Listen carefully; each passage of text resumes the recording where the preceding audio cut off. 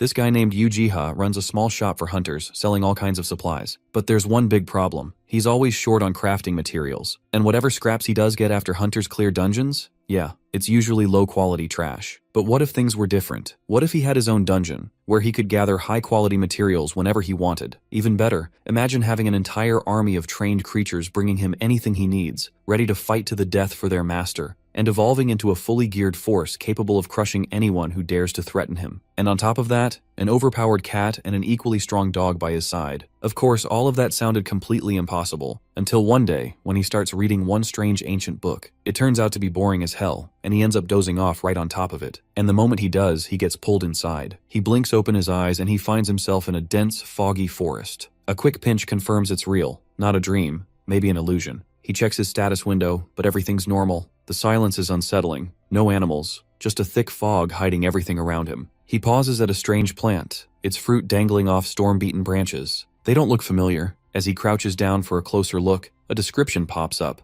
identifying it as a level 1 ether herb. Hunters burn ether to use skills, and stronger skills burn more. But with this herb, hunters can cast skills without spending any ether for 10 seconds, which amazes him. He regrets not bringing bottles to store the herb's liquid. Just then, he notices bright, lively leaves on a ruined tree and decides to help it, thinking it might die if he leaves it like that. He siphons water from nearby and lets it rain down on the tree, hoping his efforts will be enough to keep the plant alive. A flurry of notifications hits him. Plant amiability level 1 and blessing of XXX level. He stares at the screen, wondering if watering a twig could really trigger this. Out of nowhere, the old tree behind the herb lights up, and then vanishes into thin air right before his eyes, like it was never there. That's when he jolts awake, snapping back to reality. At first, he brushes it off as a dream, but it felt far too real. Then he notices the dirt clinging to his hands. His eyes widen as the realization sinks in. Everything he saw actually happened. Still not sure what to believe, he wonders if he had sleepwalked somehow. But there's no dirt anywhere near his place, so that doesn't make sense. Maybe he really went somewhere else. Just to test it, he grabs the same book and starts reading it, hoping sleep might take him back to that strange forest. Turns out he was right.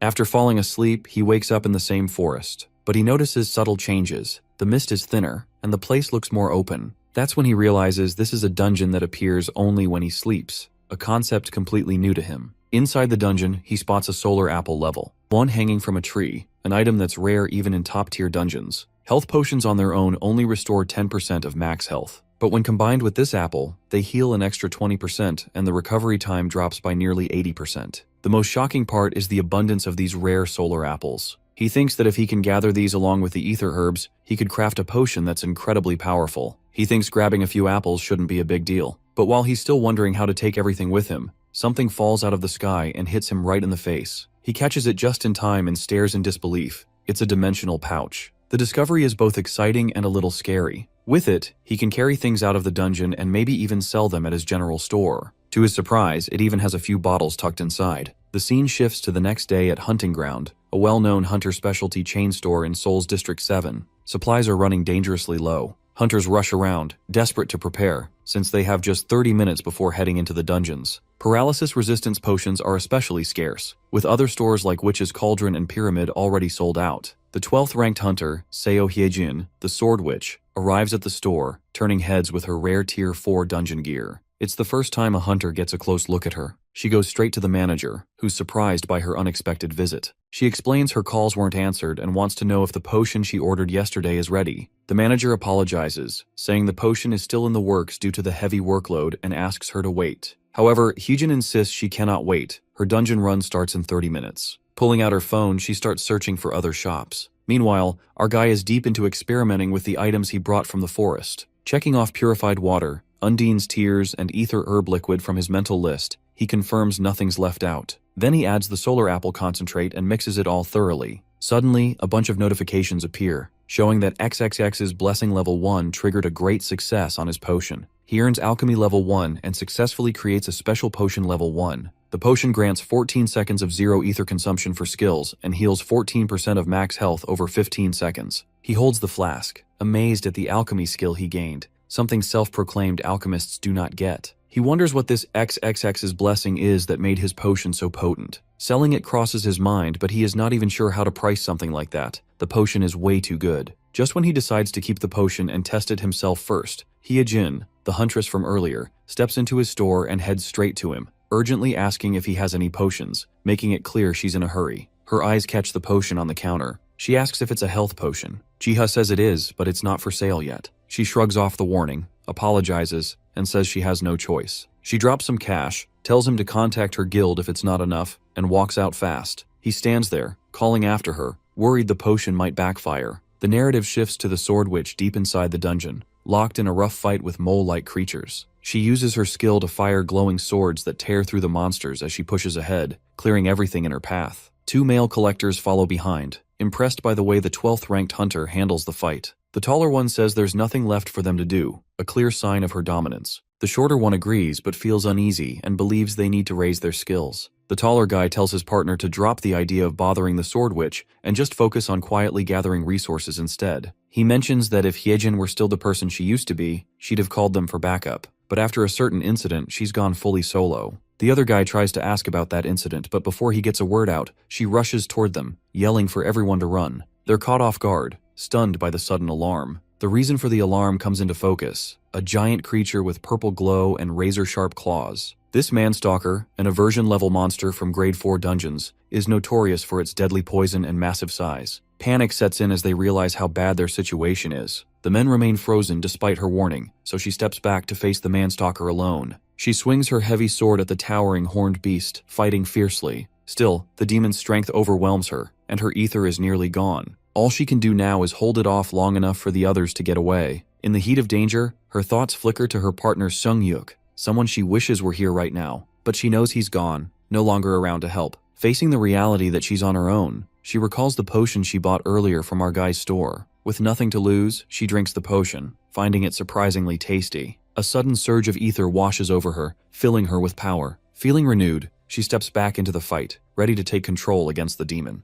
With her skill, Powerful Sword Rampage, she slices the creature in two. Surprised that the potion's health recovery and 0 ether consumption let her hold the skill for 10 seconds, far beyond her usual 3 seconds. Staring at the empty bottle makes her curious about the shop she bought it from. The next day, Hyejin bursts into Jiha's shop, demanding answers about the potion she bought and intimidating him. Onlookers murmur, recognizing her as the famed hunter who single-handedly wiped out a swarm of manstalkers. Realizing her tone is too harsh, she apologizes and inquires about the potion that healed 14% of her health at 0 ether cost. He reveals it came from a solar apple in a 0-tier dungeon, confusing her even more considering how rare the apples are. Jiha, feeling nervous about revealing too much, tries to stay vague. When Hyejin notices a glowing blue vial, he explains it's an ice resistance potion, 32% for 40 minutes. She's stunned, knowing most barely give 10% for 15 minutes. Curious, she asks its origin, and he recalls finding rare winter strawberries in a magical forest, though at the time they were only level 1 and gave 20% ice resistance for 30 minutes. Our guy had gathered the berries which he refined with his alchemy skill to make the potion, leveling up in the process. He claims the ingredients came from a tier 0 dungeon.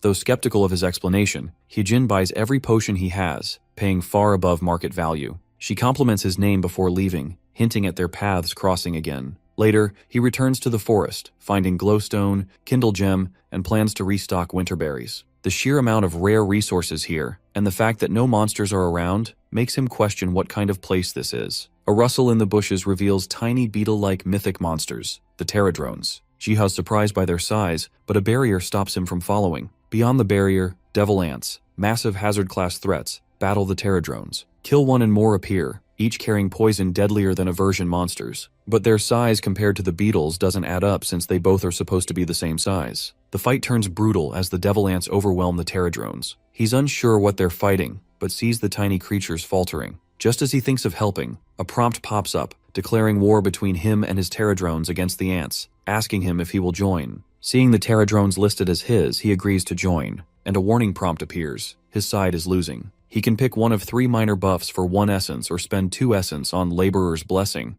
Choosing the latter, Jiha restores the pterodrone's strength, and they quickly sweep the devil ants aside. After the battle, Jiha thanks the tiny creatures for protecting the forest. They gather and offer him a pile of essence stones. The barrier falls and the mist surrounding the area lifts. Although Jiha planned a brief visit, he now chooses to explore the forest further. The story shifts to Hunter's Net, the hub for dungeon hunters buzzing about Seo Hyejin, the Sword Witch. She's ranked 12th, but chat rooms are questioning her latest victory. In a private chat, a red-haired woman discusses the Sword Witch with a user online. In the conversation, it's revealed Hyejin has been hunting solo ever since her partner, Seung-yuk, vanished 3 years ago. Yet the user dismisses it, saying she should move on. The redhead bristles at the cold, ignorant tone. Knowing how Hyejin has searched dungeons for years, she can't stomach such careless words. Then suddenly Chulhyun, her guildmate, a leading alchemist from the Eternal Flame Guild, interrupts her fuming and reminds her to take care of herself. She asks him to update on the information she asked him to gather on Ujiha. He reports that the store owner is just a low-ranked hunter, notable only for selling the rare solar apple. She presses for details and learns that the solar apple significantly cuts usage of ether,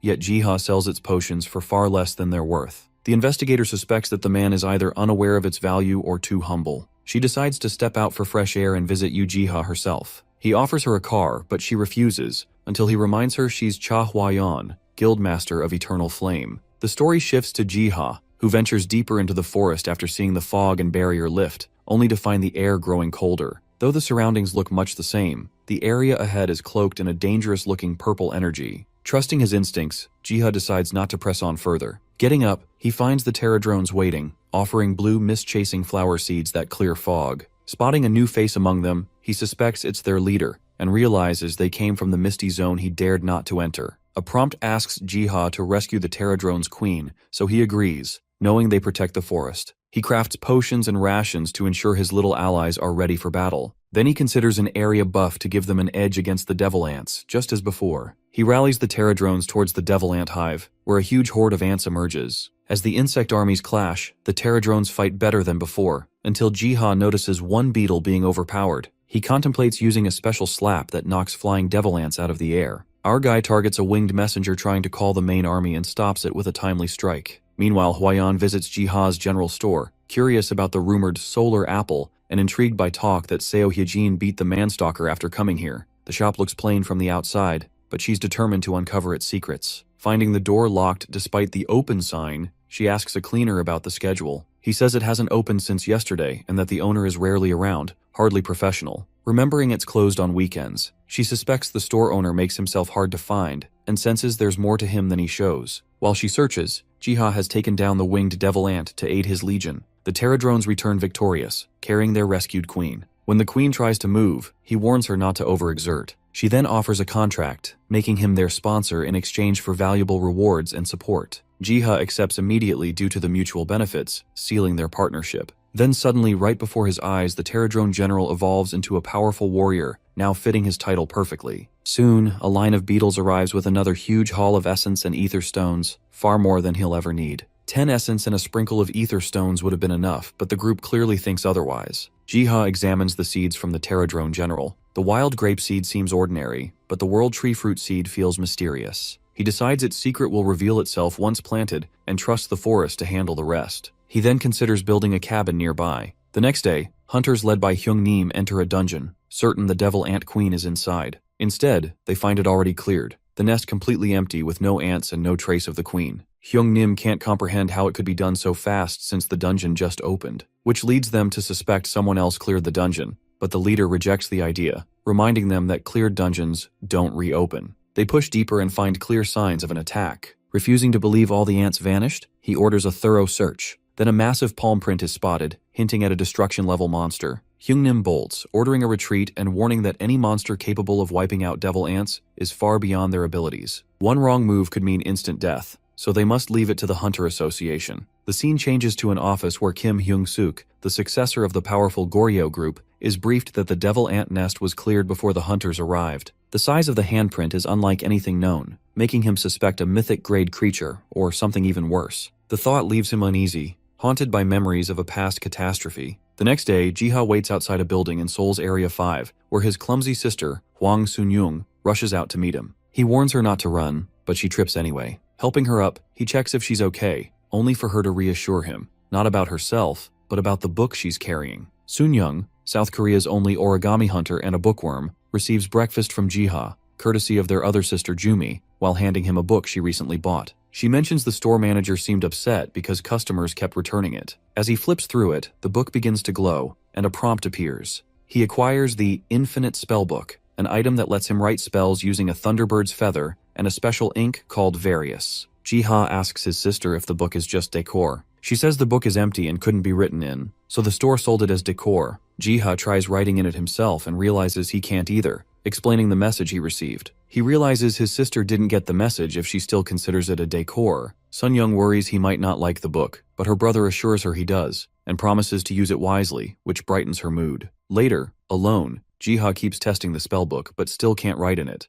recalling the message about needing a thunderbird's feather and special ink. He learns that the birds are massive, rare avian creatures having a 25-meter wingspan and are from remote, harsh lands. The idea to hunt them seems daunting, so he decides it'll just be decoration for now. Just when he's not expecting anything, a sudden glow wraps around his hand that was resting on the book, granting him 2 abilities, Nice Handwriting Level 1 and Ancient Magic Level 1. He's briefly stunned, noticing no immediate change, but suspects they might carry some significance. He tries out his new trait, amused that his once messy handwriting now looks flawless, though it still won't let him write on the infinite spellbook. A sudden disturbance outside catches his attention. A gate has appeared, revealing a rank 0 dungeon in a grassland valley with one goal: retrieve a thunderbird's feather within an hour where only laborers can enter. Jiha suspects his handwriting trait triggered the gate, but, despite its ominous aura, trusts a rank 0 dungeon will be manageable. Stepping through, he's greeted by lush waterfalls and serene beauty, until a vast shadow passes overhead. Looking up, he sees the thunderbird, gigantic and radiant, its wings stretching across the sky. Startled by the bird's building-sized scale, Jiha wonders how he could ever hunt it, until soft feathers drift down from above. Realizing he only needs to collect them, he marvels at the task's unexpected ease. Next comes finding ink, and right on cue, the pterodrone he'd sent ahead returns with a bottle of green herb extract. With everything ready, he turns to his next goal, unlocking the infinite spellbook.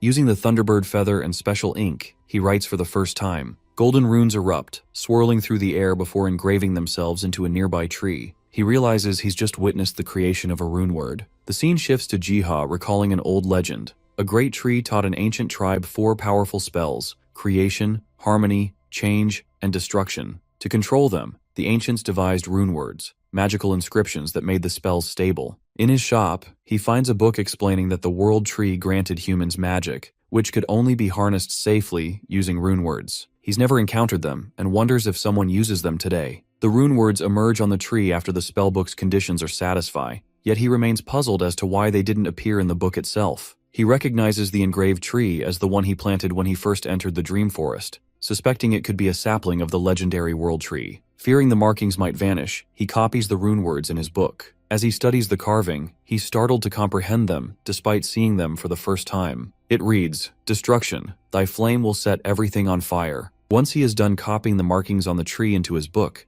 the writing transforms into a tangible scroll of change destruction, which enhances the power of rune magic. He tears out the page, planning to make 99 more. When he looks back, the torn page has already restored itself, which means it's an infinite spellbook. With enough ink, he can create endless scrolls, though their exact effects remain unknown. As he's not a magician, he can't test them himself, but he could learn more by giving it to a mage. A while later, Jiha returns to his store and is met by a new visitor, a red-haired woman, clearly furious after several failed attempts to track him down. She vents her frustration, and he apologizes. After a quick look, she deems him ordinary, just as her guild member, Cholhyun, had said. Her intense gaze makes him uneasy, thinking she might be angry, but she's actually deciding that her real interest lies not in Jiha himself, but in the extraordinary items he sells. After a brief pause, she hands him her card, introducing herself as Cha Hwayeon, leader of the Eternal Flame Guild. She inquires about the rumored special items in his store, and Jiha immediately guesses she means the solar apple or winter strawberry potions, which have been popular lately.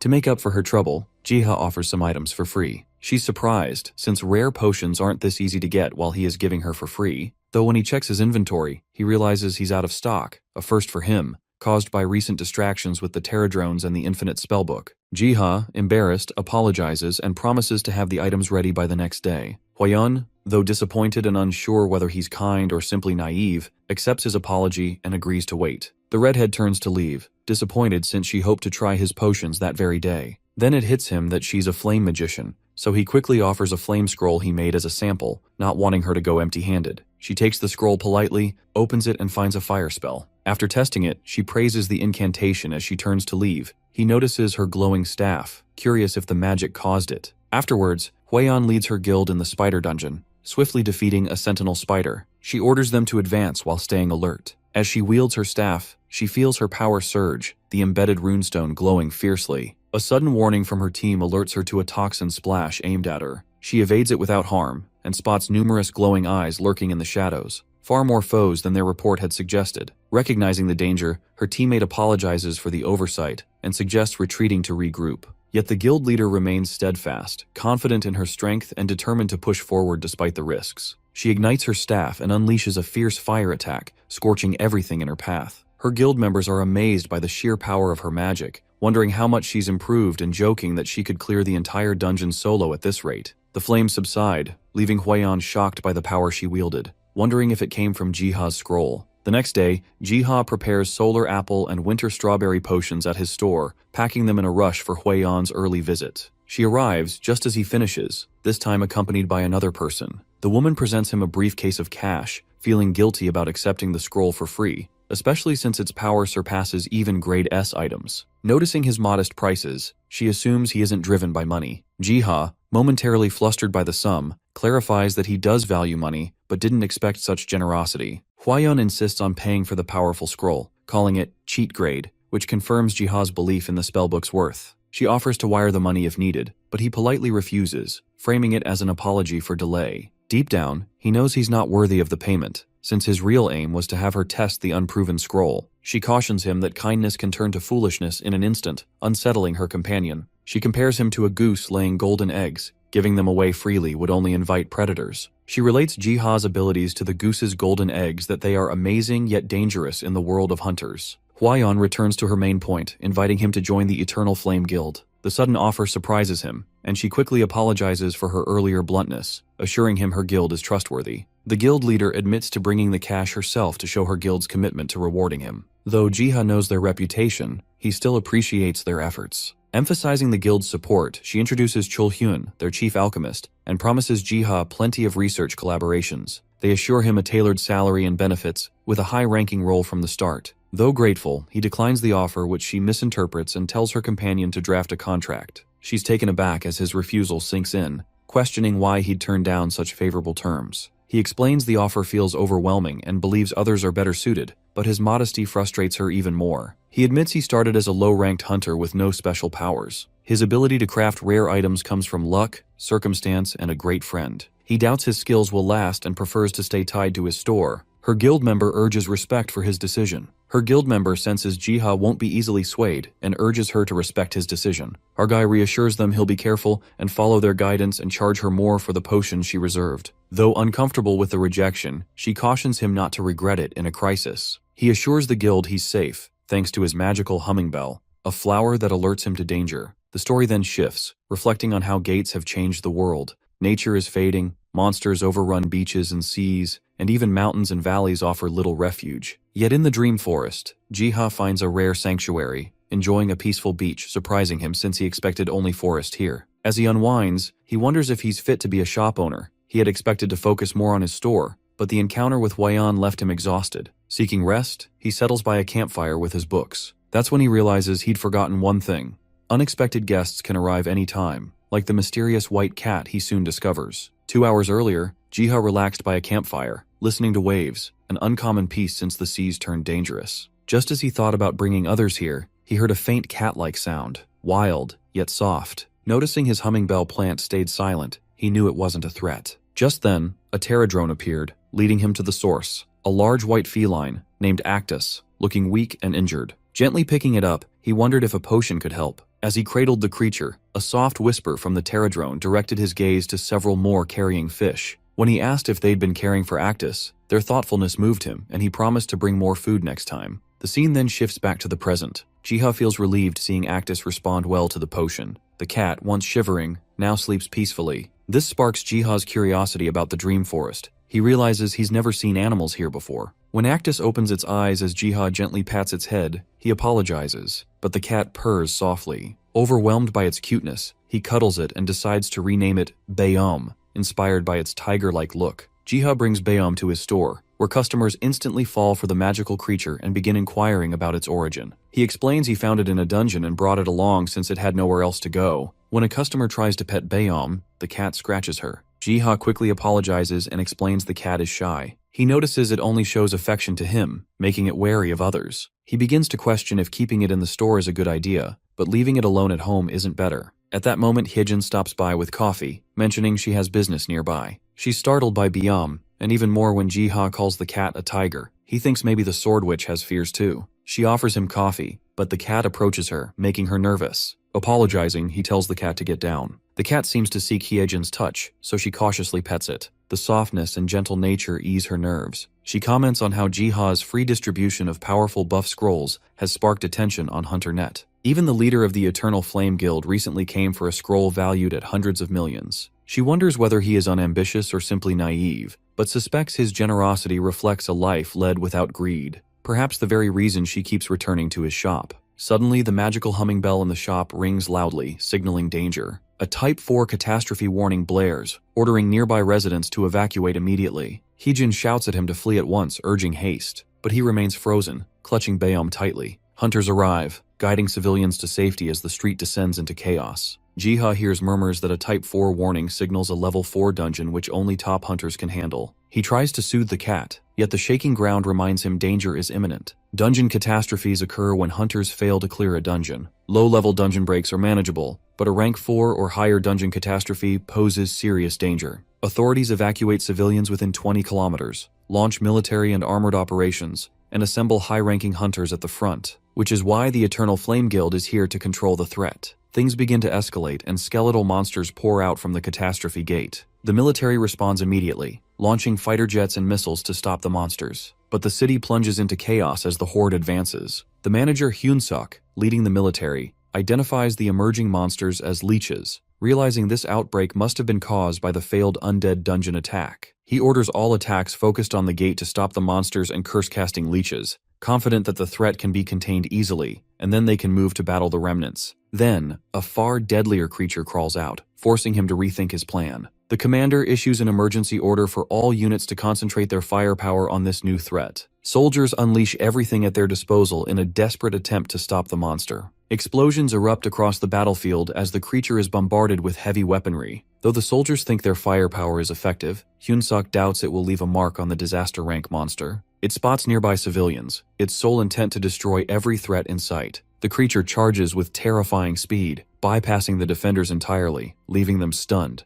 Then it's true, target becomes clear, the city's main shelter where civilians are hiding. The sword witch leaps into action, unleashing her powerful sword rampage to intercept it, while the guild leader blasts it with fire magic. Yet the monster keeps advancing towards the shelter without paying them any heed. Despite Hwayeon's warnings, Hyejin rushes forward, intent on saving Jiha and everyone in the shelter. The monster breaches the civilian sanctuary and locks onto its target, Jiha, who stands frozen in terror. Just as the monster is about to strike, Byam leaps forward, unleashing a magical attack. To Byam, the creature is merely a lowly demon and unleashes a magical roar, its power echoing like a tiger's fury. Suddenly, Hyejin senses a surge of ether radiating from the shelter that freezes the monster in place. She takes the chance and rushes forward, signaling Cha Hwayeon, who is already casting a powerful flame spell. Her sword rampage synchronizes with the fire magic in perfect unison, engulfing the beast in a storm of blazing sword strikes. With the monster finally defeated, silence descends on the battlefield, prompting them to believe the fight is over.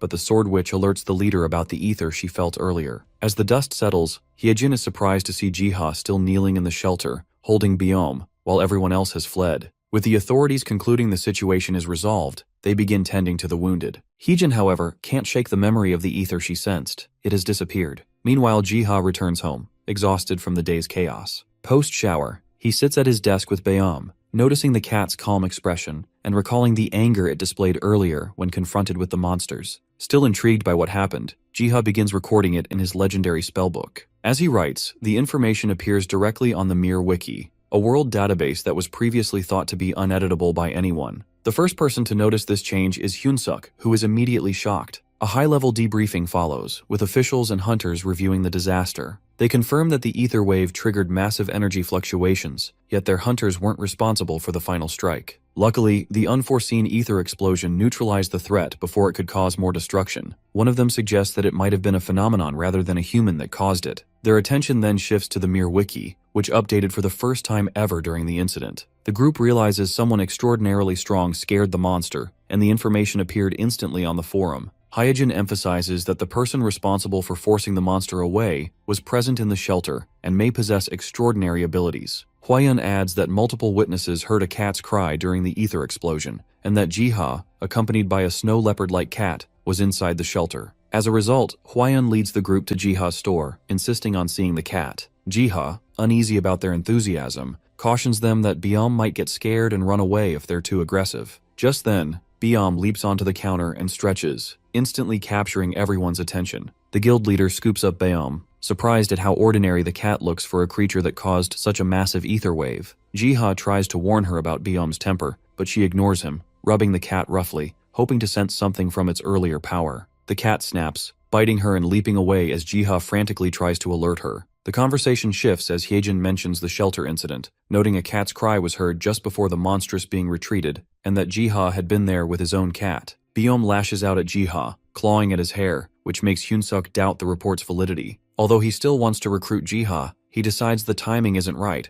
Hwaeun has already been rejected, and he has no intention of competing with the Eternal Flame Guild. He turns to leave without giving him an offer, and Hwaeun chases him, muttering that she wanted to see him get rejected too. Hyejin bids farewell to Jiha politely and follows after them. By nightfall, Jiha returns to the forest and begins reading a book. He comes across the Gehenna continent, a name that rings a faint bell from something he heard before. The book displays a detailed map of the continent, describing how many races once coexisted under a great tree. It explains that the tree created the nature gods to protect Gehenna. Jiha freezes at an illustration of a nature god, a white feline with black spots, labeled Nature's Raging Fang. Though Byom seems ordinary, the memory of the ether explosion convinces him his cat might be far more than it appears, possibly a nature god. The realization hits him. The tree from his dreams might be the legendary world tree. Everything clicks. The feeling that the tree was giving him a purpose, the laborer class he acquired, helping the Pterodrones, and saving Byom, all are tied to the world tree's blessing.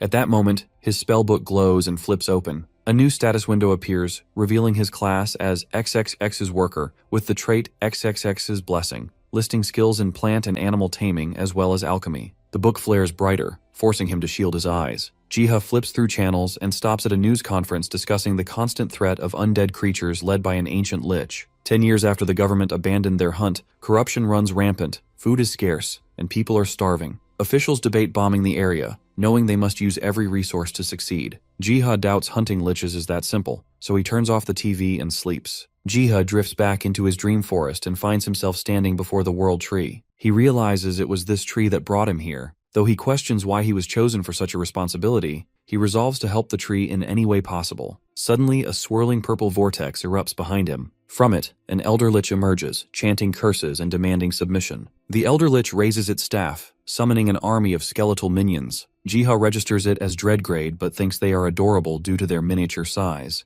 Though he is quickly reminded of the danger as a prompt warns that they are advancing and corrupting nearby land. Jiha braces to protect his lands without a second thought. When prompted to suggest ways to curb the lich's power, he accepts the task outright. Jiha considers striking the army with a slap, but realizes a lich cannot be defeated that way. Knowing only the destruction of the lich's life source and purifying the corrupted land can stop it, he shifts focus. A distant castle catches his attention, triggering a sense of familiarity. Examining it closer, he recognizes the flag of the Estrom Kingdom. It sparks a grim realization that the undead could be the former citizens of the kingdom. Setting aside the unsettling thought, he commands his Pterodrones to counter the corruption immediately. The Pterodrones charge but are stopped by a huge rock. Only the Pterodrone warrior can fly, so Jiha knows leaving it would slow them down. Prompted to either move the rock with one essence or let them handle it, he acts immediately, clearing the way. Afterwards, he directs them to find the enemy's source. The Elder Lich responds, ordering undead minions to protect its tribute box and unleashing a spell that devastates the advancing Pterodrones. The tide turns against the Pterodrones, but the warrior charges its leader with a forceful headbutt, while Jiha casts Worker's Blessing, boosting the entire army. Amid the clash of Pterodrones and undead, the Elder Lich is driven to the ground and torn apart limb by limb. Yet he only laughs, declaring that destroying his body is pointless. His true weakness lies elsewhere. Suddenly its eyes flare, it senses the enemies closing in on its life source. However, their strength is not enough, so Jiha is prompted to evolve his Pterodrone warrior for 5 essence. He hesitates due to high cost, but ultimately accepts.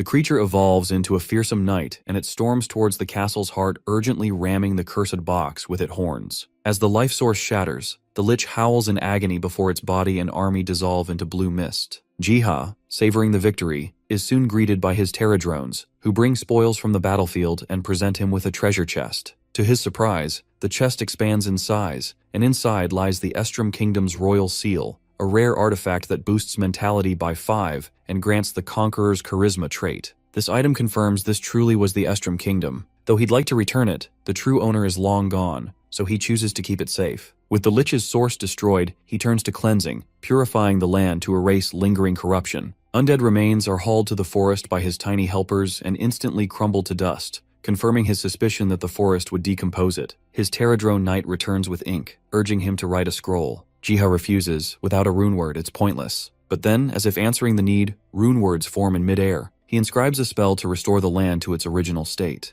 While he's puzzling over how to cast it, Baeom leaps onto his back, distracting him. While Jiha plays with his cat, the Terradrone Knight rips out the freshly written page from his spellbook. In its place, a harmony scroll materializes, capable of cleansing and restoring the corrupted land. Terradrone snatches the scroll and vanishes, leaving Jiha looking around, wondering where it disappeared to. Not long after, the liches rise again in the lands of Jirisan, hurling curses and claiming the land. Locals dismiss it as nonsense, even though they know these disaster-level monsters are a serious threat. Their conversation dies mid-sentence as they spot a glint in the sky. As their curse swells, the liches claim divine right over the land and send their minions charging. Their army surges, then stops cold when a Terradrone Knight emerges from the gate. The Elder Lich instantly recognizes the creature as the race of the Cursed Tree, the Guardians of the Forest, commanding his army to finish it. The Terradrone Knight gores a skeleton, only to be blasted by the Elder Lich's curse, but the Terradrone Knight shrugs it off like a mild itch. The Lich freezes in disbelief as the Knight calls its army forward to crush the undead.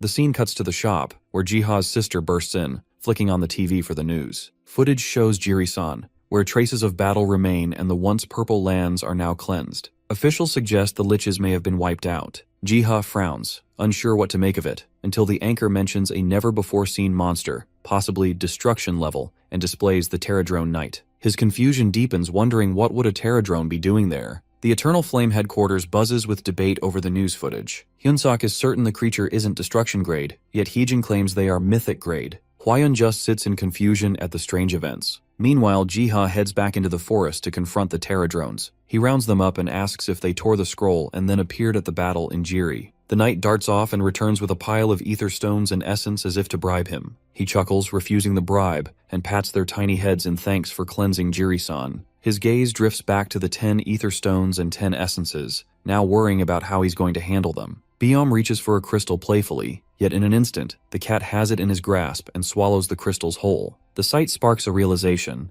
This is what fuels the cat, and likely the reason the Terradrones had taken it. Then, using his 15 remaining essences, Jiha boosts his stats, strength to 9, endurance to 8, and tests his muscles for signs of growth. While the added power would benefit his work, he decides not to obsess over it. Life already feels complete with Baeom at his side. Sometime later, a call from the Hunter Management Center invites Yu Jiha to a dungeon latecomer party, and the novelty of it makes him eager to go. Arriving at the Grand Fountain crowded with recovery specialists, he spots an acquaintance, Mr. Wang Ho, who confirms the rumors of this being the first dungeon of such scale. The mood shifts when Seo Hyejin steps into view, drawing murmurs from the crowd. Even in armor, her beauty stands out, and whispers spread about her latest feat, completing a quest alone while the other high-ranking hunters with her could only watch. Hyejin spots Jiha, makes her way over and asks if he is going to the dungeon as a latecomer. Jiha explains he was called in, likely because the raid still needs more hands. The casual exchange with the Sword Witch draws stares from the onlookers. Concerned about the risk, she offers to accompany him inside.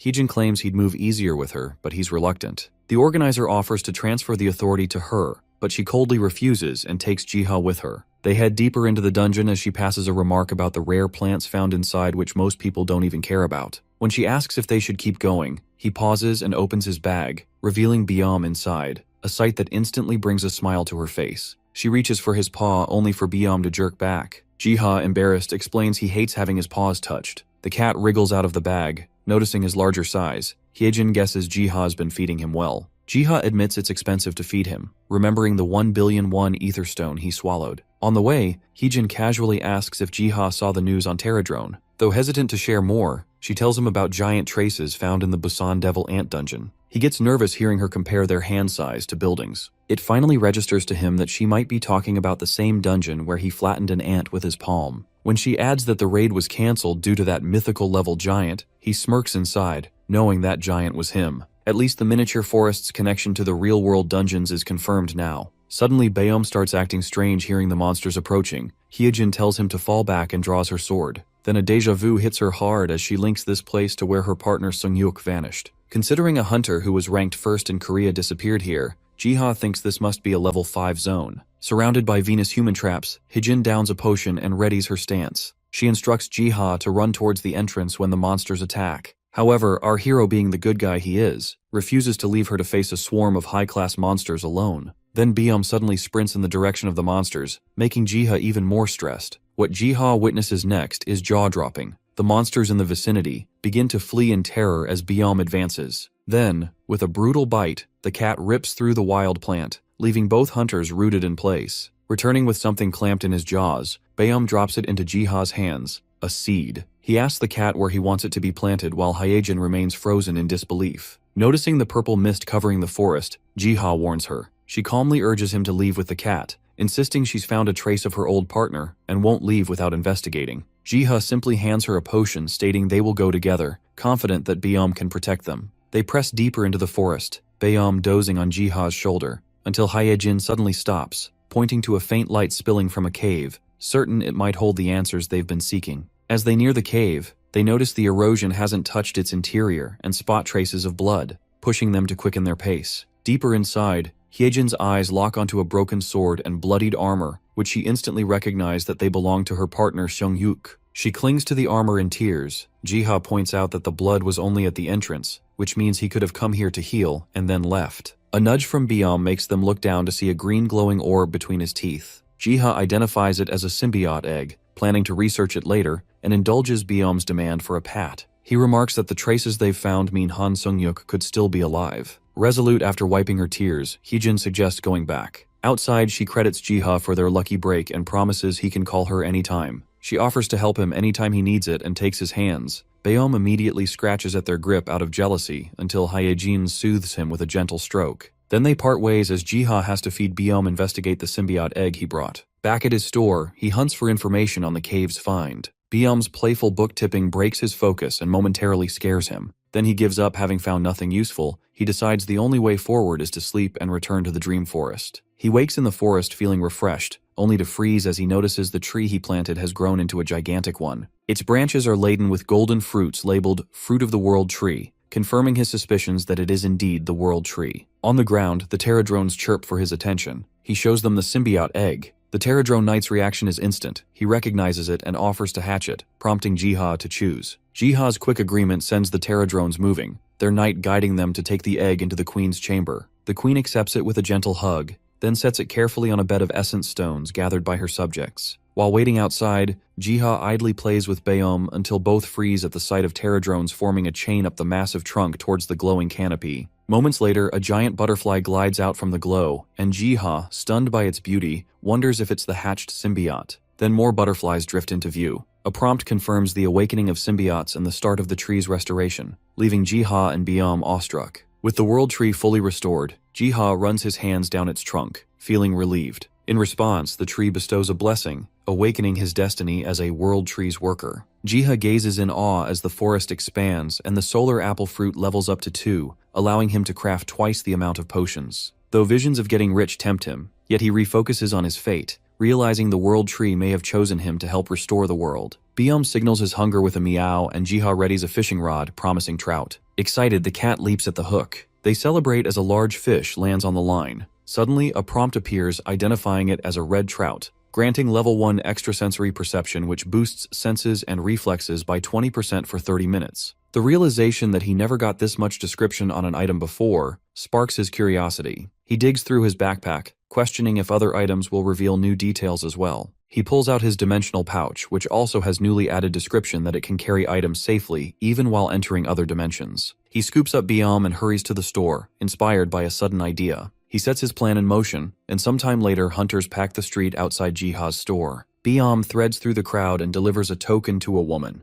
They all have gathered here to buy potions from Jiha's store, though each customer can only take 3 bottles and must get a number ticket from the cat. Posters around the store advertise a paralysis potion, boosting resistance by 35% for 30 minutes, and a special health potion, restoring 22% of max health in 13 seconds. Jiha's potions are especially popular in Seoul, which are so effective that they attract hunters from even outside of Seoul. After handing out the last ticket, Baeom jumps onto the counter, earning Jiha's admiration. Customers fill baskets with potions, and Jiha, observing the bustling shop, resolves to use his world tree-given skill to serve people. He sees one customer off and calls for the next. Just then, his sister Nuna walks in, momentarily taken aback by the crowd. She excitedly shows him that his store is trending on the HunterNet forums right now, and teases about needing a ticket to visit. He reassures her that members of Happy Hunter's clan are always welcome. She examines the paralysis resistance potion, curious if its effects are accurate. Jiha verifies its effectiveness, and she claims that it outperforms other stores' potions. She eagerly asks for a bottle free of cost,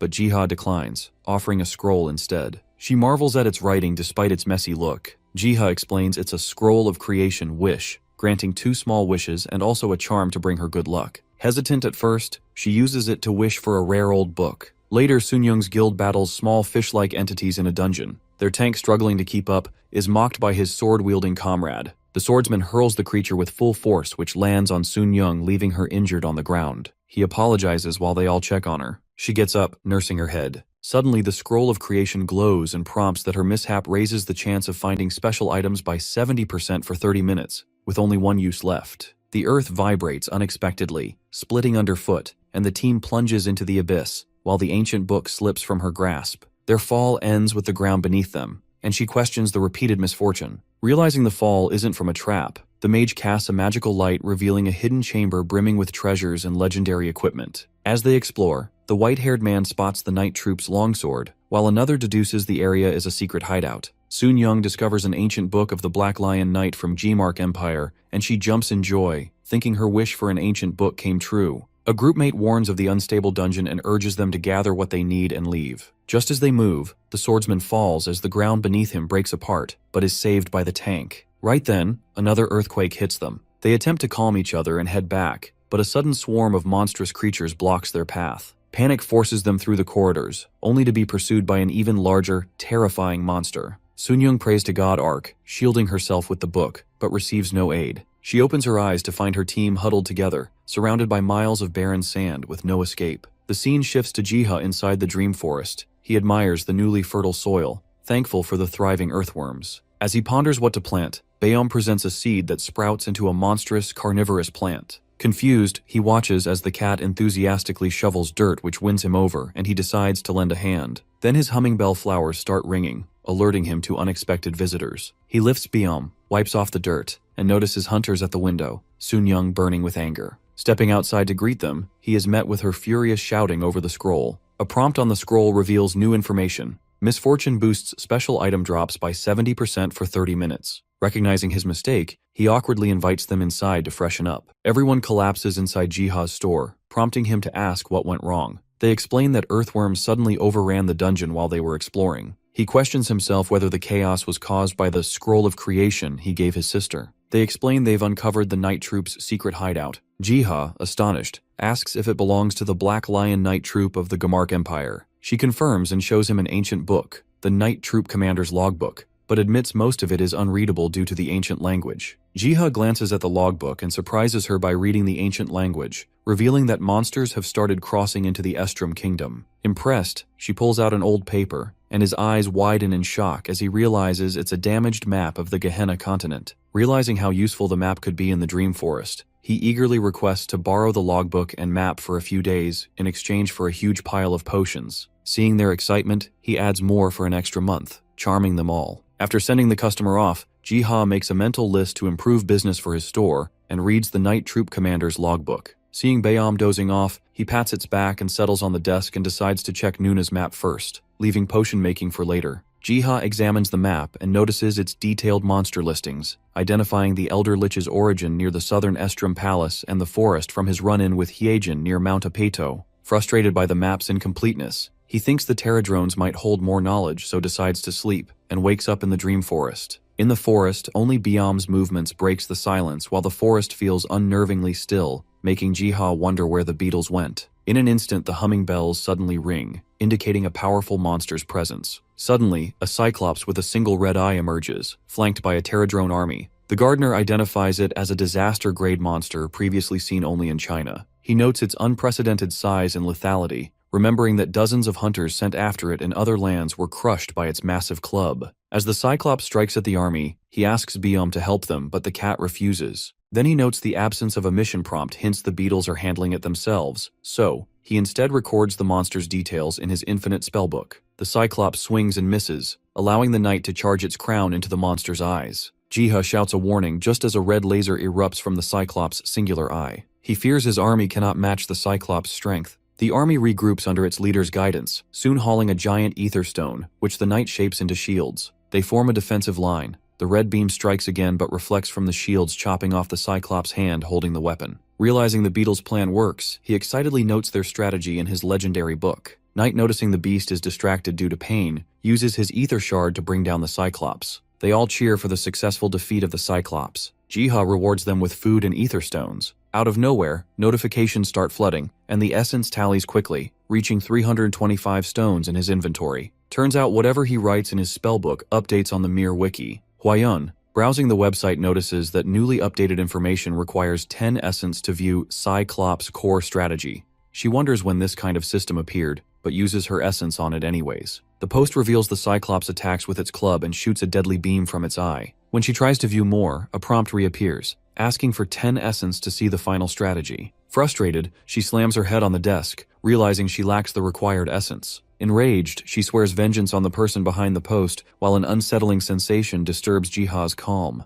Meanwhile, a massive crowd of hunters swarms outside the Hunters Association. The CEO steps out of the car, curious about the commotion, and is presented with the Mir wiki post about Cyclops. The man explains that it requires 10 essence just to view the info, and another 10 for the final strategy. They note how hunters are willing to pay dearly for the final Cyclops plan, as even 10 essence grants significant stat boosts. Hyunsok realizes barely any hunter would have 20 essence saved up, which must be why everyone is gathered here. He wonders how the author got hold of this information, given that a level 6 Cyclops dungeon has never appeared in the country and is tough to clear unofficially. Then out of the blue, news of the Cyclops dungeon opening breaks out. Hyunsok instructs his subordinate to notify the intelligence team and emergency operations center and to convene a meeting immediately. In the conference room, the team notes the Mir wiki server is off limits, hence they eliminate the possibility of foreign interference. Even all essence payments to this website are untraceable since they are automatically absorbed by the system that controls the hunter. Hyunsok's assistant confirms that hunters who read the final strategy gain a real buff, proving the rumors true. He orders the emergency operations center to list all participants and monitor them live, prioritizing their safety. The hunters assemble outside the dungeon, unease spreading among some, though the guild leader is eager to begin.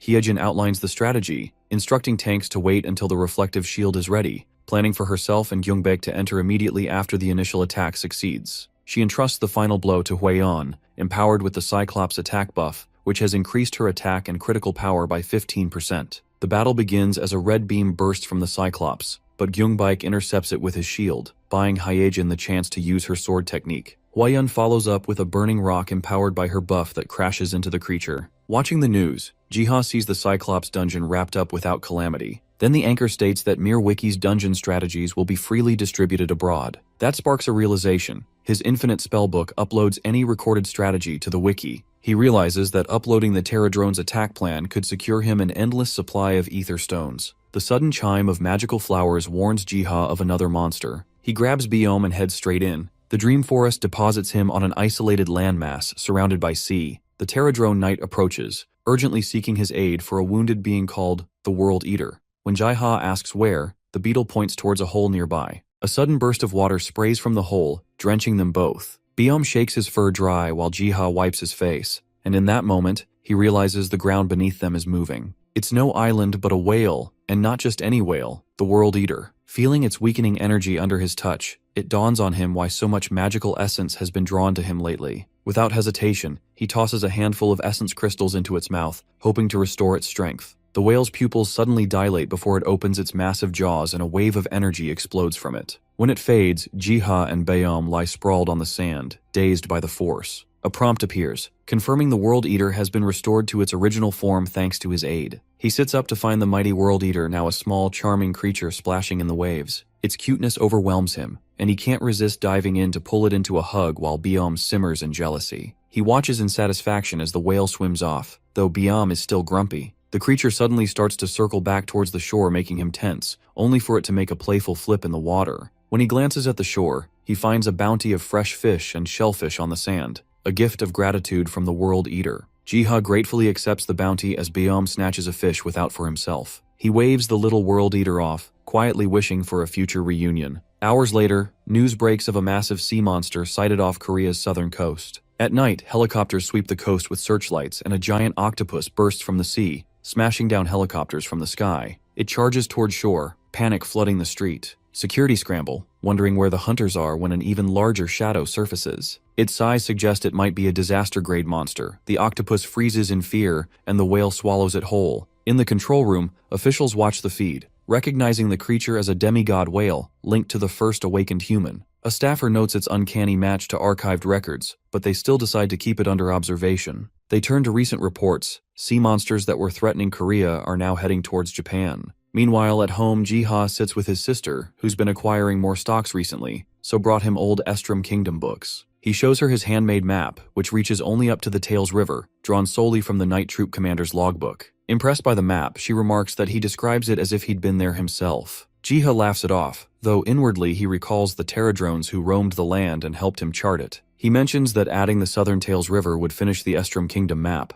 She wonders why he's so devoted to the map. Jiha says it could be useful in the future, but inwardly he's thinking of Han Sung-hyuk, likely still in Gehenna, and how the map and his World Tree abilities might help find him. As Sun-young leaves to rest, Jiha tells her to stop by with her team tomorrow for the potions he prepared, especially the extra resistance ones for their rank 3 dungeon raid. Alone again, he feels thankful for her support and pleased at having uncovered a new rune word. Jiha turns his attention to the spellbook. Flipping it open, he finds a scroll of change, pursuit that can track and confirm the location of any living being. He tears the scroll, picturing Hyejin in his mind. The vision unfolds before him in sharp detail, even revealing the energy she carries. Its precision leaves him genuinely impressed by its value. Biom leaps into his arms, and Jiha, thinking the noise startled him, soothes the cat and suggests they head to the garden for dinner. Back in the forest, he finds the water strikingly clear, likely the World Eater's doing, and notices the solar apple has risen to level 3, boosting its effectiveness. Soon after, Terradrones arrive, delivering him a harvest greater than ever before from the World Tree. The knight grabs Jiha's shirt, points skyward, and soars toward the World Tree. Thinking he's meant to follow, Jiha climbs with difficulty. He makes it to the top, where the sight of the mountain Apeto reveals the Gehenna continent has been outside the garden all along. Biom's hungry rumble pushes Jiha to descend, but the moment he tries a vine coils around his leg, then his body, yanking him into the air. He screams in fear as he realizes it's a monstrous plant and calls desperately for Biom and the Terradrone Knight. Just when things look grim, the plant unexpectedly lowers him to the ground. His thanks turn into surprise as it wraps around him affectionately. He chuckles, realizing the fearsome plant is just a cuddly, clingy type, and he's already thinking of making a post about it on MirWiki. Afterwards, Jiha faces the path toward Mount Apeto, the same place where those who fled the Estrom Kingdom once headed. The Terradrone's words echo in his mind. The dungeon with Han Sung-hyuk's traces lies south of Estrom, near the Tails River, and according to the map, that river runs right beside Mount Apeto. Jiha marks the path toward Sung-hyuk's traces. The garden's barrier, however, blocks his way, so he can only send the Terradrone army ahead. As the army heads for the mountain, Jiha plans to eat with Biom, yet the cat is nowhere in sight, unusual since he never skips a meal. A sudden tap from the sharp-toothed plant makes Jiha jump, seemingly pointing toward where Biom went. Returning to his store, he sits, missing his pet and thinking of all they still had to do. Lost in thoughts of Biom, he looks up to find Hyejin entering with a well-dressed man. After he greets him, the man introduces himself as Kim Hyun-suk from Hunter Management, explaining he'd requested her help to see Jiha again.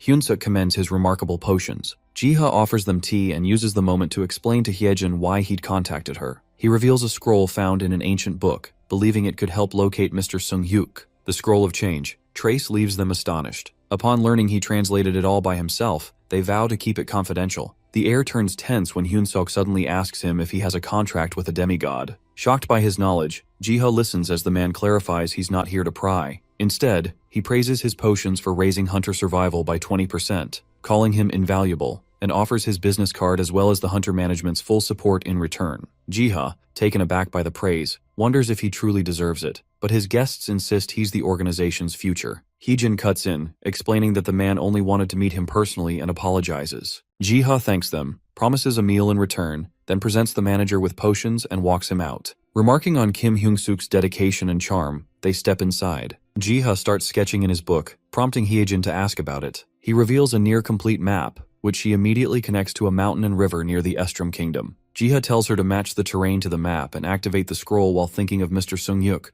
which will reveal his position if close. He wishes he'd tested it, but he ran out of ink. He promises to help her until the search succeeds. She thanks him warmly, eyes brimming, but he insists it's only natural to help a friend. He tells her it's nothing and friends are supposed to help each other. Drawing closer, she tells him to reach out if he ever needs help. Then she notices Biome's absence. This time Jiha breaks out in tears, confessing the cat has run away. There, he spots a wolf. Even through weakness and endless trials, it has never strayed from its duty. Biome declares himself Arctus, the fang of the god, and that he has come for this very creature. The wolf lies bound in heavy chains, surrounded by goblins. It is Growler, the bearer of the will of God. Chains rattle as the wolf struggles while the goblins keep their weapons raised at him. But the balance shifts the instant Biome steps into view, his form now massive. He advances, ordering the servants of evil to leave. The wolf brands Arctus a coward, but the cat responds by breaking his chains in one swift act. Declaring the Growler's defiance meaningless, Arctus announces a turning point. The restoration of the World Tree has begun. Growler rejects Arctus's authority, recognizing only the will of the gods. Without hesitation, the towering cat snatches him and flings him aside. Stunned and powerless, the wolf hears Actus declare he isn't asking for permission, reminding him that he stands as the god's proxy. Actus clamps onto the wolf's scruff, running with purpose despite the beast's protests, urging it to surrender. The scene shifts to Jiha exploring a Category 3 dungeon with fellow hunters. Sun-young inquires why he decided to tag along since there is nothing more than an item box in a ruin-type dungeon. He explains the Black Lion Knight commander had helped Estrom refugees escape through here, hinting that hidden tunnels might still exist beneath the debris. Sun-young points out the familiar architecture, but her teammate is more interested in discovering a rare artifact here. Jiha's eyes fall on Gyungbaek's sword, and he explains it's a rare knight's longsword, enhancing strength and endurance by 5, agility by 3, and igniting the knight's pledge skill to raise attack by 7% for 5 minutes. The group gasps in shock, questioning how he knows such specific details. Realizing only he can see the item descriptions, he invents a story about recently gaining an appraisal skill. Sun-young immediately sees the connection, understanding why his potion effects are so precise. Spurred on, another teammate asks him to appraise his armor, and Jiha identifies it as light chest armor, which boosts defense by 10% and critical defense by 5%. The group teases Jiha, congratulating him on his new skill and joking about the fortune it could bring. Sun-young, furious at their greed, smacks them with her book and warns Jiha to watch out for opportunists everywhere. Jiha ponders Sun-young's warning while navigating the ancient stone corridors, thinking of seeking advice from Mr. Hyunsuk on managing his abilities. Ahead, they spot a fortress wall torn apart, evidence of a recent monster attack. The party pauses at the banks of the Tails River, awed by its breadth and clear waters. Jiha studies its depth, wondering how the commander carved the tunnel. He sketches the river in his book and makes a mental note to explore behind Mount Apedo later. The others crowd around, impressed by how accurately his drawing captures the scene. Sun-young's scroll of creation glows, granting a temporary boost to finding special items during minor setbacks for 20 minutes.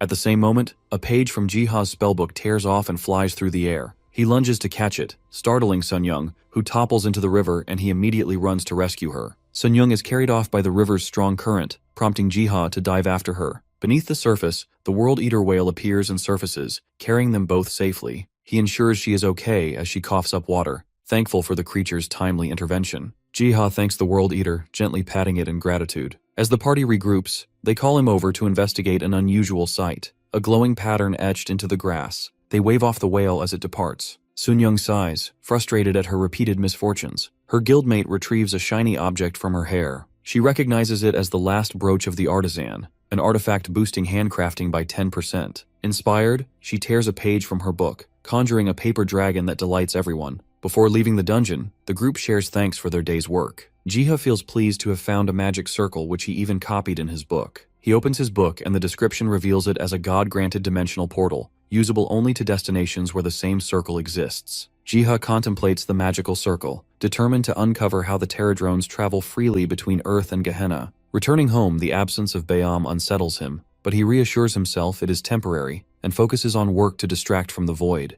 Later, Jiha moves through the empty forest, calling for his companions. Biome appears from behind, carrying a small pup in his claws, and the gardener immediately feels relieved and notices how much his cat has grown. Then he sees the small creature and scoops it up, and a prompt reveals the pup's name as Growler, messenger of the gods, and asks if he will help treat its injuries. Without hesitation, he accepts, and the world tree's radiant power flows into Growler. The wolf regains strength and tries to glare at him, but Jiha, charmed by his cuteness, hugs him. He names him Doggo and welcomes him home, while Growler internally critiques his choice. Some days later, the gardener notices the Pterodrone's numbers have grown significantly since Doggo's arrival. He deduces it is due to the wolf's unique demigod traits, which enhance animal affinity and leadership. Consequently, the herd has increased by 1.1x in size, and their movement speed has improved by 1.2x. Jiha realizes that as Doggo grows stronger, the entire group will benefit. With its persistent hunter skill that detects any movement within 2 km, he thinks they can safely cross the Grand Plain toward Mount Apito. He rewards him with a red trout ball, but Bayom greedily steals it, and the two clash in a chaotic fight. Their master intervenes, lifting Bayom and Doggo while scolding them for fighting.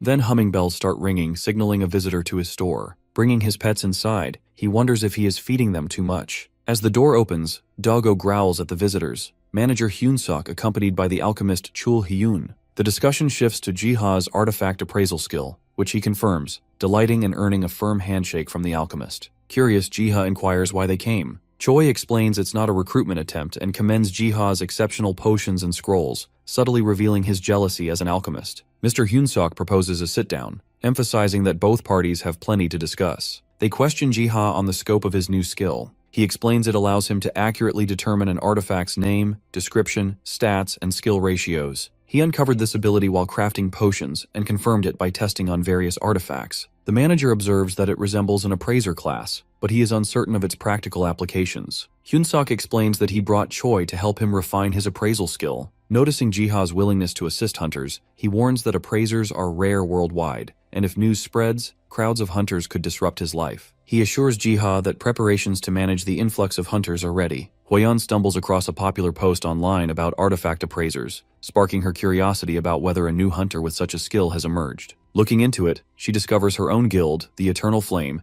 is offering the appraisal service with a strict limit of 60 reservations per day. She's stunned to see all reservations were taken while she was still reading the post. People line up outside the Eternal Flame headquarters, all waiting for Jiha, masked as Master Cat, to appraise their artifacts. Explaining each item's properties, he enjoys the task despite the mask's discomfort, and appreciates having Min Hyunsuk's support. He briefly considers greeting Hwayeon, but hesitates as he previously declined her offer. Meanwhile, Hwayeon erupts in fury before Chulhyun, leaving him anxious as he tries to calm her. Her anger stems from fully booked reservations, but he fears it will worsen once she learns Jiha is the appraiser. She complains that slots are taken for the next 3 months and criticizes him for not informing her earlier. He clarifies that the appraisal service is managed by the manager, and the location was only assigned yesterday since he had free access to the basement. Frustrated that her prized artifacts will take 2 years to be appraised, Cha Hwayeon urges Chulhyun to do something. He just decides to leave, insisting he cannot intervene and urging her to be patient and avoid causing disruption. Still furious, she becomes determined to uncover the newcomer's identity and bend him to her service as an appraiser. At the same time,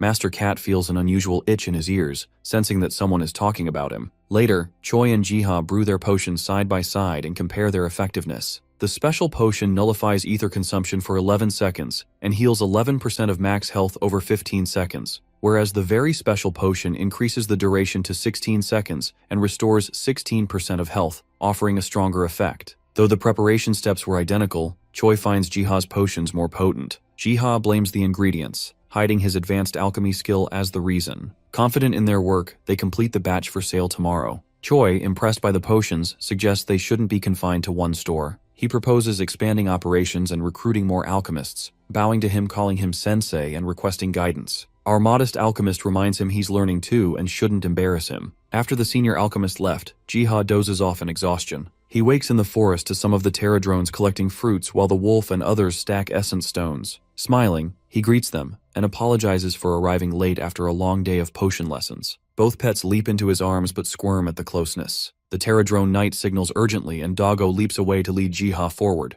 Moments later, an alert warns of monsters in the Great Plains. Growler immediately spurs into action and uses his command skill and rallies the army, and together they drive the invaders from the Great Plains. As a result, the Pterodrone army receives the demigod's blessings, triggering an evolution into a new species. The knight transforms into a scout, while Jiha's efforts purify the Great Plains, unlocking Mount Apito for exploration. He commends his companions, particularly Growler, who revels in the attention. The cat and wolf boast against each other, leading to a brief scuffle. Jiha gathers them both and sets their course toward Mount Apito. As he scans the area, he spots a distant building, realizing it may have served as a Black Lion Knight's shelter. Remembering the map places their shelter on Mount Apito's southern side, he suspects a tunnel could run through the mountain. Touching the protective barrier, he is informed that the World Tree's restoration has finished. Physical interference in Gehenna is barred, yet he can now converse with its bound entities, and his destiny as the deity's representative begins to manifest. Unable to physically interfere in Gehenna, the gardener questions if he can still command the Pterodrones. Suddenly he gains a skill, God's vision, letting him see the area from a divine perspective. While testing the skill, it grants him a godlike view, propelling him high into the sky. Surveying the land, he sees armored survivors forming a defensive stance against a goblin horde. Quickly connecting the dots, Jiha identifies the group as Estrom Kingdom survivors. As the group drives off the monsters, his gaze lands on the captain, and then on the man addressing the captain as Eddie. Recognition strikes. He realizes it is Han Sung-hyuk. The captain assesses the dire situation as orcs continue to attack from the Great Plains. Sung-hyuk discards a slain monster, thinking they may need to rely on monsters for food. But the captain steadies everyone with a promise that they will not go hungry. Han insists that Parojak from their village is conspiring with Baron Grom and stealing their supplies. He urges the prince to let him locate the hidden food, promising to resolve it in 3 days, but the offer is rejected. Jiha immediately recognizes the blonde knight as Edenskal, the prince of Estrom Kingdom. A system interface appears, assigning him a new quest: rebuild the village of survivors. It further reveals that they were forced away from their homeland by the undead and now face starvation and monster attacks on Mount Apito. The interface issues him his first objective to deliver the Estrom Kingdom's scepter to Prince Edenskal, restoring his rightful claim. It also directs him to track down and eliminate those exploiting the villagers, Baron Grom and Parojak, who manipulate the survivors for their gain. Though unsettled by the unusually detailed quest, he quickly shifts his attention to the importance of locating Han Sung-hyuk. Feeling eager to share the news with Hyejin, he shakes off his excitement, realizing that first he must find a way to bring Sung-hyuk back. Unable to interfere physically, he searches for alternatives, and then it hits him. He can rely on his animal companions. Gathering Biom, Doggo, and the assembled Pterodrones, he asks if they know anything about the magic circle. The beetles gather around 2 magic circles to demonstrate him as the scout places essence stones on both. The circles glow green and yellow. Jiha deduces the green is the entrance, the yellow the exit. Acting on this, they fly into the green circle and emerge from the yellow as a demonstration. Confident in his understanding of the circles, he realizes the survivors likely used this very magic circle to escape instead of secret tunnels. He deduces the exit must be near Mount Apito, and locating it could allow him to bring Sung-hyuk back. Jiha studies the circle's sigil, which mirrors a Pterodrone, and questions his helpers about their travel methods, only to learn they do not use circle. The scout gestures towards the World Tree, making Jiha think it may connect Earth to Gehenna and serve as a bridge. So, he orders the leader to search around Mount Apito for a magic circle. Meanwhile, the scene shifts to a bustling settlement, where villagers unload food supplies, but anxiety spikes as they realize it will barely last a week. Prince Edenskal confronts Parojak, pointing that the received food doesn't match the amount of minerals traded. Parojak deflects, claiming the other party struggles too, their farm overrun by monsters. Sung-hyuk doubts his honesty, yet the prince instructs him to drop the matter. Edenskal questions Parojak on ways to secure more supplies, but he admits he lacks knowledge. At that moment, a man steps forward, suggesting the wild elves might trade for mithril, revealing himself as Baron Grom. Though the prince is well aware of the dangers outside the village, still he listens as Grom explains a valley in Mount Apito, where mithril is abundant. He suggests trading it could solve the food shortages. One of Eddie's men, John, seethes with anger, but he stops him, asking for directions to the valley as his people gasp in shock. Rumors of ogres and griffins at Mount Apito unsettle the villagers, but Baron's grin only widens. Undeterred, Prince Edenskal, driven by duty, resolves to venture out for mithril to prevent his people from starving. Baron Grom decides to plan for a swift return to resume trade afterwards. The prince declares he will join them personally to trade with the wild elves after retrieving the mithril, but they warn him that their village shuns outsiders. He reminds Baron that he too was once a stranger to them. Sung-hyuk, concerned for his life and his lover waiting afar, is reassured by the prince's promise to keep him safe during the journey for mithril. The scene shifts to a sanctuary, where a woman kneels in prayer to a higher being. From the shadows, Baron watches her, sensing that the moment for his plan is drawing near. The story recounts the rise and fall of the Estrom kingdom on the Gehenna continent. Once a realm of peace and prosperity, it is devastated by a relentless war against monsters. Survivors rally behind Prince Edenskal, fleeing their ruined homeland for Mount Apedo to escape the army of undead. However, monsters still threaten, and food remains scarce at the mountain as well. Amidst the turmoil, Baron Grom and Perojak manipulate trade with the wild elves to selfishly hoard resources, forcing Prince Edenskal to take a stand for his people. The narrative then transitions to a present moment, where through God's vision, Jiha watches the group advance toward Mount Apito. Frustration grips him when he realizes that the group has set out to confront the ogres alone. They are dread-grade creatures with thick skin, rapid regeneration, and immense strength despite their low intelligence. With the villagers granting only a vision instead of access to his terradrones, his intervention is complicated. Yet seeing Shunghyuk's unmatched skill and Edenskal's victories over the Black Lion Knights, he thinks they could still shift the battle's outcome. Suddenly, Jiha hears someone's mysterious prayer. Far away, in a dim sanctuary,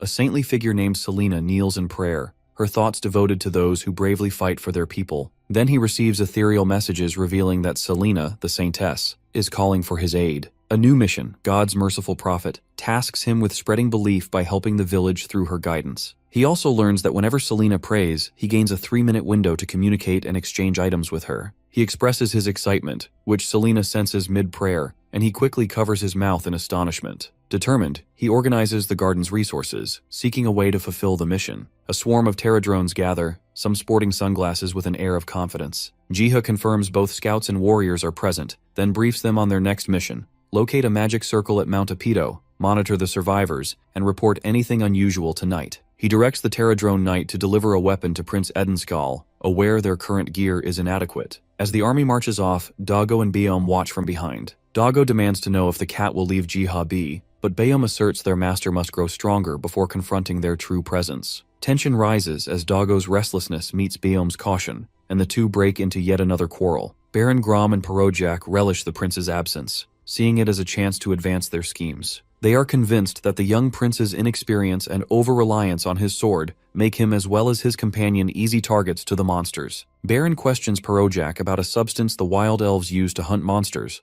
Perojak confirms that even one sniff sends ogres into a deadly frenzy instead of killing them instantly. But he reminds the fat man to keep quiet and save their celebration for after their scheme is complete. Perojak steps outside, seething with rivalry and loathing for Baron, unaware that some hidden terradrones are watching his every move. Baron Grom laughs confidently, envisioning himself as the new king of Estrom once Prince Edenskal falls, even imagining the Saintess Selena ultimately bowing to his will. Seeing Baron Grom's cruel intentions, Jiha grows desperate and longs for Selena's prayer, knowing he can only act through her. He draws some comfort from the progress being made by the prince who is battling fiercely, breaking ogres apart. Amid the chaos, Edenskal and Han Sung-yuk take charge, pushing back the monsters, and our guy gains confidence that victory may yet be possible. Edenskal strikes down an ogre. It struggles to escape only to be finished off by Han Sung-hyuk. Afterwards, he asks Eddie if he has another sword since his became dull. The prince offers him his own, but he declines the offer, wishing his own hadn't broken. A massive orc suddenly grabs him and flings him through the air. The prince commands his allies to flee, yet he stands firm, ready for battle. Before anyone can react, the orc is struck by a heavy blow from nowhere, leaving both in shock. Meanwhile, Selena kneels in prayer, pleading for divine protection over the prince and his people. A notification flashes to Jiha that Selena, a disciple of Ark, has successfully offered the first prayer. Then he is prompted to send God's apostle to help the disciple. He presses yes, activating the divine intervention by using the Terradrone Knight as the apostle. On the battlefield,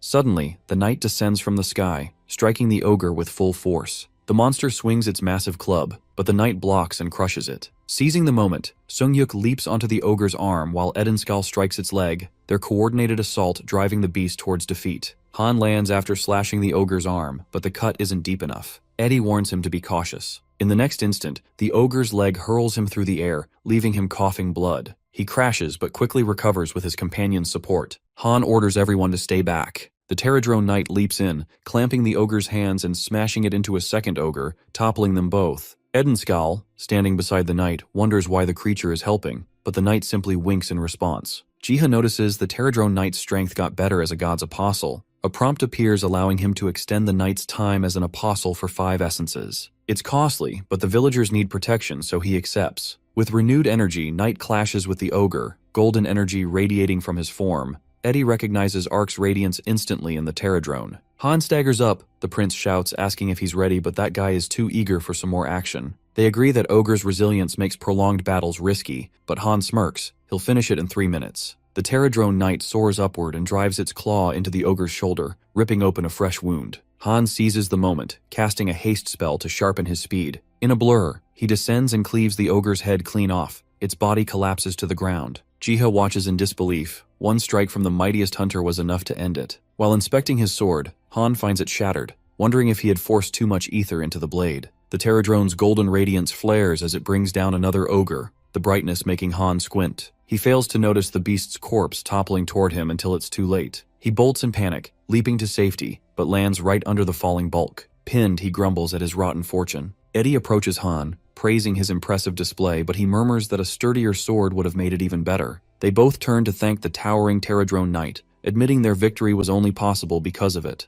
Knight takes flight, shrinking back into Jiha's palm, earning his commendation. Far away, the saintess continues her prayer. When a caretaker brings food, she declines, asking that it be given to starving children instead, making the woman worry for her sake. As she bows her head again, an unknown voice echoes in her mind, asking if she can hear. Startled, Selena looks up, her heart leaping. Her prayer has been answered. Mistaking Jiha for Lord Ark, she responds with joy. Knowing the truth but unwilling to waste time, he claims to be Ark's apostle and urges her to tell Prince Edenskal to head east for something vital. She vows to deliver the message at once. Baron Grom watches from the sides, confused by her strange exchange. Jiha catches sight of the countdown nearing end for communication and rushes to warn her about Grom's intention, but the connection ends mid-sentence. With the chance gone, he can only trust that she will carry out her task and decides to move on to other pressing matters. In the aftermath of the battle, Han receives treatment for his injuries. Although he reassures the prince he's used to such injuries, however, he admits his strength is drained from overusing ether. Their attention is drawn to the small Terradrones gathering essence stones from fallen ogres.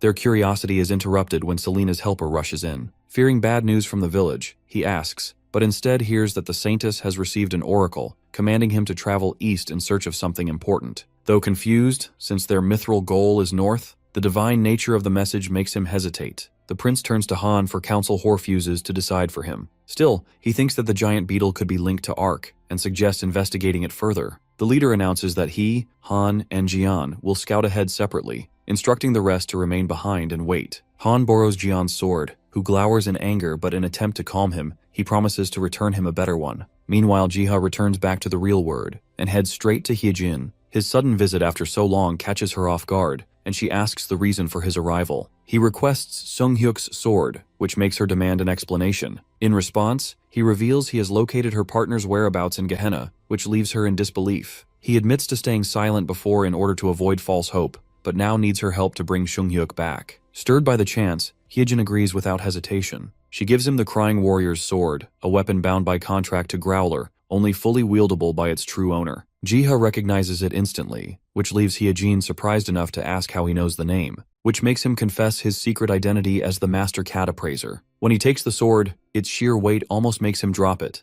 and she explains it carries ether matching Sunghyuk's immense power. He thanks her for the sword and offers his appraisal skills in return should she ever need it. She offers words of encouragement that strengthens his resolve, and he promises to bring Sunghyuk back before leaving. When he gets home to check on the Estrom survivors, Doggo and Biome block his door. Curious about their presence, he asks why they are there, but they only push each other to speak first. Then Doggo taps his foot, urging him along, and together they venture into the dream forest. Meanwhile, Han pauses at an iron-barred doorway, asking if it has always been there. The prince recalls using it in his escape, and that the Black Lion Night Troop once hid here. Sharing a determined glance, they step in, ready for what's ahead. As they move through the dim tunnel, Eddie explains that many such paths lie beneath Mount Apito and are rumored to be remnants of a lost tribe. Han asks Eddie if he found him in these tunnels when he mysteriously appeared in Gehenna. Eddie confirms and teases him about repaying the favor for saving his life. Han jokes that slaying monsters should suffice, even suggests toppling the Gimark Empire next. Their talk halts when they spot a red X on the floor. Han knocks on the spot, calling out, only for the floor to collapse beside them. They descend into the gap, Han lighting the way with his ether blade. Deeper inside, a swirl of golden light draws their eyes to an ornate sword Edenskal freezes.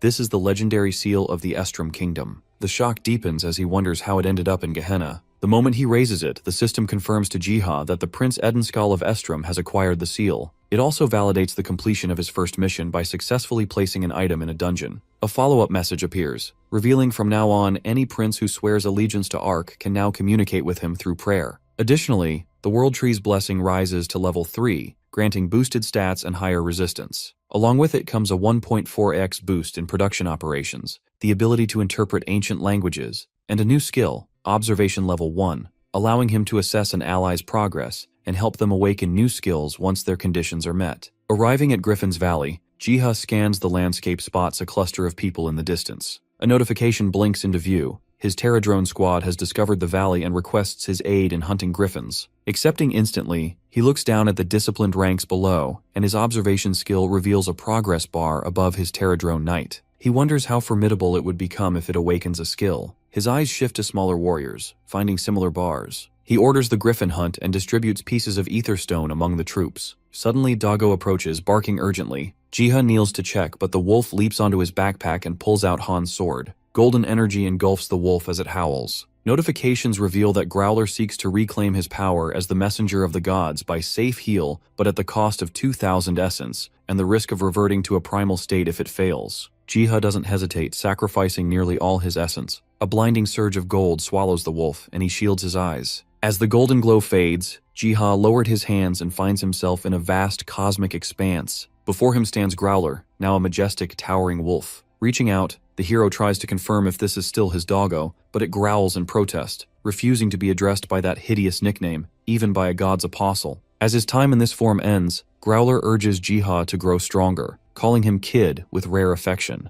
As the cosmic space fades, he lands back in the forest. He reminds himself to stay focused and to honor the guidance he received, vowing to do his duty. He finds the knight awaiting his instructions to resume the griffin hunt. He retrieves the spellbook from his backpack and starts writing in the book, triggering a sudden arrival of the griffin flock. Meanwhile, Edenskal can't believe he's found the long-lost seal, Estrom Kingdom's national treasure, calling it a miracle. Han feels disappointed, thinking it was a new weapon meant for him. Afterwards, knowing hesitation could cost them, he urges acting now before Baron Grom turns on him. He offers to handle any threat, but the prince refuses, bound by loyalty to his people despite their past misdeeds. Han warns him that his kindness will only lead to more exploitation. Eddie suddenly spots something in the distance. Han follows his gaze to see Mount Apido glowing. Curiosity drives them forward to investigate. Meanwhile, Jiha's dream forest is overrun by griffins. Though Terradrones have the advantage in numbers, their flying skills lag behind the griffins since they struggle with sharp turns, whereas the griffins maneuver effortlessly. Only the Terradrone knight seems capable of matching them. From a cave, more Terradrones appear with nets that briefly entangle the griffins, gaining the upper hand until the griffins shake them off. A notification flashes. The Terradrone knight's potential maxes out, awakening a shockwave skill. It releases a violent burst of energy, toppling griffins from the sky. The thunderous crash of the griffin's fall echoes through the Apido Valley, reaching Eddie and Han.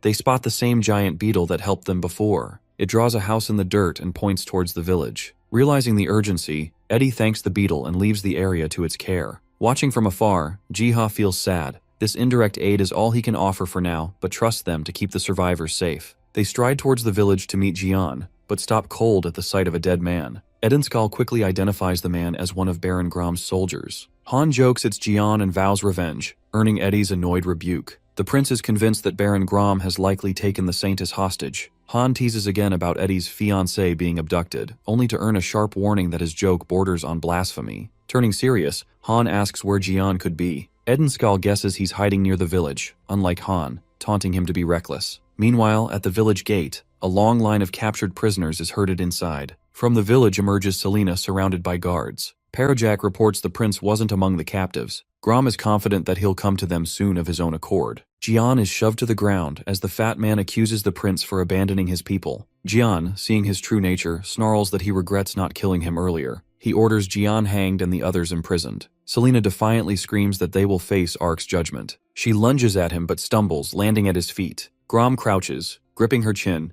mocking her god as powerless, and demands she swear loyalty to him instead. Before he can press further, a blade appears at his back. Prince Edenskal, disguised as his soldier, removes his mask and declares he will no longer allow his people to be sacrificed. Parajak rushes to his men demanding action only to find Han among them as he drops his mask. He yanks the man down, dragging him to the prince, warning his allies to strike any who resist, and calls out to Jian that the charade is over, signaling him to join the fight. The tide shifts instantly. Grom and Parojak are dragged to kneel before Edenskal. Grom pleads his worth, but Edenskal reminds him of the trust he betrayed. Lifting his sword, the legendary seal gleaming, he leaves Baron staring in disbelief. With conviction, the prince vows to rebuild the Estrom kingdom on these lands, and the villagers erupt in celebration. Jiha's interface confirms the second mission's success, the banishment of Baron Grom and Merchant Parojak. Immediately, a third mission triggers. Prince Edenskal, rightful heir, and Selena, divine messenger, have reclaimed their roles. The new objective demands expansion of the survivor village as the cornerstone of the kingdom's rebirth. The mission objectives appear in sequence. First, form a contract with Saintess Selena so she can spread faith among the survivors and enable direct communication without a prayer. Second, Prince Edenskal, holding the king's seal, must prove himself worthy to earn his people's trust.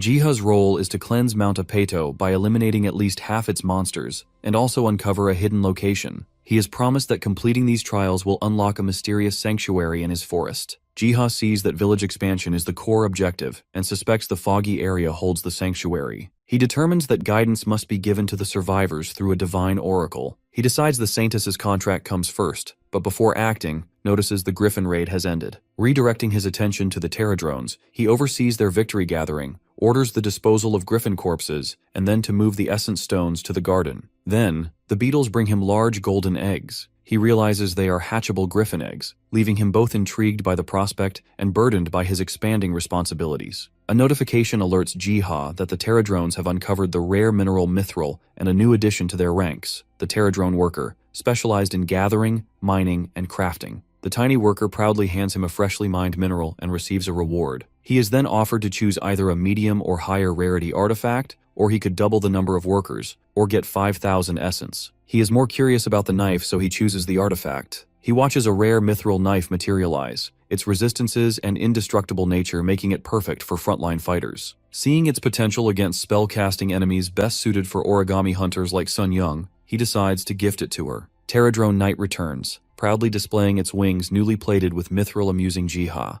With these developments settled, Jiha's attention shifts toward the pressing matter of the survivor village. The scene transitions to the villagers gathering around the campfire, celebrating their success. Han, Jian, and Eddie reflect on the plan that helped them seize the exploiters, but Han voices frustration at being left out of the loop. Then the discussion shifts to the prisoners as they decide the fate of Baron Grom and Parojak. The prince admits his decision to exile them tomorrow sparks Han's warning that they may return for revenge, and suggests executing them instead. Eddie dismisses it with a reminder of their past goodwill. Concerns shift to food shortages, pushing Edenskal to plan a northern trade route and talks with the wild elves. Selena rushes towards them, urging the prince to witness something. She prays, summoning golden script in the air. Jian reads it aloud, which says the heir of the royal family must follow the guidance of the Apostle of God. Selena explains the Apostle of Ark entrusted her with this message. Selena's prayer seals the Saintess contract instantly. Her faith reaches 100%, granting Jiha direct communication with her through divine oracle. Han speculates the golden message might concern the giant beetle, whose glow Eddie had matched to Ark's color. Hearing this, Selena asks about the creature, and Han explains its pivotal role in their last battle, which makes them think that the Ark might actually be looking after them. He asks her to request the Apostle's aid in guiding him out of Gehenna and back to his home, and she agrees without hesitation. With that matter settled, Jiha turns his focus toward leading them to Parojak's hidden food stores, as the Terradrone Knight's time runs short as an apostle in Gehenna. Back in the garden, Jiha calls for Dogo and Bayom, only to remember Dogo is still in Gehenna, which unsettles Bayom. Then he spots a pile of golden essence that he gained by posting the Griffin strategy on Mir Wiki. Meanwhile in Griffin Valley Dungeon, Sun Young's team is testing out the strategy on the Mir Wiki. She unleashes a flurry of glowing pages, forming a web-like trap that descends upon the Griffins. Their movements abruptly halted mid-flight and sending them crashing down. Hyojin charges in, slicing through the grounded Griffins with her sword rampage. The group marvels at how simple the Mir Wiki walkthrough made the fight. Huayan then unleashes a sudden firestorm, startling her allies. They remind her of their presence on the field, but she teases them for standing there. The ground suddenly shakes. A boulder crashes from a cliff, revealing a hidden cave in its wake. Inside the cave, they speculate it could be a hidden dungeon. Hyojin urges a quick inspection and retreat, though Huayan pushes for advancing with combined firepower, but the Sword Witch stands firm on caution. As they proceed, Gyungbek accidentally triggers a trap, falling injured. The healer tends to him, warning others for more traps. Soon Young notices a magic circle beneath him, and when she pushes him to examine it, they find that it is the same circle they found before. Meanwhile in Gehenna, Baron Grom and Perojak are paraded through the village square. Jian questions the prince's choice of exile over execution, but Edenskal is resolute. When Grom threatens him, Edenskal's sword flashes to his neck with a deadly warning to kill him if he ever disturbs his people. The two exiles are then set free and they flee, swearing revenge. Afterwards, Han questions the prince's leniency, but Jian silences him with a warning.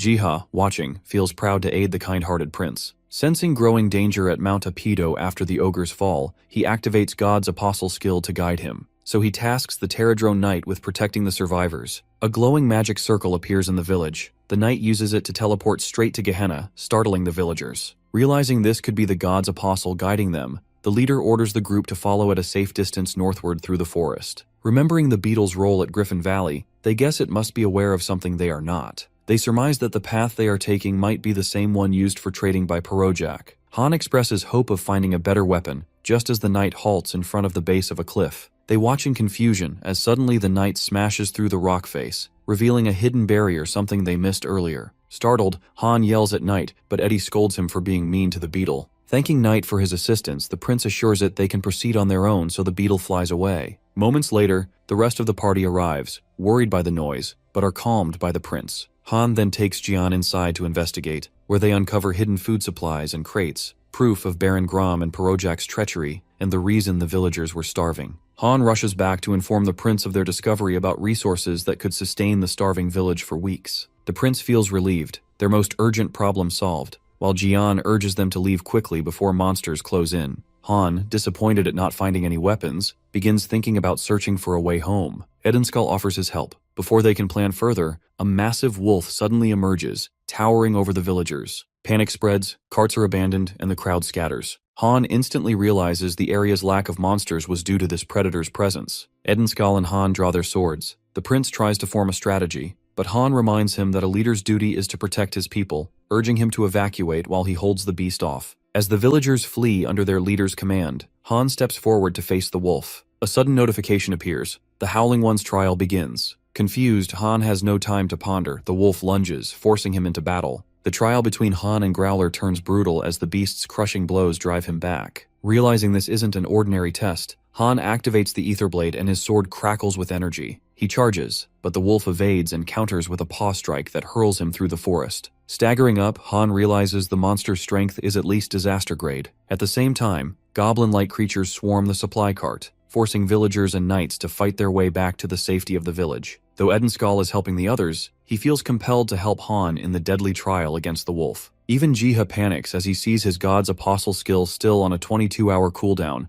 and realizes he cannot intervene for the remaining 4 minutes of his trial. He wonders what this crucial quest is, since the fog conceals everything from him. Growler springs at him again, but Han dodges narrowly, and wonder where this creature even came from since it's getting him all fired up. Activating his haste spell, our mighty hunter charges at the wolf with newfound speed. As he closes in, the wolf snaps at him, but Han blinks forward, teleporting above it, leaving the beast snapping at empty air. He dives with his sword, certain of a clean hit, but the wolf sidesteps at the last instant. His blade slams into the earth, leaving him open, and Growler's paw slams into him, flinging him violently into a tree. Han forces himself up, only to see the beast approaching with calm, measured steps. The Howling One passes its verdict that Han lacks the strength of his bloodline and is unfit to wield its power. But Han refuses to yield, rejecting the beast's verdict, calling the mighty beast a dog. The insult ignites Growler's fury, and its paw crashes down, crushing him beneath its weight. Han's thoughts race. He cannot die here, not when someone is still waiting for him in his world.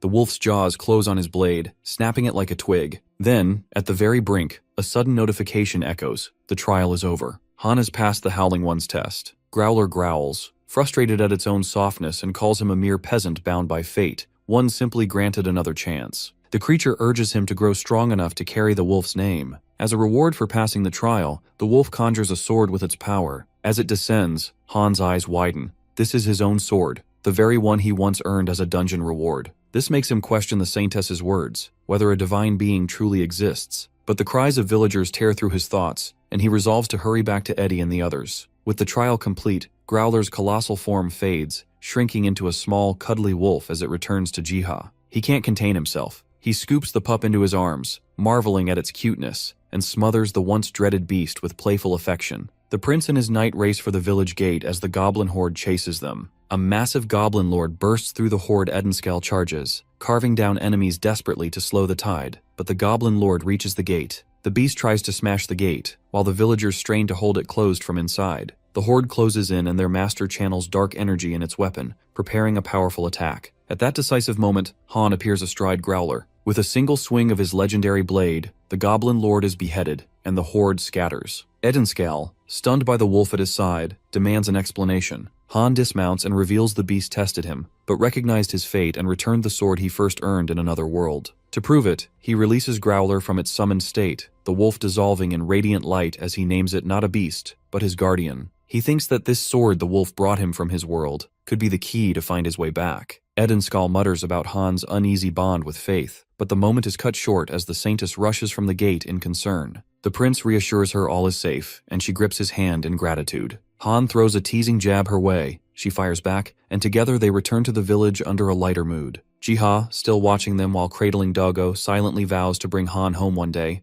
Then they return to the forest where Biom awaits. Seeing the shrunken wolf, the cat grabs it by the scruff despite its protests, mocking it for finally doing something useful. Biom drops him to the ground, telling him to focus on recovering. He even pats Growler, though the wolf loathes the unwanted affection. Snuggling into Jiha's lap afterward, Biom listens as Jiha reveals his theory. The world tree itself might have guided Growler to pass the sword to Seonghyuk. Jiha resolves to share this with Hyejin tomorrow, but the decision is cut short by the ringing humming bells. Expecting trouble, he opens it, only to find not just his sister and her friends, but also Hyejin and Hwaeon. Though the guild leader glares at him for taking too long in opening the door, he quickly ushers them inside. Jiha asks if an early morning quest brought them here, but the group insists their visit carries greater urgency. His sister shows him the sketch of the magic circle, and Hyejin explains they found its duplicate inside a dungeon where griffins appeared. At the mention of griffins, Jiha realizes it's the same circle once used by the Terradrones. Hwaeon proudly recalls how her Inferno cannon exposed the hidden chamber, though her teammates grumble about nearly being roasted in the process. Jiha rises and asks for a moment. He returns hauling 7 massive essence stones onto the table, urging each of them to take one. Hyejin stares in disbelief, never having seen specimens so large. He explains that placing them on the magic circle and pouring mana into it will open a portal to Gehenna. He asks them to use it to retrieve Han Seonghyuk, entrusting the Sword Witch with the lead. Emotional yet determined, she accepts the responsibility proudly. Soon, they stand before the dungeon entrance, ready to carry out the task. Back in the garden, he notices the valley thriving now that the monsters are gone, and wonders if villagers might soon settle here. Yet, the peace is fragile. Monsters fleeing the plains have regrouped on Mount Apeto. His thoughts are cut short when he spots Eddie and Han surrounded by goblins all alone. Rather than despair, they exude confidence. Han summons Growler, renaming it Wolfie, though Jiha cringes at the name. Mounting the beast, Han charges ahead, cutting down goblins with a single sweep, his skill a reminder of why he is a top-ranked hunter. Prince Edenskell matches his stride, his swordsmanship rivaling Han's own.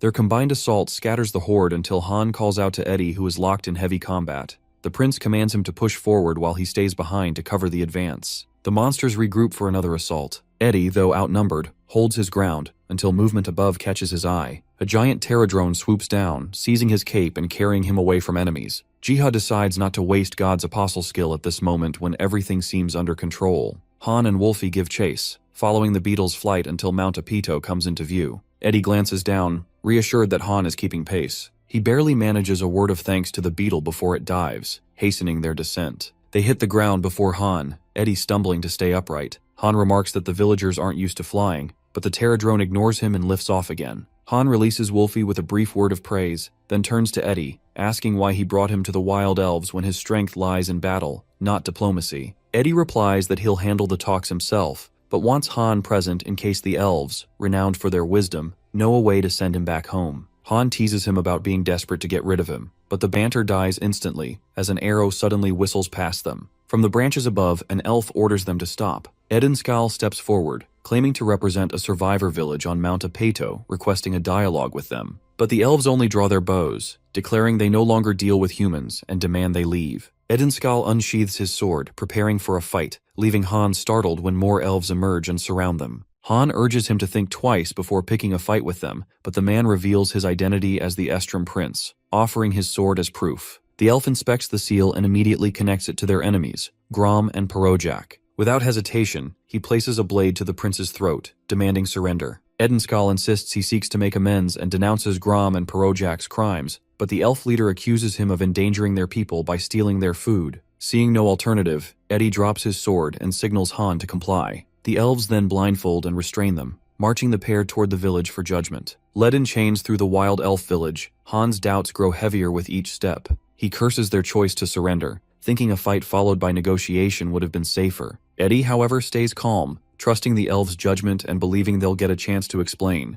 The guards throw them into a fortified cell. Han fumes, regretting following the prince, while Eddie reassures him, pointing out he could snap the bars any time if escape became necessary. Han eventually lies down to rest, while Eddie stays alert, wondering just what Grom and Parojak did to earn such hatred. As night falls, curious young elves gather outside the cell, whispering at the rare sight of humans. But before long, older elves chase them away with harsh words. Moments later, the archer escorts the elder elf to their cell. The elder takes one glance and immediately recognizes the prince. He commands the guards to release the captives, remarking that Edenskal could have easily broken free if he truly wished. Edenskal, startled by the recognition, asks how the elder knows him, only to hear that he had once seen the prince from afar in his youth, back before Estrom lost connection with the elves. When asked why they had come, Eddie requests clarification about Grom and Parojak's actions. Croydel, the archer, snaps at him, convinced the prince is playing dumb, but he calmly explains that he came to take responsibility, even without knowing what crimes were committed by them. The elder presses them further, and Eddie recounts how the Mount Apedo survivors nearly starved because Grom and Parojak had hidden food, which they uncovered only after exiling them. The elder recalls the mountain was overrun with monsters, but Han counters they already cleared most of them with the help of the giant beetle, though a few still remain. Even so, the elves remain doubtful. Grom and Parojak had claimed their people weren't from Mount Apedo at all, but from north of the Tails River, where they supposedly took the food from them. This makes the blonde knight remember how confident the exiles looked when leaving. It was clear they had a backup plan. Croydel warns the elder not to be deceived again. Yet the prince calls it all a misunderstanding and proposes to reopen trade routes and drive back the monsters. But the mention of trade only confuses the elves, who argue no such exchange ever existed despite Edenskal's claim of sending minerals and halti in return.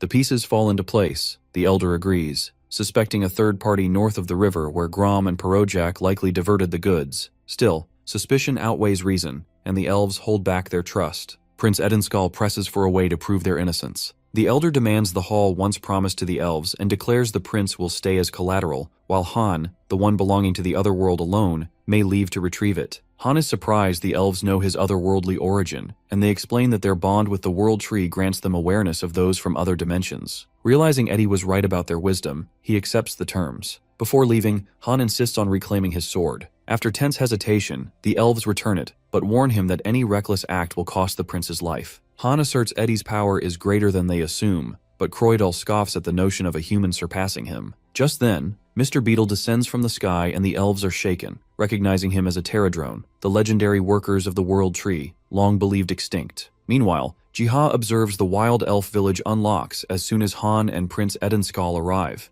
A string of notifications confirms that he can now access this new area. The countdowns on abilities are reset, but the fourth mission titled Secrets of the Wild Elf remains locked until the Survivor Village quests are complete, which means he must first deal with the monsters at Mount Apedo. Back at the Wild Elf Village, Han greets the Pterodrones. Acting under Jiha's command, the Pterodrone Knight delivers a massive mithril crystal to the Elf Elder. The elves freeze in shock not just by the crystal, but seeing the loyalty of the legendary Pterodrones to these outsiders. The Pterodrone Knight gestures toward a patch of green herbs, signaling its intent to take them. Herbs vital to its master's mission of sending Han back home. Freed on the Elder's orders, Han and Eddie step out, but Croydel's hostility toward Eddie nearly sparks a clash. Han intervenes to calm things, only to be brushed aside. At that moment, the Elder returns Han's sword. Seizing the moment, Edenskal politely inquires if his companion, drawn into this world 3 years ago, has any chance of returning. The Elder answers that the World Tree may still open a path, guiding him back the way he first arrived.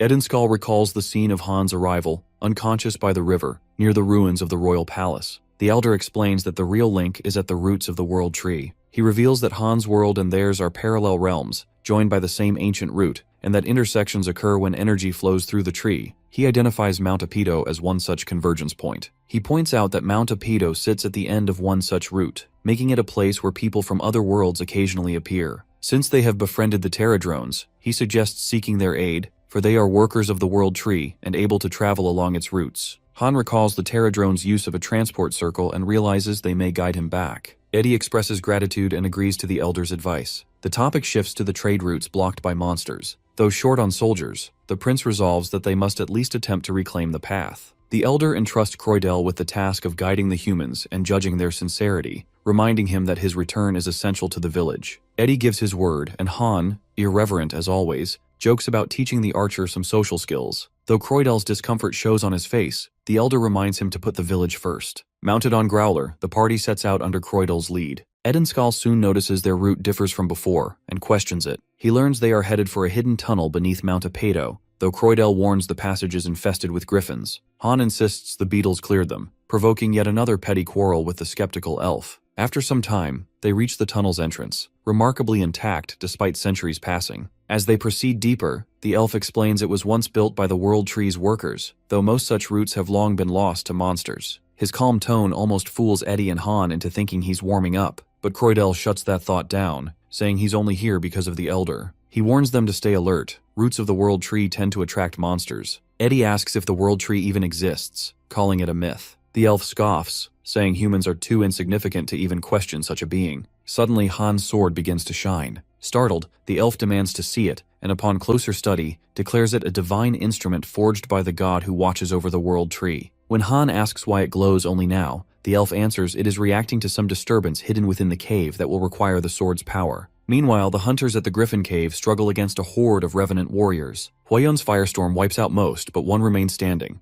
Hyujin follows up with a fluid waterspout, yet they keep coming. The endless resistance makes the group realize they face disaster-level undead beings far stronger than expected. Determined to end the battle, Huayun warns her allies to stand clear and summons a wave of molten fire, reducing the undead to ash. The display leaves her companions in awe, swelling her pride. But just as the flames die down, Hyujin spots a looming shadow behind her leader. She shouts a warning for her leader but is too late. Huayun turns to face a towering armored figure, the Revenant King, a disaster-class threat. The sudden threat forces the team to retreat, but Hyujin is knocked back. The Revenant King pushes toward Huayun, but Gyungbak protects her. Sun-Young blinds the enemy with paper charms to stall the monster. The hunters regroup, quickly checking on each other's safety. Hyujin senses the power of this enemy is far overwhelming than dead grade. Just then, divine text appears before her eyes. She receives the worker's blessing, a scroll of change bestowed through Jiha's essence. With God's wind, her stats surge, movement speed doubled, attack speed boosted by half, and a new passive skill, Wind of Victory, restoring health with 3 chained strikes. Though she isn't sure how it all happened, but her hope returns. In truth, Jiha had quietly used his essence to empower her,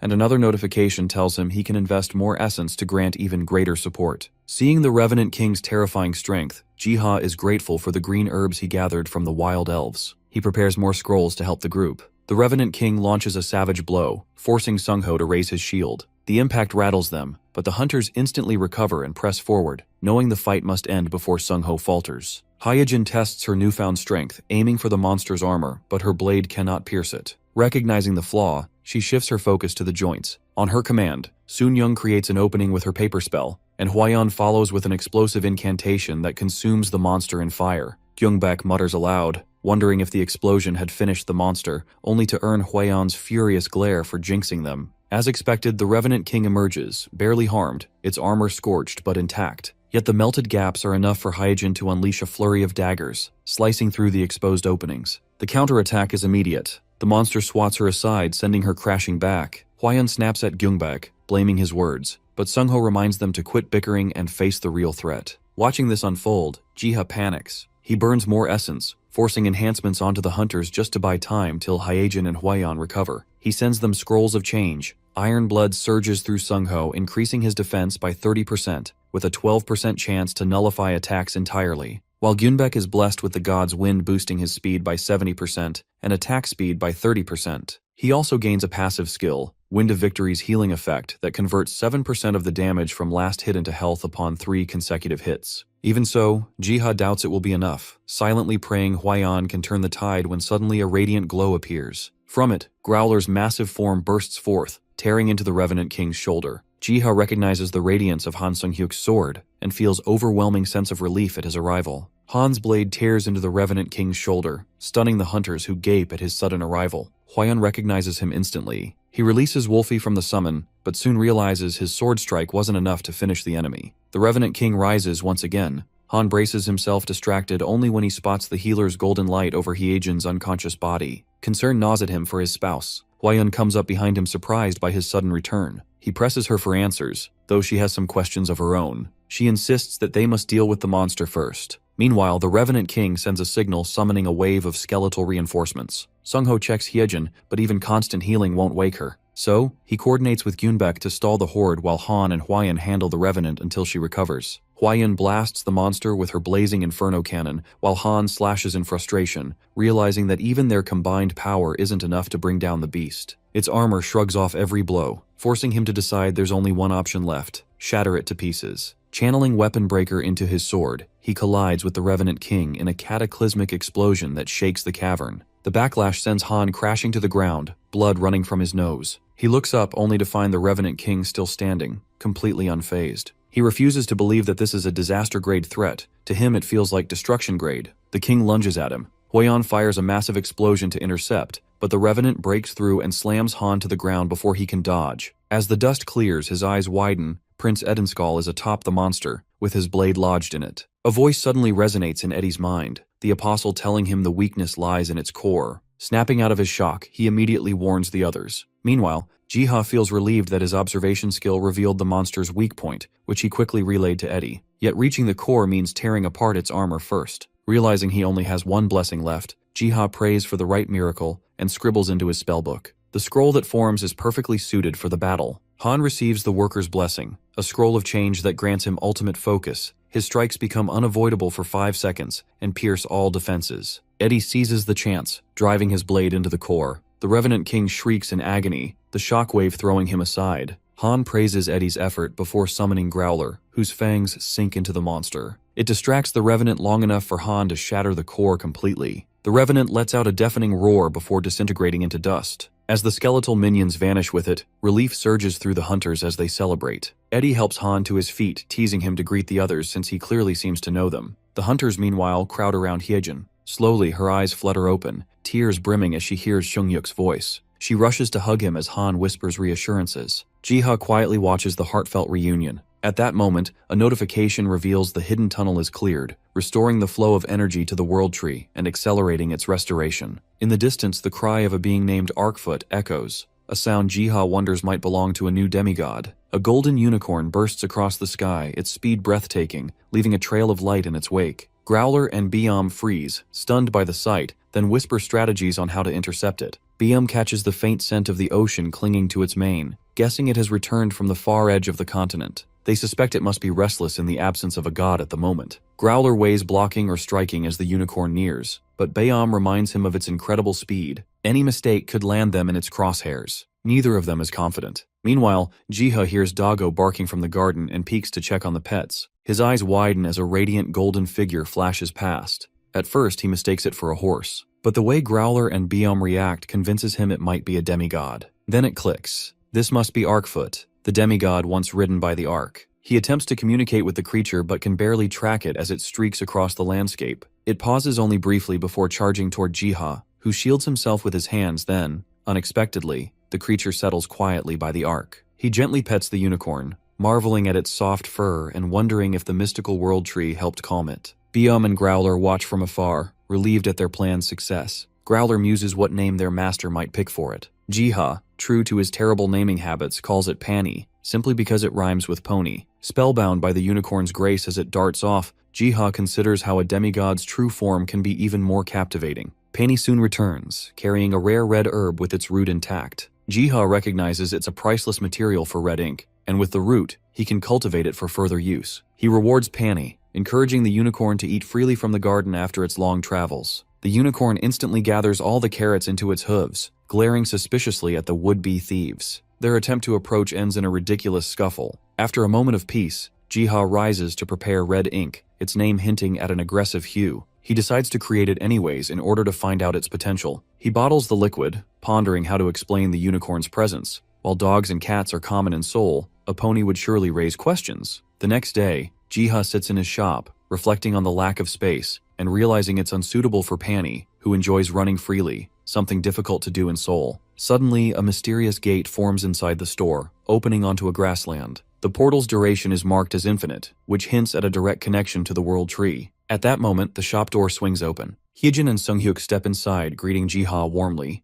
Hyejin bows deeply, thanking him for helping bring Seunghyuk back, and Seunghyuk echoes her gratitude. Embarrassed, Jiha insists anyone would have done the same. Hyejin presses the point, acknowledging the risks he took, and he welcomes them inside for tea. Noticing Panny, Hyejin crouches to pat the adorable creature, asking him where he found it, but he politely declines to say. Jiha conversed with them for quite a while and found that Seunghyuk, though safe, still dreams of the other dimension, unable to fully let go. For a while, peaceful days follow, but the calm is shattered when a flock of griffins appears in Jiha's dream forest, leaving him anxious over how to handle them. Overwhelmed by a brood of energetic baby griffins, just 4 days old, Jiha worries about feeding them all. Their rapid growth and massive appetites quickly deplete his meat supply, leaving Biam and Doggo exhausted from constant supervision. He calls to his Terradrone Knight, directing it to lead the hatchlings to the mountains better suited for their needs. Hovering above, the beetle captures their attention, and the baby griffins obediently follow to their new home. Jiha receives a message from the World Tree, acknowledging that his legion is guiding purified monsters to the sanctuary, a place modeled after Gehenna. He is tasked to restore its ecosystem. The World Tree's blessing upgrades, raising his animal amiability to level 3, and grants him a new skill, Sanctuary Development. Alongside this, Jiha gains the ability to observe allies' potential, including whether they possess awakening skills, ultimate abilities that consume all ether and leave users exhausted. Typically only the top hunters have them. Testing the power, he discovers while he lacks an awakening skill himself, Terradrones hold an awakening skill, Ability Absorption, allowing them to randomly absorb monster abilities. If a skill is incompatible with their form, they must learn Metamorphosis from a being called Logos to use it. He also realizes he can guide other hunters toward awakening their skills by offering subtle hints to those close to him. Testing out his Sanctuary Development skill, he's prompted by the system to use essences to determine what resources the sanctuary requires, which he can then provide from his garden. As soon as he spends 500 essence to unlock access to the sanctuary, the fog shrouding the area lifts. He touches the lake water, testing his ability to modify the environment, inadvertently causing a minor earthquake that damages the sanctuary. He spends 100 essence to restore the damage, and realizes each of his actions with the skill will directly impact the sanctuary. He activates the skill to assess the area's needs, and the system flags poor soil quality, requiring worms to revitalize it. Just then, the Terradrones arrive, carrying worms to help. He observes the fog recedes further, unlocking a new area, and a massive mantis shrimp comes into view. Jiha recalls Korean news reports describing them as dread-grade monsters, capable of annihilating everything nearby with a single shockwave, requiring 6 to 7 hunters to defeat just one. The Terradrones prepare for battle, equipping themselves with the World Tree's rind as sturdy shields for defense. They advance, but the shrimp's shockwaves force them to retreat and focus on healing. Then he remembers the elixirs he made from World Tree fruit and provides them to the Terradrones. A golden glow envelops them, restoring strength and providing a combat boost. Re-energized, the beetles advance with shields raised. The shrimp's shockwaves clash against their defenses, but they recover quickly thanks to the elixir. The knight cuts a shrimp in half. Jiha deduces that the shockwaves originate from the claws, and they can win if his army overwhelms them in number. After the intense battle, the Terradrones celebrate their victory. Suddenly, the knight's body glows as it inherits the mantis shrimp's powerful shockwave skill. Back in his shop, Jiha receives a call inviting him to the beach. Moments later, Sungho and the group arrive in a car, surprising him with their quick timing. Though he didn't expect so many people to join them, even his pets tag along. The group chats animatedly. Someone remarks on how adorable the pony is, while his sister checks whether Jiha has eaten. Sungho jokes that trips are more fun with company, and Jiha agrees, though he didn't expect Hwayeon and Chulyun to join, which he finds rather odd. His sister, curious like always, asks where he found it since they are highly rare in Seoul, but he brushes it off, saying he found it in a random dungeon. The van hums along, filled with laughter and chatter, carrying the group toward their summer adventure. Arriving at the beach, Jiha takes in the breathtaking view bathed in golden light. The van parks by the shore, and the group unloads, calling him to settle into the hotel. Jiha savors the warmth of friendship, glad he agreed to come, hoping the joy lasts forever. Later, while finding a quiet moment on the terrace, he is interrupted by Hwayeon. He expresses surprise at her joining this trip, which makes her wonder if she's crashing the party, but he reassures her everyone's thrilled she came. When he asks about the others, she explains her envious guildmates are racing over as they speak. Out of nowhere, emergency broadcast screams a warning for a dread-grade mantis shrimp at the shore and urges immediate evacuation. Frustrated at the prospect of the monster spoiling their vacation, she decides to confront the threat herself. A surge of fiery energy races toward Jiha, imprinting a glowing golden rune on his hand. A sudden explosion hurls rocks in his direction, as Huayan leaps to save him. They check on each other as their friends gather, quickly deducing the blast came from the mantis shrimp, likely moving from the beach towards their land. Everyone is ordered to hold the line until reinforcements arrive. Huayan, making calls to locate her guildmates, instructs them to meet at the shore to face the dread-grade monster. Seeing Jiha approach, she tells him to go somewhere safe, knowing he will be in danger if he stays. Knowing he can't fight directly, Jiha remembers the special potion stored in his cabin that could aid the team, so he rushes to fetch it. A powerful shockwave from the mantis shrimp scatters the hunters across the battlefield. Sungho quickly calls Minseok for protective buffs, stepping forward to draw the creature's attention and provoke it into attacking. This gives the rest of the team a chance to strike at its vulnerable joints. Gyungbak moves in cautiously, but the mantis shrimp lashes out with its claws, striking him hard enough to make him cough blood. Soon Young retaliates with a barrage of paper missiles and blinding spells,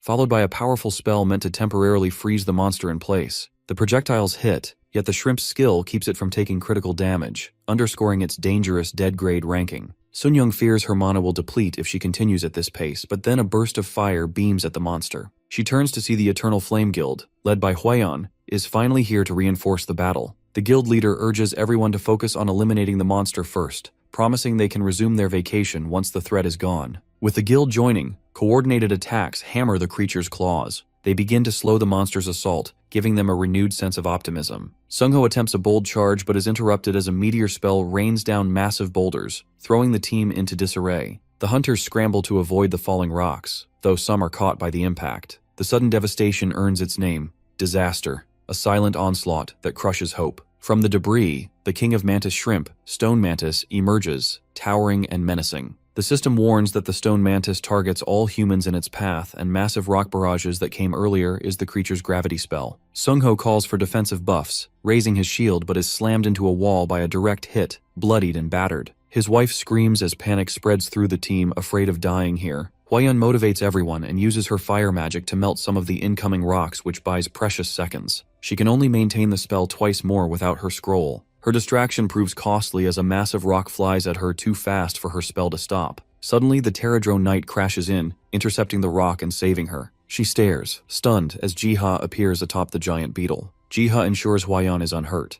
She confirms she is safe but warns that Sungho's injuries are severe. He gives her a recovery elixir, instructing immediate use and follow-up treatment at the hospital. He prepares to face the stone mantis shrimp alone, determined to prevent a disaster that could overwhelm the world. He takes comfort in the presence of his loyal companion, the Pterodrone Knight, and a supply of potions. Such individuals who rise to face the overwhelming dangers are called true heroes. Flashback 10 minutes. Jiha had dashed to his store to collect potions and spell-boosting elixirs to assist the hunters safely. A sudden gust had signaled him to look up, and he spotted Knight hovering, signaling that the situation is far more severe than he anticipated. Back in the present, Knight intercepts debris flying from the battlefield while the hunters tend to Sungho. A system notification warns, Stone Mantis Shrimp is enraged and sees it forming a massive rock sphere. Flying atop the Pterodrone for the first time, Jiha feels the weight of the air and admires the hunters who are accustomed to fighting in such chaos. He pours the elixir he brought into Knight's mouth, enhancing its strength. The monster casts its deadly spell, Fused Silica, hurling the huge rock sphere toward them. Knight channels its awakening skill, Shockwave, which is now enhanced by the elixir into a devastating Void Wave. The attack annihilates the rock sphere, sending shards flying back and striking the Mantis King. The shrimp immediately counters with Gravity Spell, Dimension Refraction, shaking the earth violently. As Minseok tends to Sungho with the potion, Huayan marvels at the creature's strength but recognizes that it's nearing defeat. Exhausted from its awakening skill, Knight can no longer continue, leaving Huayan in charge. Jiha organizes the hunters. Some defend against falling rocks while others focus on the Stone Mantis King. He stresses urgency, warning that any moment the monster could unleash another spell, feeding a recovery potion to Knight. Jiha formulates a strategy, recognizing the 14 smaller mantis shrimps are shaken after witnessing their leader struck. Exploiting their confusion could turn the tide of the battle. So Huayan rains down fire while Sunyoung defends against flying debris with her paper barriers. Relief begins to settle when suddenly, a far more terrifying menace emerges. A ruin-grade kraken. What should have been the end of the ordeal is now the beginning of a far greater crisis. Panic grips the shore. This is a threat beyond what they had prepared for. Amid the chaos, Jiha detects a faint vibration beneath the water. Then he sees it. The ocean drains, towards a single point, as if being sucked by an unseen force. A colossal maw emerges from the surface. Jiha realizes it could be the World Eater, attempting to devour the Kraken. But he immediately realizes the Kraken's suckers could prevent it from being swallowed,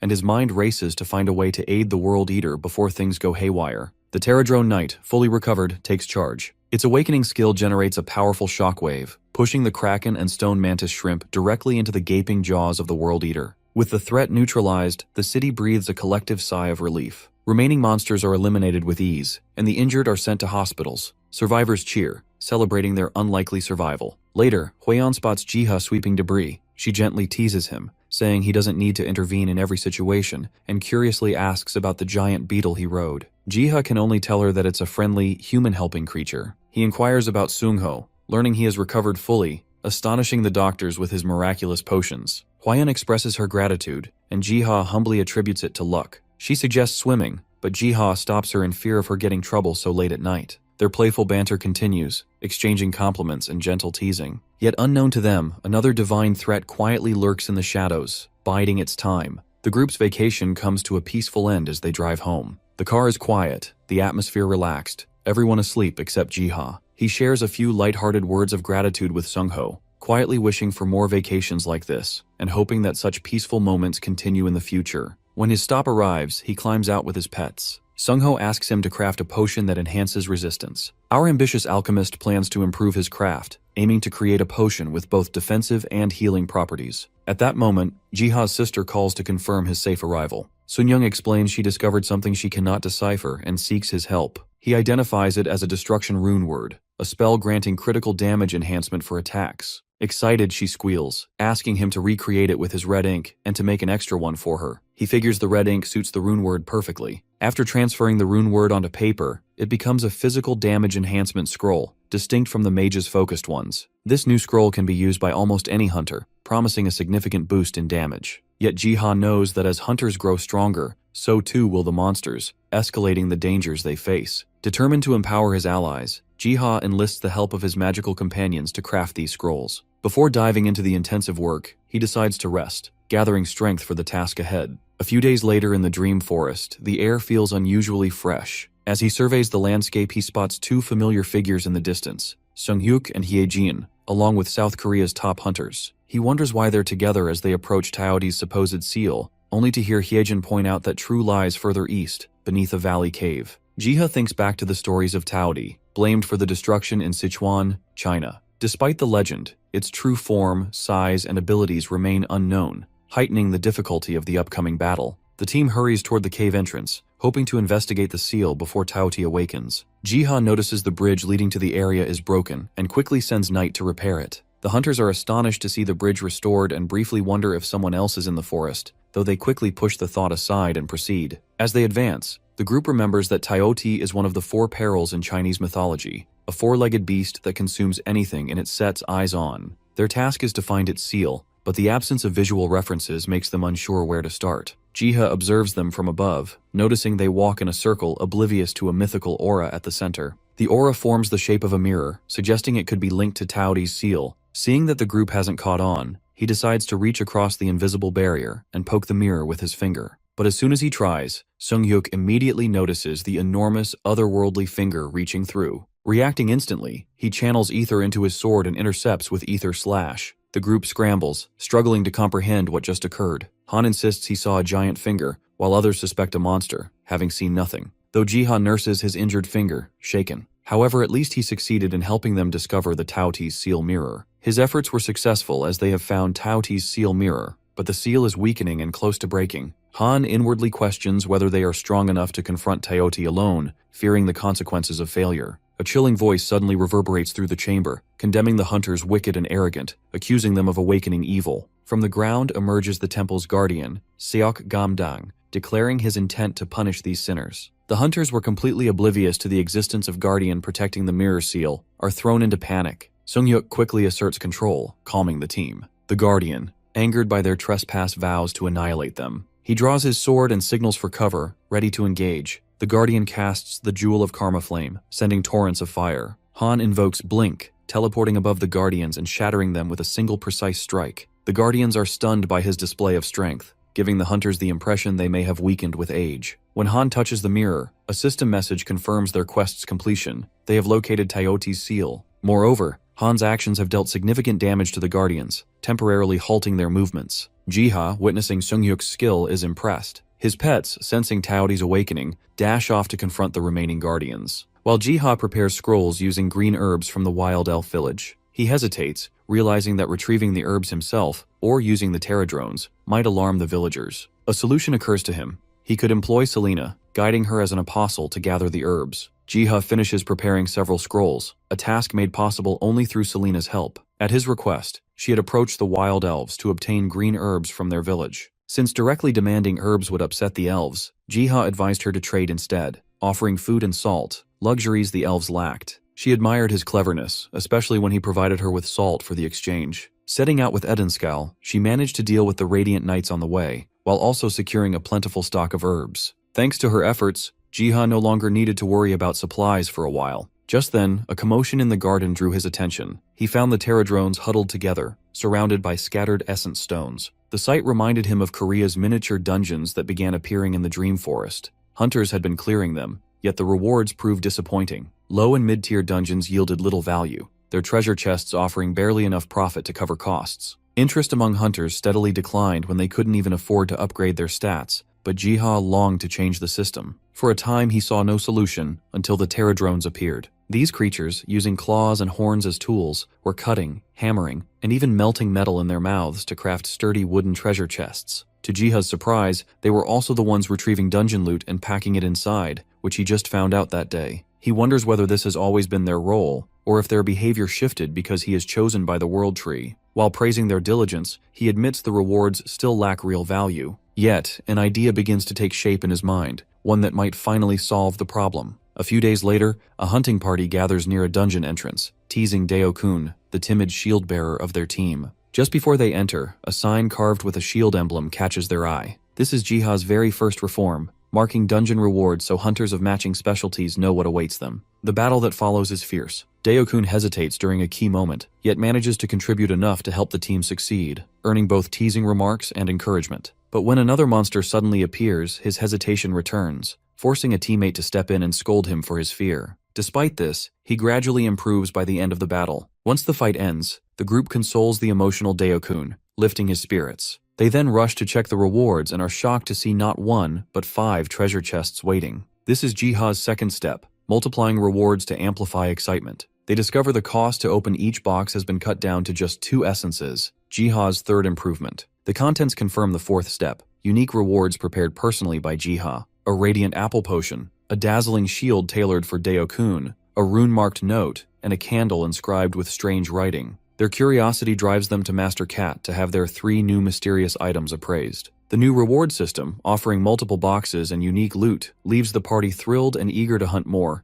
exactly as Jiha planned. Already expecting their arrival, Master Cat receives them warmly. His evaluation shows Deo-kun's shield is no ordinary gear. It is a unique grade item while the dungeon note is written in rune script. He analyzes Deo-kun and observes an awakening skill called Iron Maiden, which deflects melee attacks with amplified damage, a 200% multiplier per level. Master Cat reveals that the awakening skill can indeed be unlocked, provided certain conditions are met. Yet, he cautions, activating it comes at a cost. All ether will be consumed, leaving the user completely drained. The revelation shocks the hunters, and Deo-kun's emotions stir as he contemplates that this could mean he no longer has to clash with monsters directly. His comrades cheer him on, congratulating him. Their curiosity quickly shifts to themselves, asking whether they too can awaken similar powers. He tells them it's possible. By defeating the giant warhog, there's a chance to acquire such skills. Inspired, Deo-kun vows to face the challenge if it means strengthening his new abilities. They then move on to the remaining items.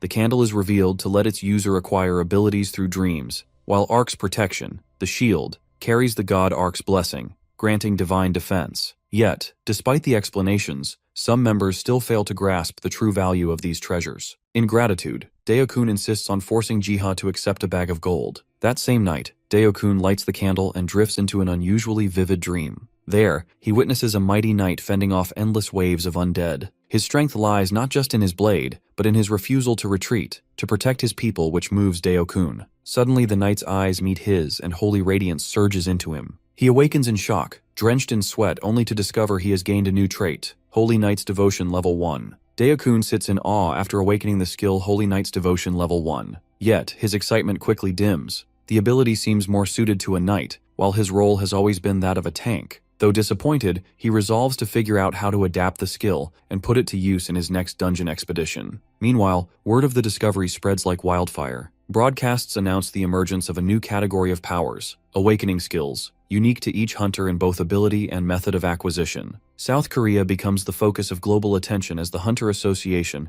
and countless hunters gather to witness the world's very first hunter unlock its ultimate. Determined to push further, Dae-kun prepares himself to face the giant warhog, the beast he needs to defeat in order to fully unlock his awakening. Shield raised, he stands firm while his companions cheer from the sidelines. The warhog charges, slamming into his guard with immense force. Straining to hold his ground, he realizes the moment of awakening is near. He activates Iron Maiden. Power surges from his shield in the form of an explosion, engulfing the beast and sending shockwaves across the battlefield. As the dust clears, a radiant figure appears before him, placing something into the ground. Stunned, he wonders if this could be none other than God Ark himself. In that instant, everything about his past, his larger build, his reluctance to strike down monsters, his instinct to protect rather than destroy, suddenly makes sense. These traits are not weaknesses but signs of his destiny. Hearing Ark's call, he understands his true role, to protect his people without faltering and walk the path of the god. His teams, stunned, tries to make sense if what they just witnessed was the awakening of his skill. Concerned, they ask if he is hurt. He reassures them with a calm smile, saying he has discovered something even greater than an awakening skill. He has found his purpose. Days later, news of his awakening floods the Korean hunter community. Posts about his new skills spread across forums and social platforms. Yu Jiha spends his days focused on hunter development, working on a structure that proves unusually difficult to complete.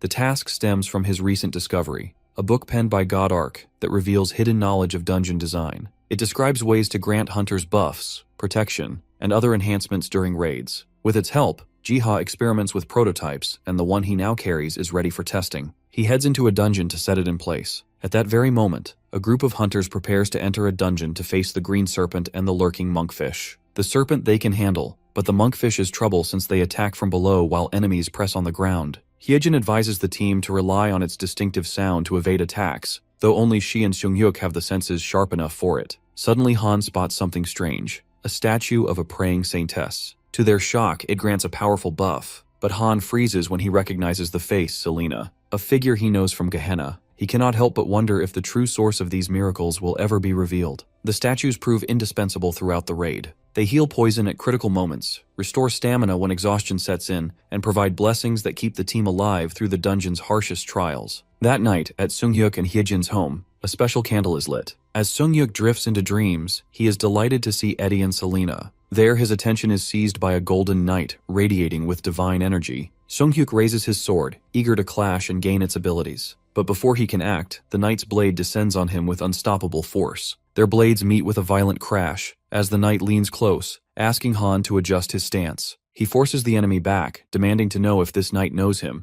but the figure gives no answer. The sheer force in his opponent's hands makes his own arms quiver. Channeling power into his sword, Han steadies himself for a counter. Then the knight speaks again, stating humans are too fragile to withstand the trials to come. Han demands clarity, but it just repeats the grim judgment. Then it dawns on him that the words might be about the Taioti. The armored figure declares that something far worse is in store for them, a calamity that will erase humankind. Seunghyuk refuses to accept such prophecy, and instead demands to know his opponent's identity. In answer, the figure announces himself as the commander of the Gungnir Legion, the eternal sword in service to Lord Ark. Golden blades shimmer into existence, circling him in orbit as the knight proclaims himself the swordmaster of the Legion. Han insists again, asking why this knight speaks as if he knows him. The swordmaster admits he has observed him closely due to his unique potential. Seunghyuk activates his skill, Form Etherization, pressing further on why the knight has chosen to appear only now. The knight reveals, because the Apostle of Ark has risen. When Han tries to demand more, the swordmaster shuts him down.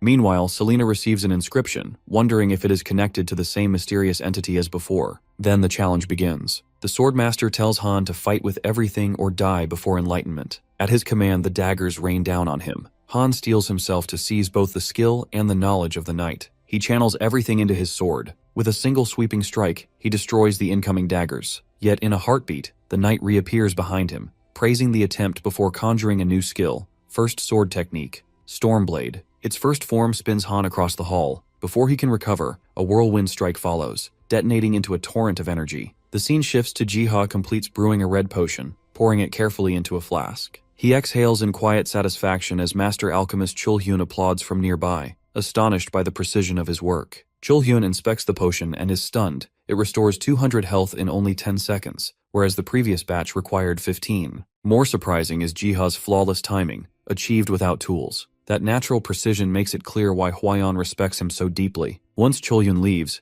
Jiha reflects that reaching alchemy level 4 has raised both the quality and ease of his work. Deciding to rest, he drifts into the dream forest where he enjoys the fresh air and searches for his pets, Biam, Doggo, and Panny. His peace shatters when the humming bell tolls, warning of an earthquake near the Taudi's seal. An alert confirms the seal is on the verge of breaking, urging him to deploy terradrones. He rushes to the site and finds them already encircling the seal, forming barriers instead of engaging directly. The choice puzzles him, though he suspects a deeper logic. Still, he fears these defenses may not withstand the Taudi's might. At that moment, the nightmare begins. Black lions, classified as disaster grade, emerge, minions of the Taudi. The terradrones swarm forward in unison to fight it. Time seemed to pass like quicksand as he carefully observed and recorded their combat tactics against the monster. By fall, a massive portal tears open in Seoul's District 7, drawing crowds of startled onlookers. A hunter party investigates, only to recoil when their analysis reveals the truth. This is a Category Level 6 dungeon. They retreat immediately, rushing to deliver the news to the association. The dungeon demands a clear outcome: seal or slay Tayoti in 47 hours, 57 minutes.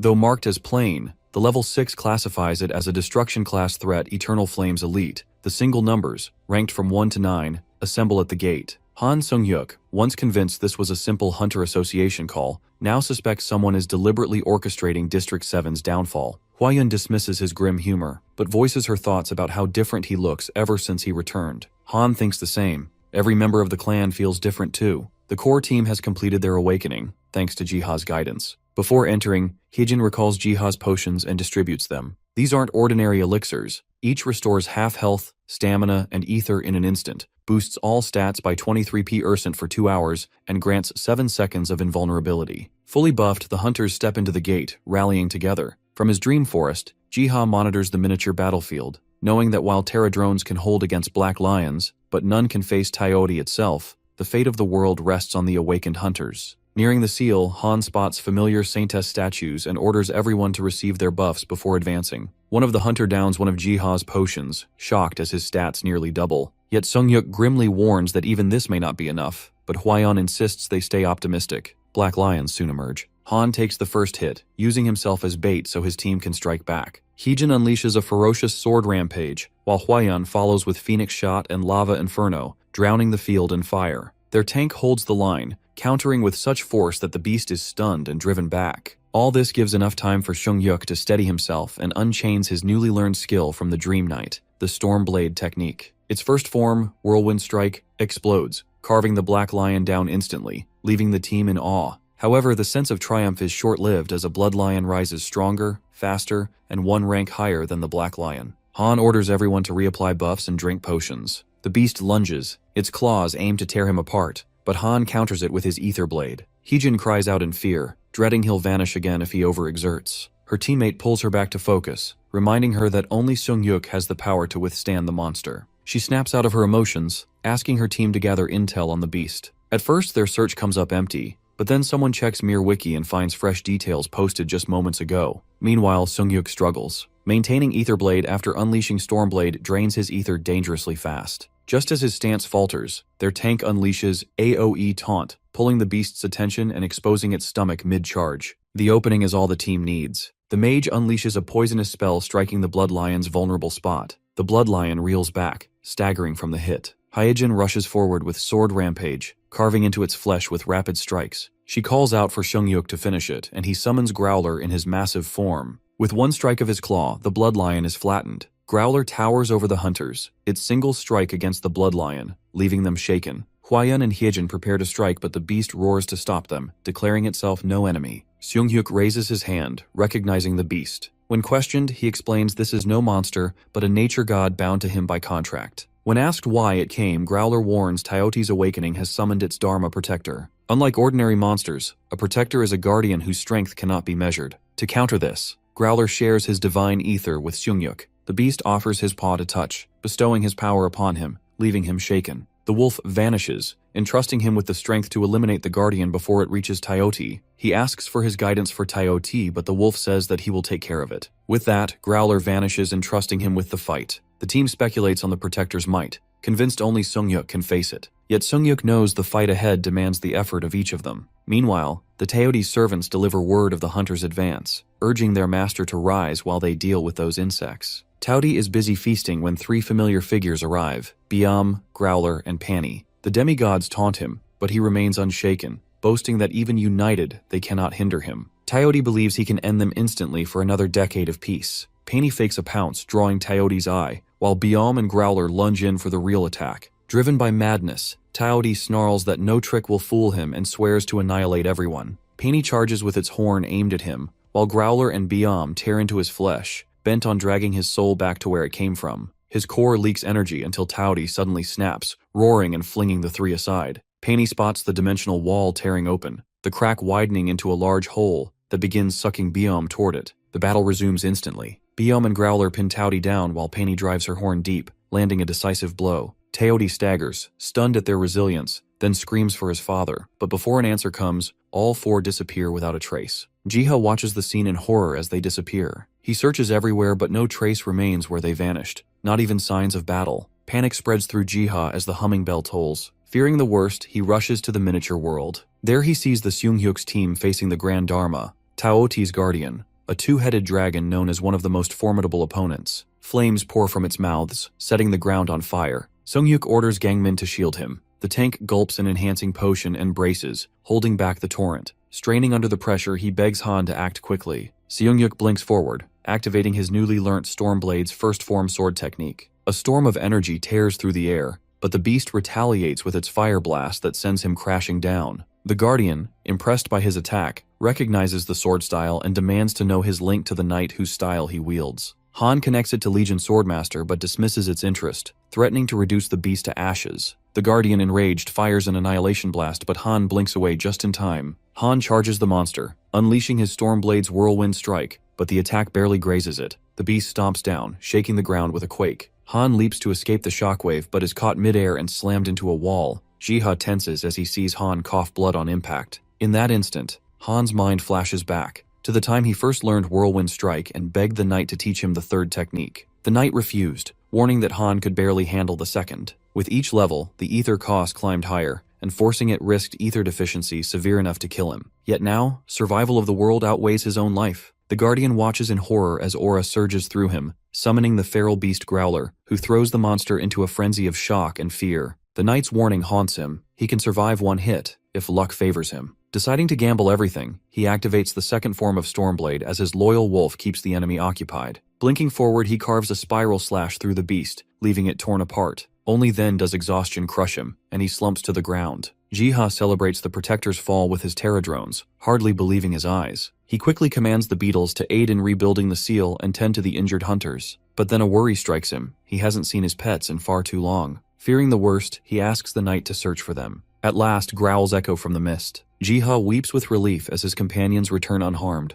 Afterwards, they curl around him. He swears to be the safe haven they always return to, for only they can face horrors like Taoti. After the clash with Tayoti, Biam, Pani, and Growler lie battered and resistant to treatment. Jiha forces medicine down their throats as they vanish at every mention of it. Out of desperation, he threatens to withhold food. Only then do they obediently accept care, a cruel tactic he justifies as necessary for their recovery. Meanwhile, the world shifts from celebrating Taoti's defeat to questioning who had accomplished it. Reports surface of a Chinese helicopter spotting three enormous, unidentified silhouettes besides Taotie. They stirred fear among the civilians until the figures were identified as nature gods. The revelation that one of them is contracted with a Korean hunter sparked international concern. Thus, Korea convenes a secret conference Korea. Hyunsok explains that Taoti and the nature gods started their battle at Gehenna, and a massive energy surge displaced it into China. The seal lies near Sichuan in China, yet the dungeon opened in Korea, an anomaly many dismiss as coincidence. He shows visuals of the battlefield on the screen.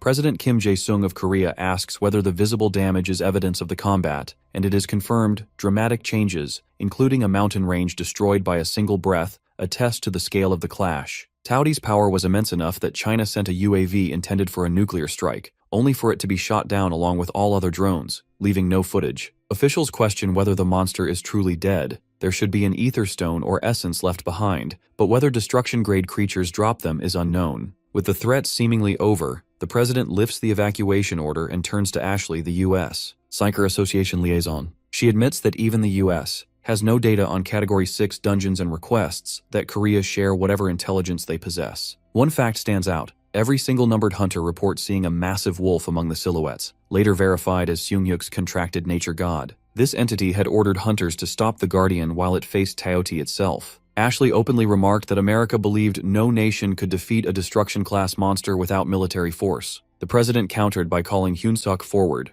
demanding the truth of how Korean hunters accomplished what the world deemed impossible. Hyunsuk acknowledges that the battle's success hinged entirely on Jiha, the alchemist, who had strengthened the single-numbered hunters with awakening skills, elixirs, and specialized scrolls. He emphasizes that without him, the battle would have been lost, prompting an elder statesman to demand that this invaluable man be protected at all costs. They realize they cannot force Jiha to relocate, leaving him vulnerable to anyone with ill intent. The president assures the committee he will devise a solution, and Hyunsuk infers that the Korean government will fully commit its resources to safeguard the alchemist. He then shifts focus to preparations for future destruction-grade threats, while Ashley's thoughts remain fixed on Jiha out of curiosity. Meanwhile, the ether stone the government speculated about is in Jiha's hands. He asks Bayam if it's from Taoti. The cat meows yes, gesturing toward the world tree, as if to suggest it should be offered there. As he approaches, a branch reaches out to absorb the stone. Leaves shimmer and a radiant glow spreads across the tree's branches, mesmerizing Jiha and his companions. Drawn by the spectacle, he notices a fluffy sheep approaching, opening a golden portal. Wondering if this is yet another nature god, he follows through the swirling light. On the other side, he finds himself in a vast library with towering shelves and countless books. The sheep pauses by a book on the floor, seemingly reading it, and he names it Youngie, thinking it must be the librarian. The gardener follows Youngie around, discovering that the books require essence to read. He speculates that the book he previously found on dungeon structures likely originated from this library. Movement above catches his attention, and he sees pterodrones inside the grand library. At first, he wonders how his helpers got here, but noticing their green shells and smaller size, he realizes they belong to the world tree. He observes the pterodrones diligently writing in books. When he asks what they are recording,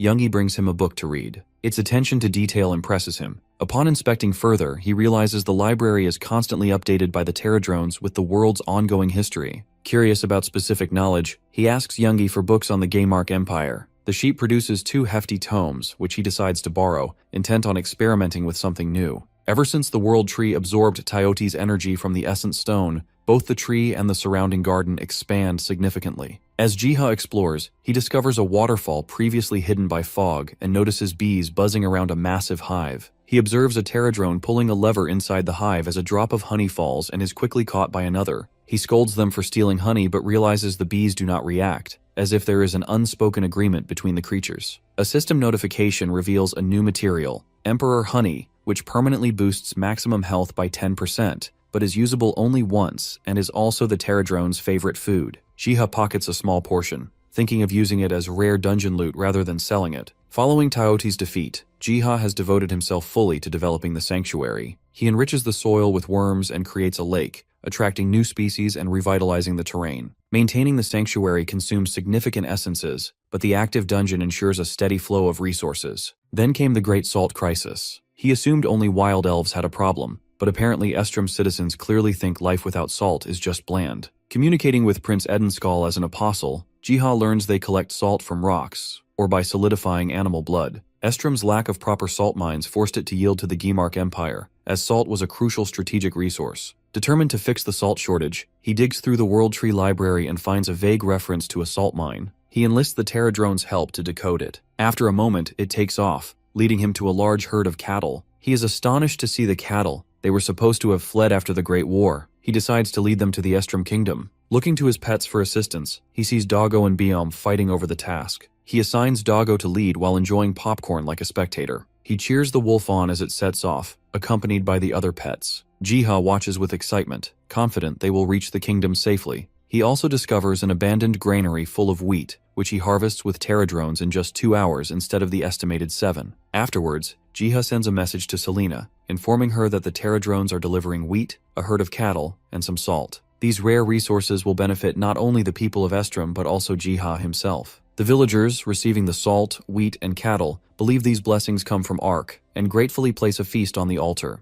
Jiha exchanges their offerings for 2 golden potions capable of healing severe wounds. For a time, he records praise for Selena and the villagers' sincerity in the infinite spellbook. Meanwhile, Deokun strengthens his spiritual beliefs, offering prayers to the divine Ark. However, the scripture he discovered is rich in tradition and myth, but lacks practical guidance, and he feels the need for a mentor. Realizing no one on Earth can guide him, his thoughts drift to the records of Ark's followers in Gehenna, though he knows they were lost during the Gamark Empire's persecution. Seeking guidance through meditation, he receives a subtle signal to forge his own spiritual path. The scene shifts to him intercepting a charging beast with his Iron Maiden skill on a dungeon raid with his team. Clearing dungeons has become noticeably easier since he began his spiritual journey. Suddenly, a Terradrone flies above and passes through an invisible barrier. Curious, the hunters follow it and arrive at a stone gateway. They realize they have stumbled upon a civilization when they see people nearby. They notice Terradrones plowing fields and approach for a closer look. A sudden shout erupts, and armed villagers rush forward to defend themselves, mistaking the group for intruders. The villagers quickly form a defensive line behind a large Terradrone, sending messengers to alert Prince Edenskal and Saintess Selena. The hunters try to explain they mean no harm, while Deokun speculates that the villagers, possibly survivors from a fallen kingdom, may not share the same perspective. As Selena appears, Deokun's group immediately recognizes her from the statues in the dungeons. Prince Edenskal arrives shortly after,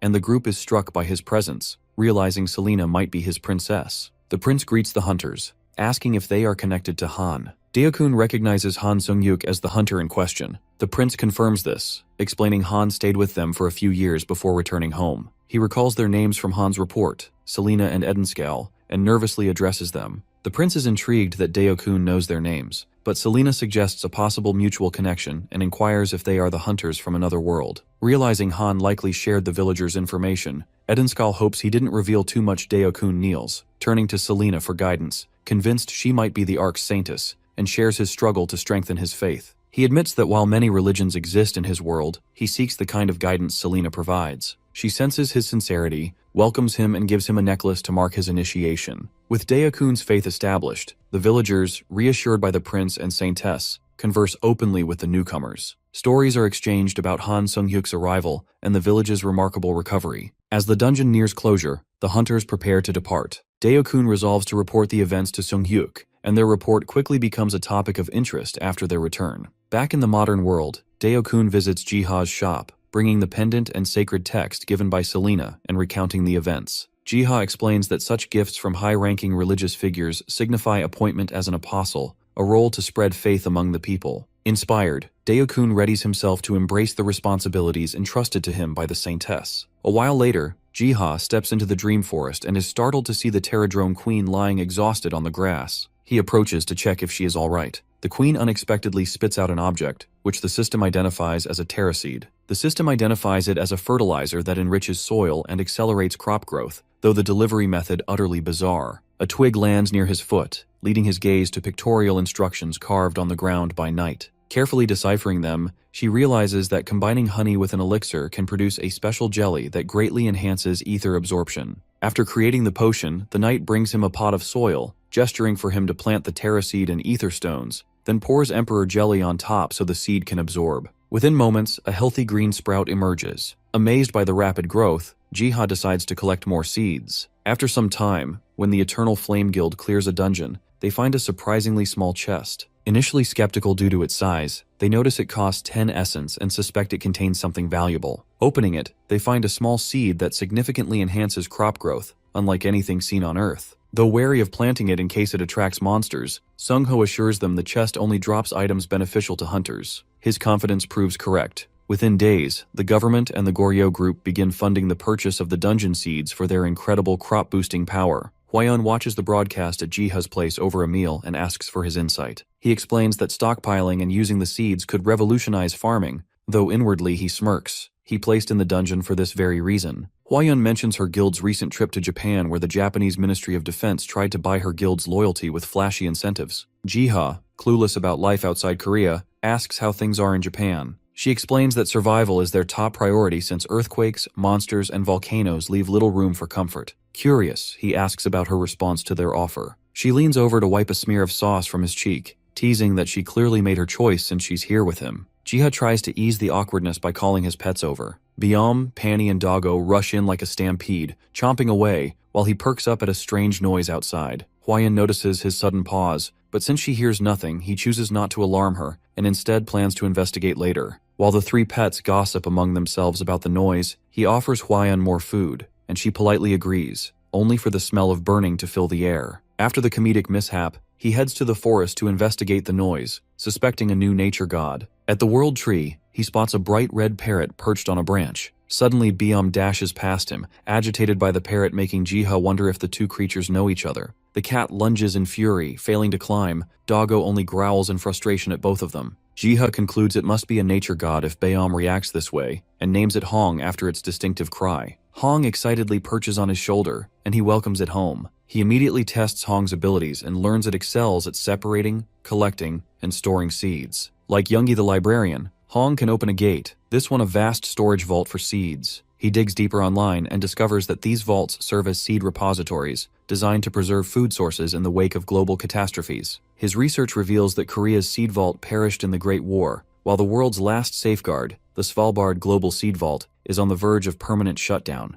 To preserve them, he considers relocating the seeds into Hong's storage. However, the vault's remoteness near the North Pole makes the trip impractical. As he ponders, his pets gather, trying to help. Suddenly, Hong tugs his hair and to his shock speaks in human words, offering to take him there. Though stunned, he follows, only to watch in awe as the bird swells into a massive form and gestures for him to climb on. When Jiha asks about the destination, Hong reveals it intends to fly straight to Svalbard, leaving him astonished at how it even knows of the place. He voices his doubt about the distant journey, but Hong reassures him. Reluctantly, he climbs onto the bird's back, clutching its feathers as if his life depends on it. His nervous cries are quickly lost to the wind as they soar toward the Arctic. His fear slowly melts into awe, and the warmth radiating from Hong soothes him, making him wonder if the bird is a phoenix. As Svalbard comes into view, Jiha drinks a cold resistance potion to brace for the frigid weather conditions. Upon landing, he discovers his Pterodrone knight and its companions already waiting, prepared for the work ahead. As they draw closer, Jiha spots movement in the shadows, werewolves slipping out of the dark. He didn't expect monsters here, so he quickly divides his forces. The High Knight leads some Pterodrones outside to battle while Jiha brings the rest inside to collect seeds. The vault's interior is eerie, sealed for years, making him worry the seeds may have decayed. As they advance, a werewolf sneaks up from behind.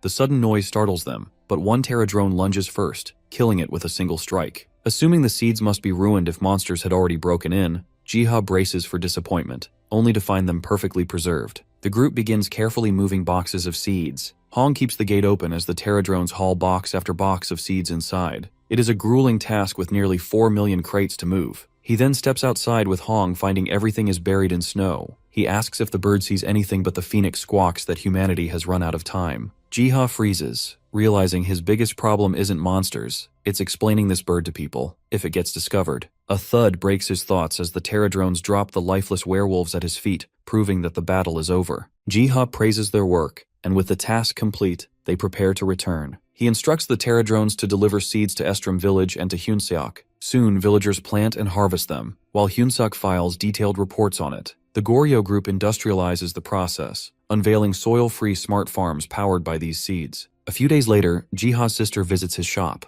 They discuss HunterNet, the outdated trade market for hunters. She criticizes its lack of visibility and conservative name, while Jiha suggests renaming it into an exchange center. Soon-young points out that with a proper system, the market could thrive, but she leaves in a rush, promising to return soon for Biam. Left alone, Jiha turns to a book titled System by Arc, borrowed from Youngie's library, hoping to find a solution for the exchange center. The text explains the hunter system in depth: stars, traits, skills, dungeon structures, and even the HunterNet. The ancient language would have made it impossible to understand. His system design trait now lets him read it with ease. Gathering insight from the book, he devises a plan to upgrade the market into an auction platform through Mirwiki, using essence as currency and Pterodrones for delivery. He plans to launch with potions and scrolls, before moving on to rarer artifacts once he collects them. When he discusses it with the Terradrone Knight, it agrees but warns they'll burn out balancing both artifacts and chests. Jiha wonders about a solution, and the Knight gestures toward a worker tirelessly smelting a weapon. Its dedication fills him with awe, then Knight draw a bottle of honey in the ground, implying they will work even more persistently if they get honey. They strike a deal.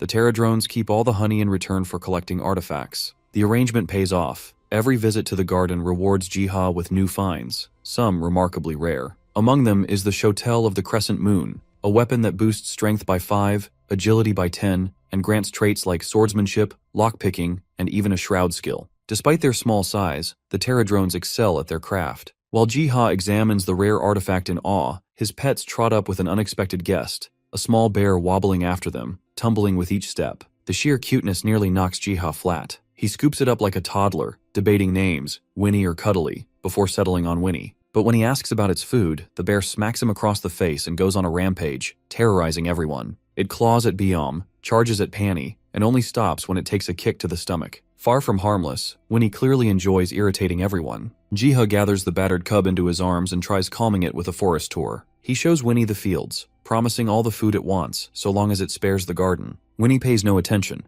its eyes fix on a beehive, enchanted by the smell. Worried the bear would intimidate the bees next, he warns that honey can only be taken through him. Handing Winnie a bottle of honey, Jiha is stunned when the bear opens a gate leading to a hidden stockpile of weapons and armor. Though he assumed Winnie was a combat type, the discovery proves otherwise. The gear is extraordinary, each piece loaded with bonus stats perfect for his auction. Among them, Jiha's eyes catch the Demon Breaker, a heroic rarity sword that boosts strength, agility, and intelligence while offering traits like swordsmanship, sprint, curse resistance, eternal bound, and the skills Etherblade and haste. He asks Winnie if he can take it, noting that only Han Sung-yuk wields an Etherblade at present, meaning this weapon would cause a frenzy on the market. Winnie requests 10 essences in rent, surprisingly modest. He suspects it's because Winnie assumes he won't keep it for himself. Conveniently, 10 essences is exactly what he intended to charge as a broker. The next day, Jiha lists the Etherblade on Mir Wiki, and chaos erupts. Bids climb higher and higher until one final number silences the rest, 10,000 essences. At home, Seung-yuk and Hyejin scroll through the storm of posts. Hyejin mutters that the price is madness, but he insists it's worth every essence. An Etherblade doesn't even require skill to wield, which is exactly why he had already bought it. He plans to take his new sword to the appraiser, only for Hyejin to casually reveal that Jiha himself is the appraiser. Completely thrilled, they rush to meet him. Some days later, Han tests the sword in a dungeon, slicing a stone golem in half with one effortless strike. Hyunsuk watches in disbelief, realizing this must be the Demon Breaker. Seung-yuk tells him that the sword has far exceeded his expectations. Its haste skill allows him to move smoothly.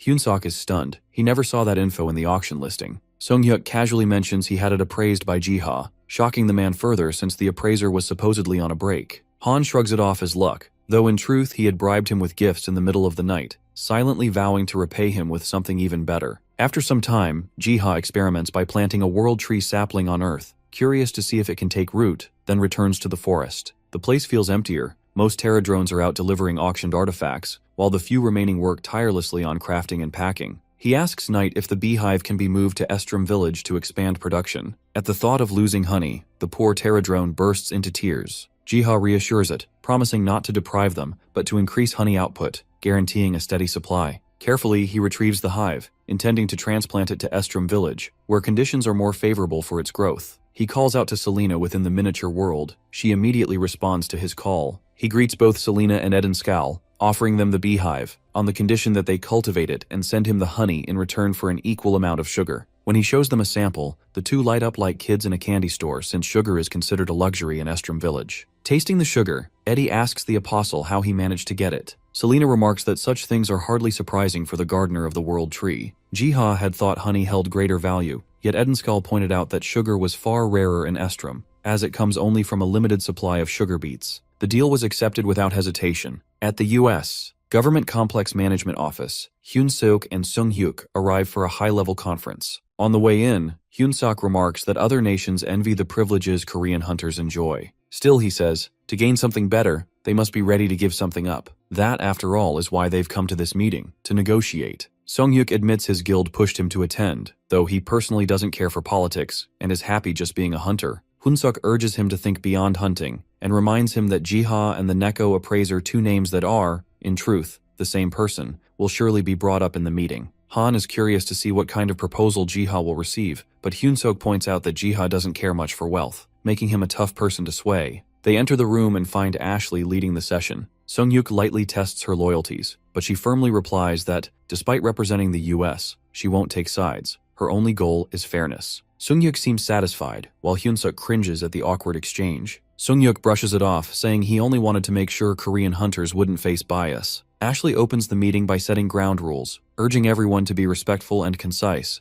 though Hyunsuk doubts they'll listen. He's proven right when a man slams his desk, demanding confirmation about Korea's events and whether Jiha and the appraiser are real. Chaos follows as others talk over him, some questioning if the dungeons are altered, others accusing Korean hunters of gaining unfair advantages. Hyunsuk finally confirms that everything is true, silencing the room. He states that Korea has no reason to lie, the truth is already out. When officials demand to know why Korea kept quiet, he fires back, pointing out that every country hides things, like the US, concealing the mini-ether reactor. Someone tries to argue that ether industry products and hunter-related information aren't the same, but Hyunsuk firmly disagrees, saying both are tools for national advancement. He brings up the giant dungeon China hid until Korean hunters cleared it, emphasizing that information holds value only when kept scarce. Sungyuk finally snaps, addressing the room with sharp frustration. He gets straight to the point, aware that others want a quota system and access for foreign hunters to Korean dungeon raids. He firmly reminds them that they aren't there to be interrogated,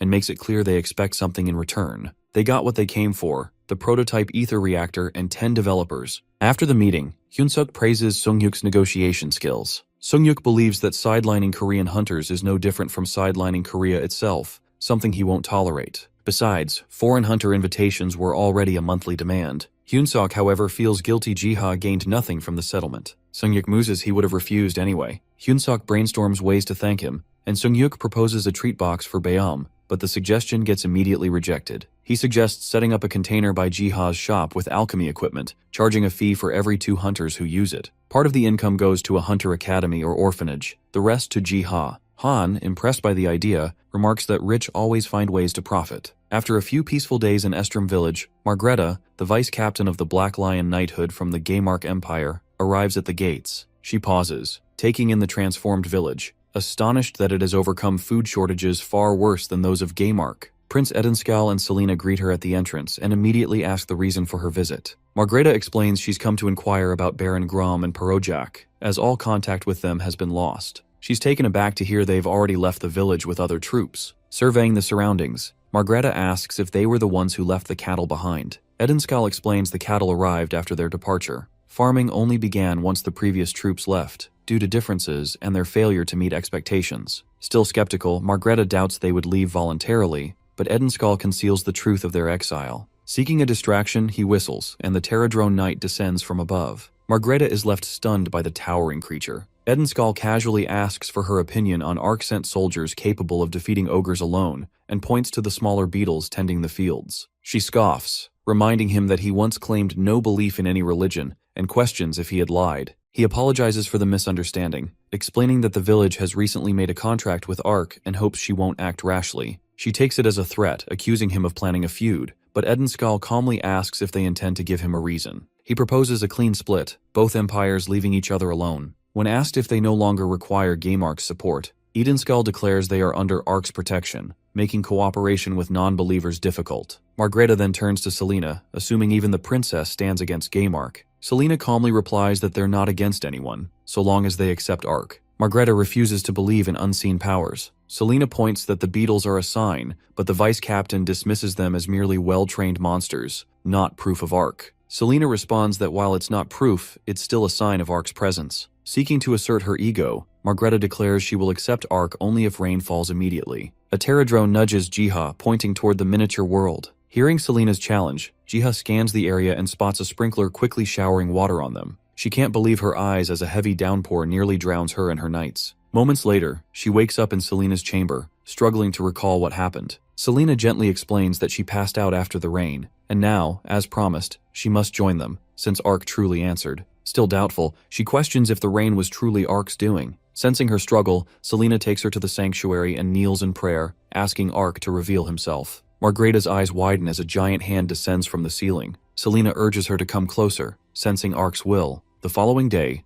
Margreta reports to Bolander at the Gemark garrison, explaining Estrom's transformation and the disappearance of Grom and Perojak. Although the tale seems unbelievable, the captain accepts it, trusting her implicitly. Bolander doubts Ark's existence when Margreta says she saw no other soldiers. She begins to recount what happened, but he cuts her off, reminding her that the garrison's survival matters more than any unseen deity. He orders her to keep quiet to prevent panic. Yet behind closed doors, Margreta silently prays for the divine's forgiveness, her faith now unshakable. Back in the modern world in the U.S., Management Bureau, the president of the Hunter Association approves a Korean proposed agreement that includes Jiha. He instructs his staff to notify Psyker Hunter Association and to investigate the peculiarities of Korean hunters, especially Jiha. The next day, the president of the U.S. Hunter Association receives confirmation about all activities of Korean hunters, the auction house, the awakening system, and the Nico appraisal. Each revelation only strengthens his desire to acquire Jiha for his own purposes. The secretary, sensing his intentions, warns that targeting Jiha could provoke the Korea Hunter Association. The president, however, weighs the risks against the potential gains, reasoning that the benefits Jiha would receive by coming to the United States outweigh the danger of him siding against South Korea. He explains that while systems like the auction house and awakening system are impressive, they pale in comparison to the value of unique items such as scrolls, elixirs, and potions, resources that only rare individuals like Jiha can provide. He emphasizes that acquiring his allegiance is a top priority.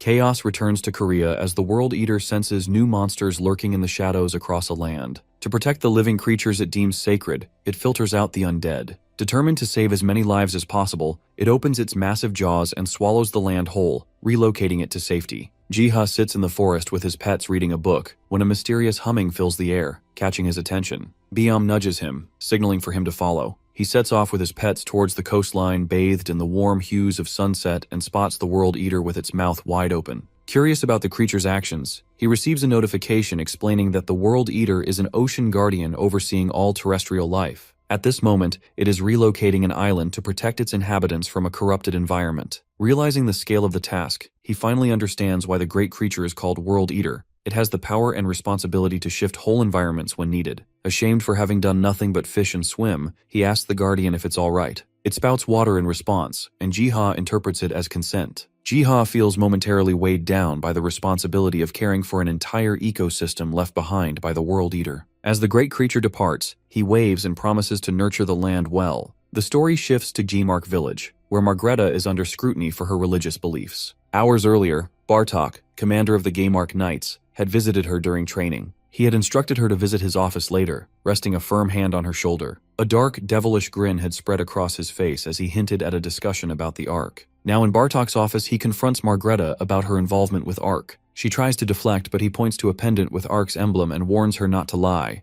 asserting that he has observed her actions all along. She freezes, horror and disgust flooding her as she realizes Bartok has been watching her without respite. He asserts that no one else knows of her connection to Ark, pretending his silence is a kindness. She immediately realizes he intends to exploit her secrets and force her into obedience. Dismissing her, he makes it clear she will obey whenever summoned, leaving her unnerved. A few days later, Margreta walks home, weighed down by the pressure of Bartok's constant watch. She notices the lights on as she nears her house and hesitates, unsure if she left them that way. She steps inside cautiously. A chilling unease replaces her sense of safety. She barely crosses the threshold when Bartok screams her name, shaking her to the core. Bartok's presence looms, demanding to know why she's home so late, and she can barely mutter that it was due to training. He waves her diary in the air, claiming it as proof of his earlier suspicion that a Gemark Knight believes in Ark. With the scripture in hand, Bartok mocks her supposed fascination with Ark's legendary affairs with many women that birthed countless species. Margreta protests, flustered, but he gestures to a bookmark and reads aloud, deepening her humiliation.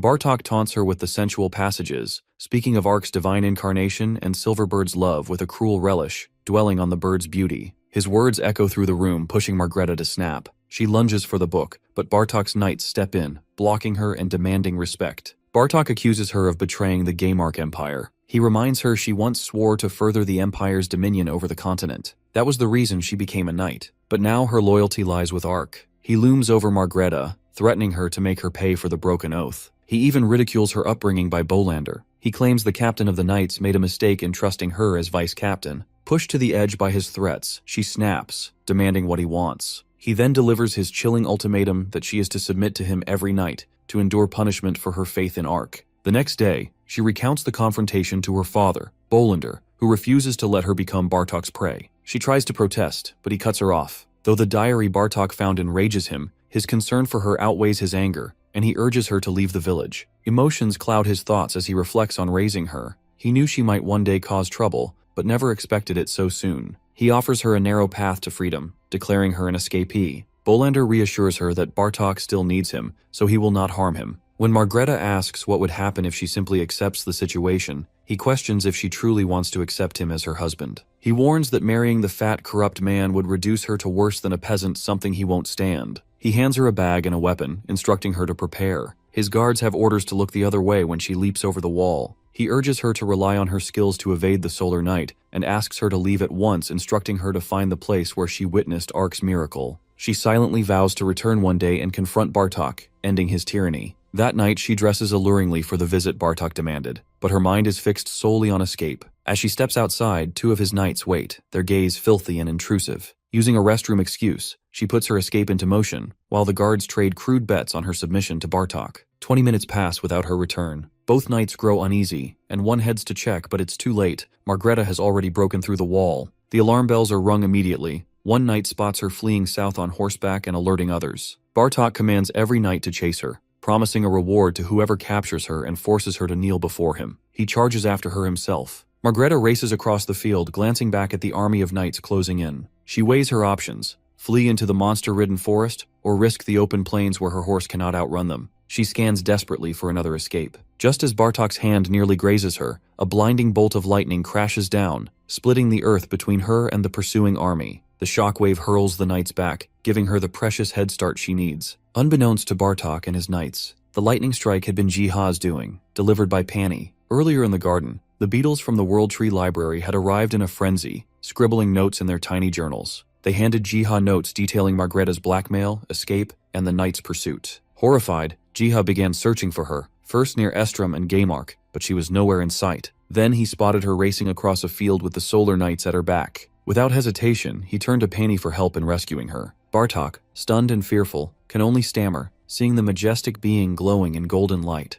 As he tries to make sense of what this creature is, his men shout that the lightning's destruction has made it impossible to chase her. Margreta, recognizing the miraculous intervention, approaches the horse, offering her immense gratitude. She climbs onto its back, clutching its mane, and they surge forward in a blaze of light, crumbling Bartok efforts into pieces. Riding atop the radiant steed, Margreta is awestruck by the speed and how the world looks so small as Estrom village comes into view. As they descend to the ground in Estrom village, she wonders if all this is a blessing of Ark. Margreta is immediately recognized by the townspeople who alert the prince. She collapses on the ground and Edenskull rushes towards her. Experiencing the miracles of Ark, Margreta Rustle finally swears allegiance, and thus comes under protection of Jiha. He turns to Pony, who returns after safely rescuing her. With this unexpected crisis resolved, Jiha decides to shift his focus to his next task. He arrives at the Hunter Academy, curious about the system it employs. The Hunter Academy is a government program designed to train young hunters, cultivating their talents from low to high rank. Jiha watches 2 students sparring from outside, and as he surveys the facility, he thinks the place is far too small to prepare them for real-world situations. He thinks though theoretical and fundamental education seems fine, still students' experience is limited to controlled environments. He reflects, the place lacks real combat training, wondering if it is because students don't face real monsters. He thinks without exposure to actual threats, the Academy's graduates may struggle when confronted with real danger. Determined to find a solution, he decides to consult the system book for ways to bridge the gap.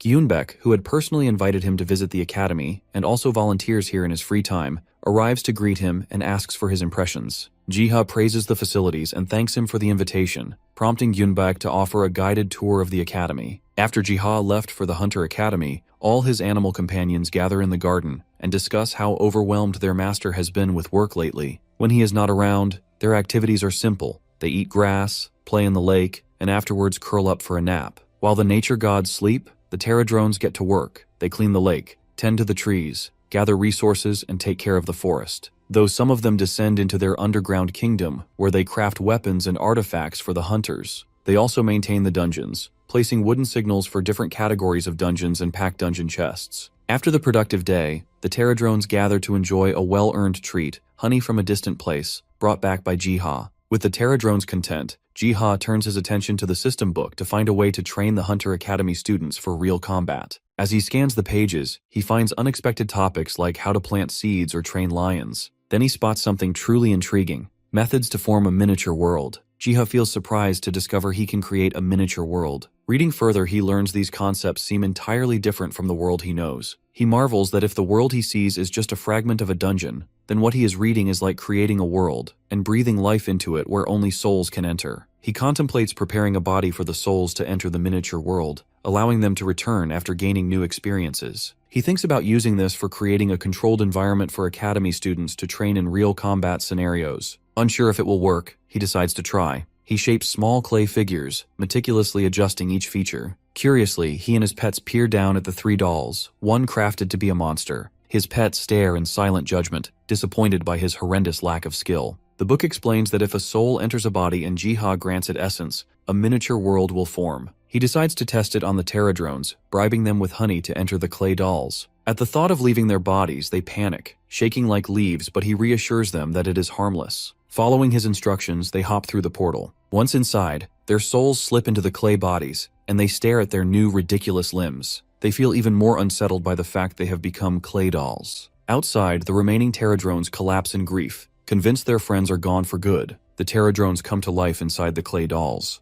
Jiha tests whether skills and traits can be gained in the miniature world, setting a condition that whoever defeats the monsters while in doll form will receive double the honey. However, he notices that even if his helpers cannot use their original skills as dolls, it's still good for practice. He thinks the academy students could still benefit from this, but opening this miniature world in the academy would be costly. Once their trial finishes, the beetles return back to their bodies and gather around Jiha, who praises everyone and checks for injuries. Then he learns that the miniature world will restore the damages automatically after the completion of quest. Afterwards, he acquires the skill of world creation, and one of the Terradrones gains a new skill, Resolute Strike. Inspecting the Terradrone, he notices that one of its claws has transformed into a sharp, sword-like shape. He feels satisfied that new hunters can now train for dungeons realistically, and ranked hunters can practice against monsters without risking their lives. A notification then informs him that he has grasped part of the World Tree's purpose. His class changes from worker to sympathizer of the World Tree, and his World Tree blessings, plant amiability and sanctuary development, level up as well.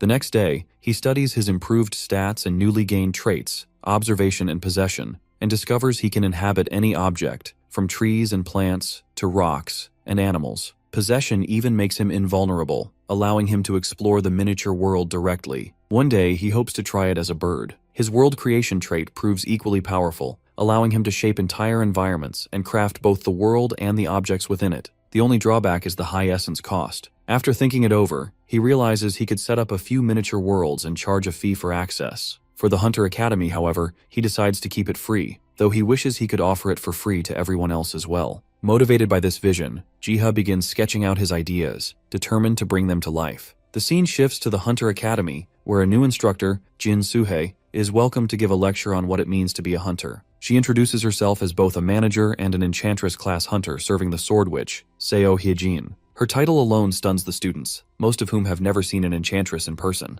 Just as she prepares to take questions, a staff member bursts in with urgent news. A gate has opened inside the academy. Panic spreads through the room. Jin Suhei steps forward, instructing the teachers to keep the students under control while she investigates the gate. At the site, Gyunbak arrives to examine the anomaly. The instant his hand makes contact, his body collapses, appearing lifeless. Within moments, he awakens elsewhere, inside the dungeon, his form transformed into a larger, muscular build with a weapon he does not recognize. Clarity comes when a system notification greets him to the tutorial dungeon, explaining that gear is automatically assigned according to class and abilities. He is restricted to basic skills, yet the system assures that any injuries here will not carry over to his real body. Stage 1 begins with the objective of defeating the creepers lurking in the forest. The system's reassurance that his real body remains unharmed steadies his resolve, and a hovering screen reveals the monster's locations. He steps into the forest, suspicion rising. The timing of this dungeon's appearance feels deliberate, leading him to wonder who could orchestrate such a thing. Soon, he spots a group of monsters and chooses to press deeper, determined to uncover more. With a single decisive strike, he wipes them out, realizing that only basic skills function here. The restriction makes sense. It's a setup perfectly suited for students. Clearing the dungeon rewards him with a new ability, Power Strike, confirming his suspicion that this place is designed as a training ground for beginners with no skills. A notification offers entry into Stage 2, yet he refuses. The next moment, his eyes snap open in the infirmary,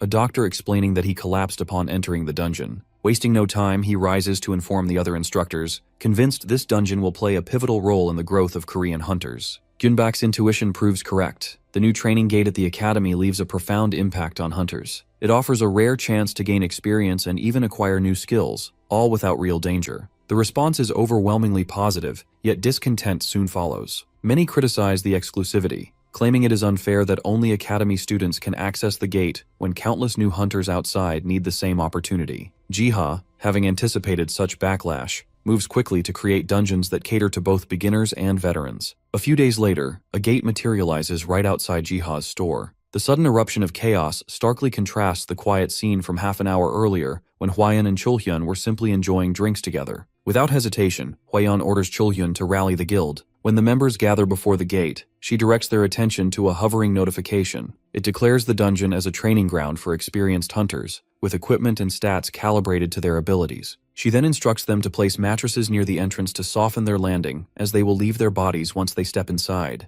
Inside the dungeon, the guild awakens in a vast, unfamiliar landscape, their bodies and equipment altered to match the system's rules. Each weapon feels carefully tailored, amplifying their strengths. Hwayeon marvels at the staff in her hands, its fire damage enhanced, its ether effect tripled. The difference strikes her immediately. While Gyunbak had only received basic beginner gear in the first dungeon, this one equips them with weapons of remarkable quality. Soon, system windows appear before each member, prompting confirmation of their points, class, and stats. Just as they prepare to proceed, another prompt demands a fee in essences. The required amount varies from person to person, with Hwayeon facing the highest cost as guildmaster. For a moment, discouragement weighs on her, yet a teammate reassures her that higher costs might signal greater rewards. Taking this to heart, she agrees, and the trial begins. A sudden cry of a black lion reverberates through the landscape. The team freezes, shocked that such a disaster-class monster could appear in a training dungeon. Fear presses down on Hwayeon, her instincts urging retreat, but she steadies herself. Their lives are not at risk here, only their pride and growth. With renewed determination, she channels flames into her staff, commanding her guild to stay calm, fight together, and finish the quest. The victory leaves a lasting mark. At a press conference, Hwayeon recounts her experience,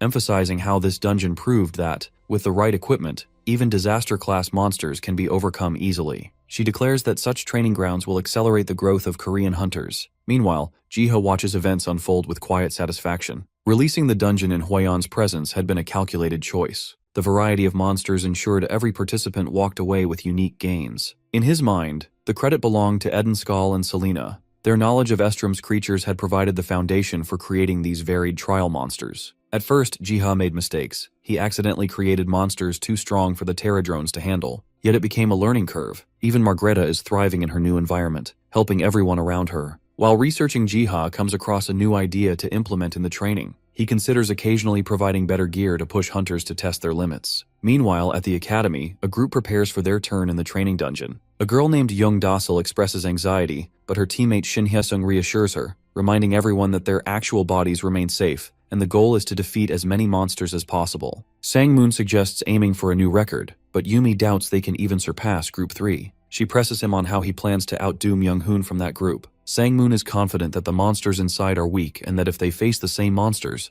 they can fairly compare their results. He notes that Group 3 reached Stage 3 in 8 minutes, so they only need to be faster than that. Still, Dasil worries, knowing Myung-hoon has a reputation as the Academy's version of Han Sung-yuk. Their turn begins. The students launch into action against a monster called Flesh Thorn, a twisted entity inhabiting the soul of a Terradrone. As they rush forward, the thorns on its back shoot out at blinding speed. Their shield blocks the attack just in time. Hyesung counters with a 3-talon strike, sending 3 blades slashing at the monster. Hyesung and Sang-moon keep the monster engaged while Yumi calls for Dasul to ready her bow. The arrow detonates on impact, tearing through its flesh, but the monster counters, wounding Sang-moon. He forces himself to stay strong, telling himself that each wound is a lesson. Once Fleshthorn falls, the team takes a short moment to recover and check on Sang-moon. Hyesung urges them to focus, warning that the third stage awaits. The gates open to reveal a massive troll swirling with dark energy. The two boys rush forward, but the troll's huge fists slam into them, sending both flying. Yumi reacts quickly, summoning a barrage of fireballs that slam into the troll. When the smoke clears, the beast stands almost unscathed. Realizing her fire isn't enough, she prepares to switch to another spell. At that moment,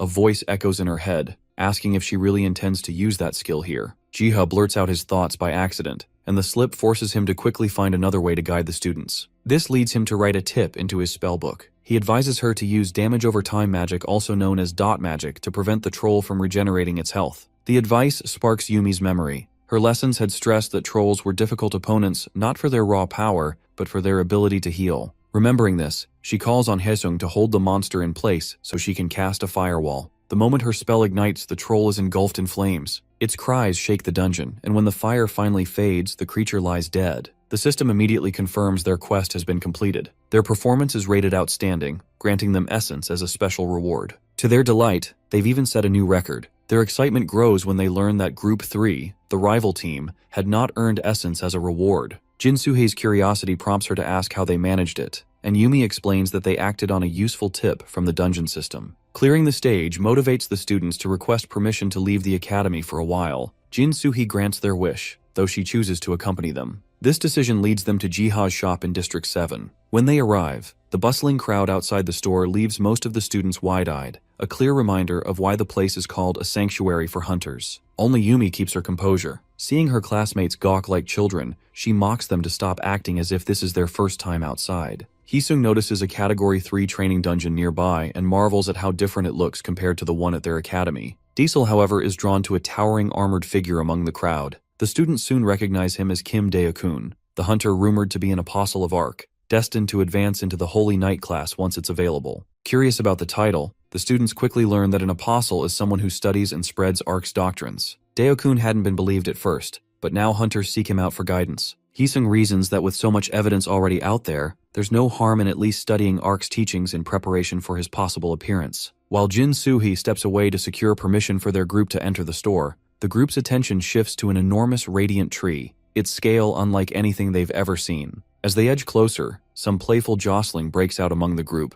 but their excitement quickly shifts when they are approached by Cha Hwayeon. She greets them warmly, congratulating the students on their dungeon performance and encouraging them to keep pushing forward. Her praise leaves Yumi nearly speechless. Speaking to her idol feels like a dream. Then Jiha steps forward, casually introducing himself as the store owner. The students light up, eager to greet him, with Haesung even blurting out his admiration as a fan. Jiha invites them inside just as Jin Suhei updates Hwayeon on the group's achievements. The moment they step in, the students are stunned. The shelves lined with legendary scrolls and potions make the place feel like a treasure haul. Upon realizing they are the very group that cleared the academy's dungeon, he calls them over. With a smile, he presents them with a basket brimming with potions and scrolls, wishing them success on their path to becoming great hunters. Meanwhile, Suhei and Hwayeon talk about the effectiveness of the tutorial dungeon, agreeing it provides an incredible opportunity for students. The instructor expresses her satisfaction at seeing them so motivated, which Hwayeon admires. After that, Jiha strolls through the orchard, picking apples while reflecting on his unexpected encounter with the very students he had once guided inside the dungeon. Seeing their progress, he wishes more students could benefit from training dungeons, believing they could transform the overall hunter environment. His quiet moment is suddenly broken when his pets leap at him with excitement, startling him. He pets them and hands over the apples he gathered.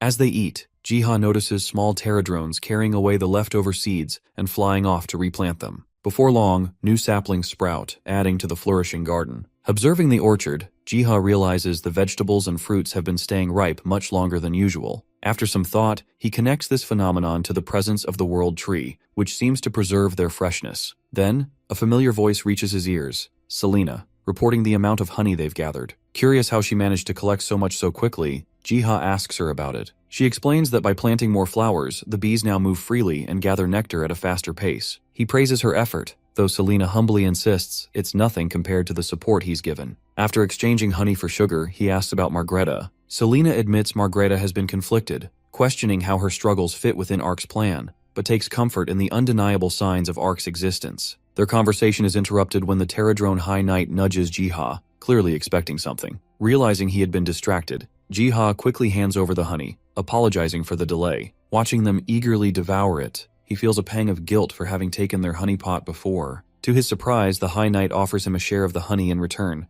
a gesture of gratitude for all Jiha has done. Accepting it, Jiha finally tastes the honey so dearly treasured by the Pterodrones, for the first time. Sometime later, Jiha is approached by an eager Pterodrone who wants to show him something. It sketches images of Pterodrones. He quickly realizes the drawing depicts the beetles planting seeds from his crops, and the creature nods excitedly to confirm. When he asks if they intend to plant seeds elsewhere, the Terradrone draws a large outline of the earth on the ground. He understands. They wish to spread the blessed crops worldwide. With the World Tree's power, the plants grow faster and stay fresh longer, making them a valuable gift to humanity. The thought aligns perfectly with his goal to help the world. Seeing his other pets still busy fighting over food, he entrusts this task to the beetles. A few days later, Jiha in his shop checks updates Mir Wiki stating that Terradrones, once exclusive to Korea, are now appearing all over the world. He is confident that these creatures will ultimately become a tremendous benefit to the world. Scrolling further, he finds a growing wave of complaints about the system. Unsure where to begin, he opens his status window and reviews his stats as sympathizer of the World Tree, and realizes there's much to refine. He starts by swapping the placement of health and vitality for clarity, then considers reorganizing the entire layout for better readability. Stroking Biom absent-mindedly, he muses over the lack of a level system in dungeons. Right now, hunters only gain essence by defeating monsters,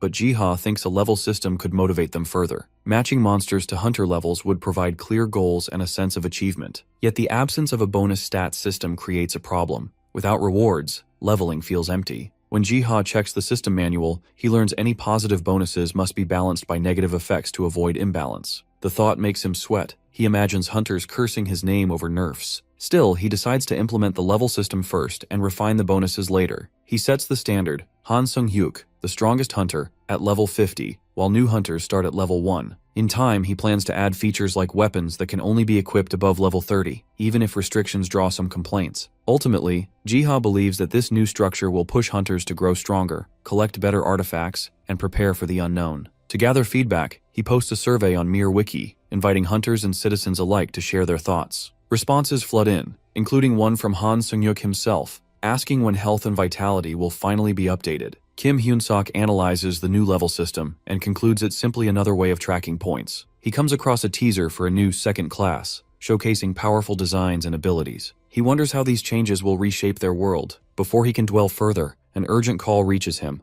Something unusual is happening to the enormous tree in District 7. The caller reports that roads and houses nearby are being overtaken by spreading grass and trees. By the following day, entire streets are completely engulfed. They're excited about the status window improvements and the promise of the second class update, but also hope dungeon adjustments are on the way. Some classes clear dungeons too easily, while others, like archers, lose money on arrows and potions, sometimes needing 2 runs just to break even. Both agree that Jiha's shop is the only reason they can continue hunting. After purchasing potions, they thank him gratefully before heading out. Their words linger with Jiha. He reflects that there are many problems which he cannot see for himself since he doesn't personally enter dungeons. This realization convinces him that the upcoming second-class update must also address such overlooked issues. Just then, Hong returns from a flight, perching lightly on his hand. He hears his sister's voice calling from outside. She hurries over, thrusting a handful of grass at him, demanding he look closely. She says that the newly sprouted grass is unlike anything from Earth. When he asks if it could be from Gehenna, she explains that after comparing notes with botanists, she discovered something unique. She flips a blade of grass to reveal its underside, which shimmers with a golden hue, something neither of them has ever seen before. She also shows freshly planted seeds sprouting nearby, their source unknown. Jiha gazes at the towering world tree, convinced this is only the beginning. Whatever comes, the world will be left in awe. Choosing hope,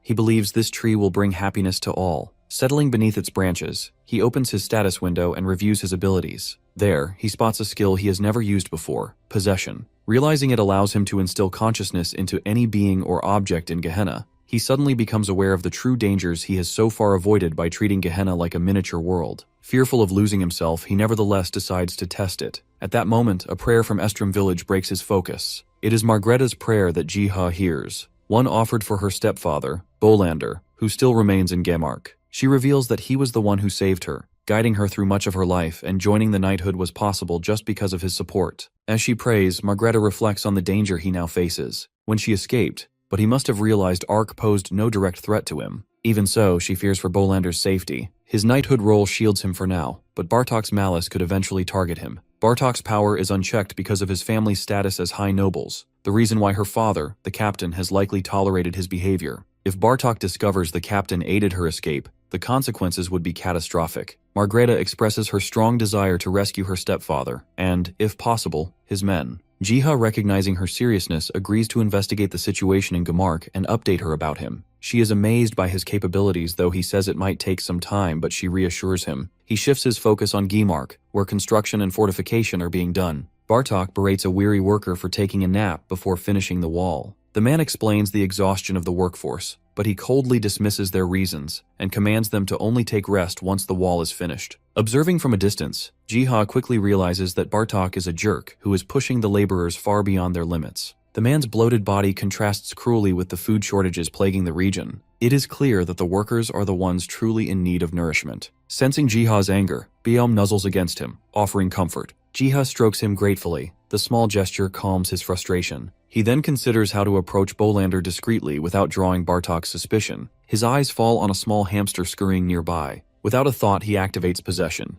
Now in the hamster's body, Jiha sneaks into Bolander's office. He finds the man buried in documents, muttering criticisms of Bartok's reckless tactics. He seizes the chance. In the hamster's body, he scurries onto the desk and speaks. Bolander startles, recoiling at the sight of a talking hamster, fearing it might be a demon. He tries to calm him, explaining that he is the one protecting Margreta, and urges the captain to at least hear him out. Bolander, still shaken but curious, listens as Jiha explains that Margreta is in Estrom, and that he is the caretaker of the World Tree. He assures the captain that she prays constantly for his safety and wishes to see him freed from Gamark, so he offers to help him escape if Bolander agrees. Bolander questions the feasibility of such a plan. Skeptical and unwilling to trust without proof, he nevertheless finds comfort in hearing his daughter Mary is safe. Yet he refuses to leave, insisting the people of Gamark still need him. When Jiha presses for clarity, Bolander decides to show him the reality firsthand. Carrying the hamster on his shoulder, Bolander walks through the town. From above, Gamark looks orderly, but on the ground, Jiha sees exhausted and starved villagers forced into endless labor under Bartok's commands. His attention shifts to desperate townsfolk scavenging for scraps to eat from bones discarded by the elite Solar Knights who consume the best portions. Though unpleasant, it is necessary for survival. Jiha asks if food shortages are Gamark's greatest problem. Bolander explains it is not scarcity but deliberate control. Bartok hoards supplies to keep power in his grasp. Jiha blames Bartok directly, but Bolander corrects him. Bartok is more than selfish. He acts like a monarch, who feeds his inner circle with luxuries while condemning everyone else to misery. The stark contrast between rich and poor strikes our guy harder than expected. He realizes Gamark is on the brink collapse, with death and suffering looming if nothing changes. Determined to act, he asks whether Bartok can be separated from his hold on the people. Bolander explains that survival is so precarious to people here that even a single potato a day is enough to keep them loyal out of necessity. So, they need something more than rumors to turn the people against Bartok. Then Jiha comes up with the idea to show people something that would demonstrate the strength of a god. Bolander asks what kind of strength might be possible. He says he will reveal it to him once they are back at the quarters, all while he thinks Pani could help in the success of his plan. Bolander has an urgent meeting, so he leaves Jiha in the body of the hamster to his own devices for a while. So he decides to look around Gamark, wondering if bringing Pani could truly inspire change in people's minds, or would it frighten them if they're not ready. He realizes he needs to learn more about what would work for the people. He thinks if the miracle that saved Margreta spreads further, momentum could swing in his favor. But his thoughts are cut short when a pair of rough hands snatch him up. Jiha realizes too late that Bartok's men must have been following him. The man thinks Bolander, a man who never showed weakness, is now talking to a rat. This would please Bartok. Jiha panics, realizing he can't exit the hamster's body because his possession skill is too weak at its current level. He accidentally rumbles aloud, making the man suspects the rat is capable of talking, thinking it's a demon. The man decides to report it to Bartok, knowing it could ruin Bolander and give Bartok total control of Gamark. At that moment, flowers in the garden begin to ring, alerting the nature gods. Biom realizes their master has gone silent since entering Gehenna and suspects something is wrong. Winnie insists they search immediately, and Biom agrees, reminding everyone that the very existence of the garden depends on Jiha. He takes charge, assigning roles to track him down. Meanwhile, in Estrom, Margreta receives a message through a carrier pigeon sent by Bolander. The letter reveals that Bolander has met a man claiming to be Ark's apostle, and admits he had not realized her words were true until now. Yet the man has vanished, and Bolander suspects Bartok's Solar Knight captured him to use as leverage. Margreta blames herself and vows to rescue the apostle no matter what, even if it means cutting Bartok down herself. As she prepares to leave, she finds Pani waiting outside. Stunned by its timely arrival, she mounts and rides hard toward Gamark. Inside Bartok's office, the knight presents the rat, mocking Bolander for consorting with a demon. The commander is delighted at the chance to smear Bolander's name and promises the knight a reward. Jiha, still trapped, curses his recklessness with the possession skill. With an hour left before it ends, he desperately searches for a way out. But before Bartok can decide how to use this leverage, another knight bursts in, shouting about a monster in the skies. Bartok looks out the window and freezes in shock. The messenger, panicked, begs for his orders and urges him to run. The knight challenges him, asking if he plans to abandon the Solar Knights. But the messenger insists the order survives only if Bartok does. Horror grips Bartok as he recognizes the pony in the sky, the same one that struck lightning to free Margreta. Realizing it has returned to finish him, he bolts in a frantic attempt to flee. Seeing the sudden commotion, Jiha realizes that Pani is here and starts shouting desperately to signal Pani of his position. The pony descends to the ground and Margreta gets down determined to finish what she couldn't before. The ground splits open in Pani's wake, sending shockwaves that shatters Jiha's cage, sending him tumbling through the air and lands on its muzzle. He thanks Pani for coming to his aid, and politely asks to be set down so he can track Bartok's movements. As Jiha scurries off, his eyes fall on the battlefield, Solar Knights collapsing one after another by the hands of Margreta, cutting them down with ruthless efficiency.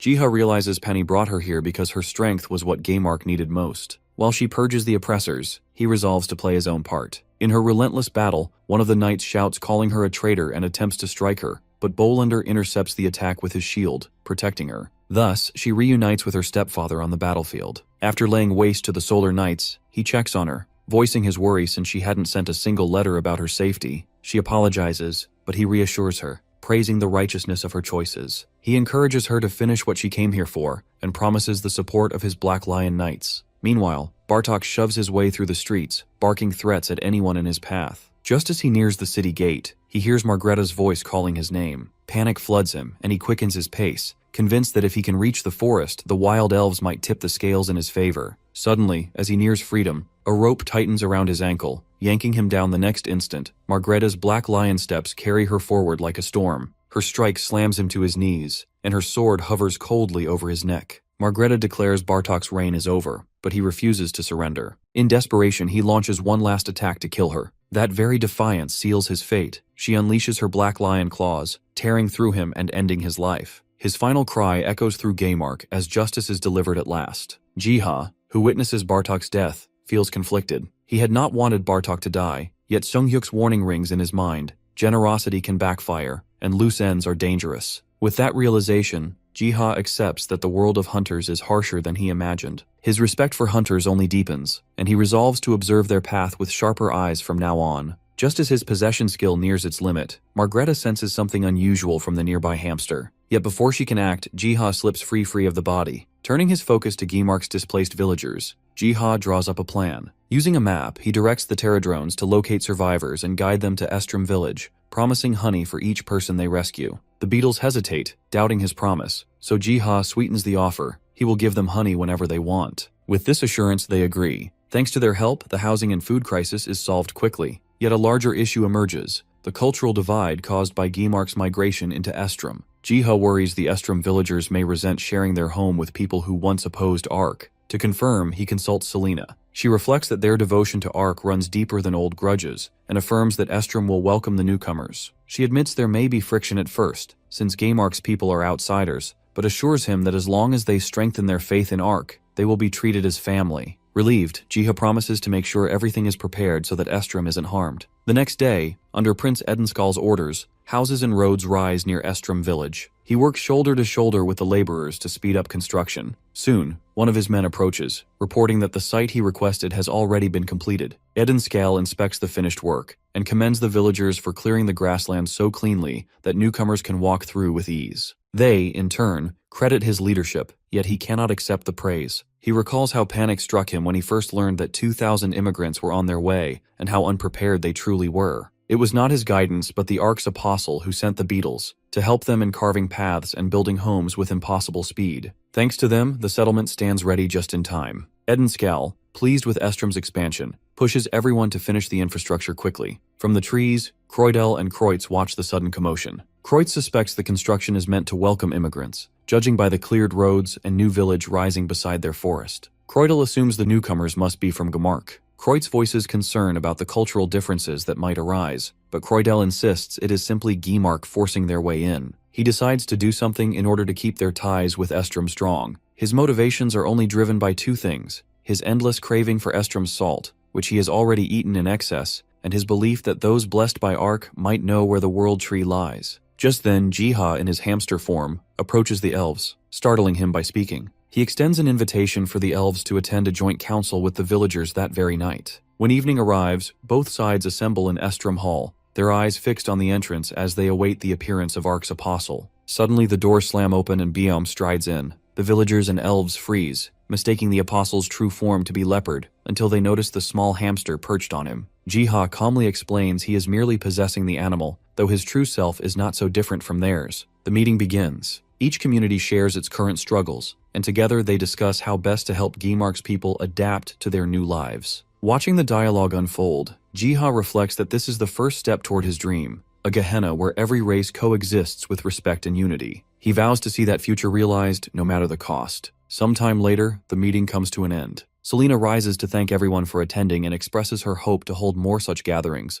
earning approval from everyone. Croydel, however, interrupts, stating that his purpose was solely to gather clues about the world tree, since resources and materials hold far less importance than it. Edenskal expresses his gratitude to Ark's apostle for making the meeting possible, and Jiha instead thanks everyone for showing up voluntarily. Afterward, he approaches Selena to give her a gift from his garden, a branch from the world tree itself. The moment they hear it's from the world tree, they practically sprint to plant it, throwing up a fence around it like it's a priceless treasure. The elves hover nearby, eyes wide, whispering if it's really from the legendary tree. Within hours, the branch shoots up into a massive tree, leaving everyone staring in stunned disbelief. They are all astonished, as the world tree had burned during the Great War. Kreutz and Croydel bow before the hamster in respect, thanking him for allowing them to witness the world tree once again. Jiha asks them to protect the tree, and they promise to do their best. The nature gods peer into the miniature world and spot a world tree finally sprouting in Gehenna. Winnie mutters nervously, questioning if it's ready to be summoned. Growler nods, explaining that world trees across different worlds resonate with each other, so they'll need to start cleansing to trigger the summon once Biom returns. Hong asks if they really have to do it. Growler sighs, pointing out that the Terradrones already have enough on their plates. Winnie pipes up, noting there are over 1,000 Terradrones. Surely some of them aren't busy. Growler's patience snaps, and he yells for them to just do it without questions. 2 hours later, Growler, Biom, and Winnie arrive in District 8,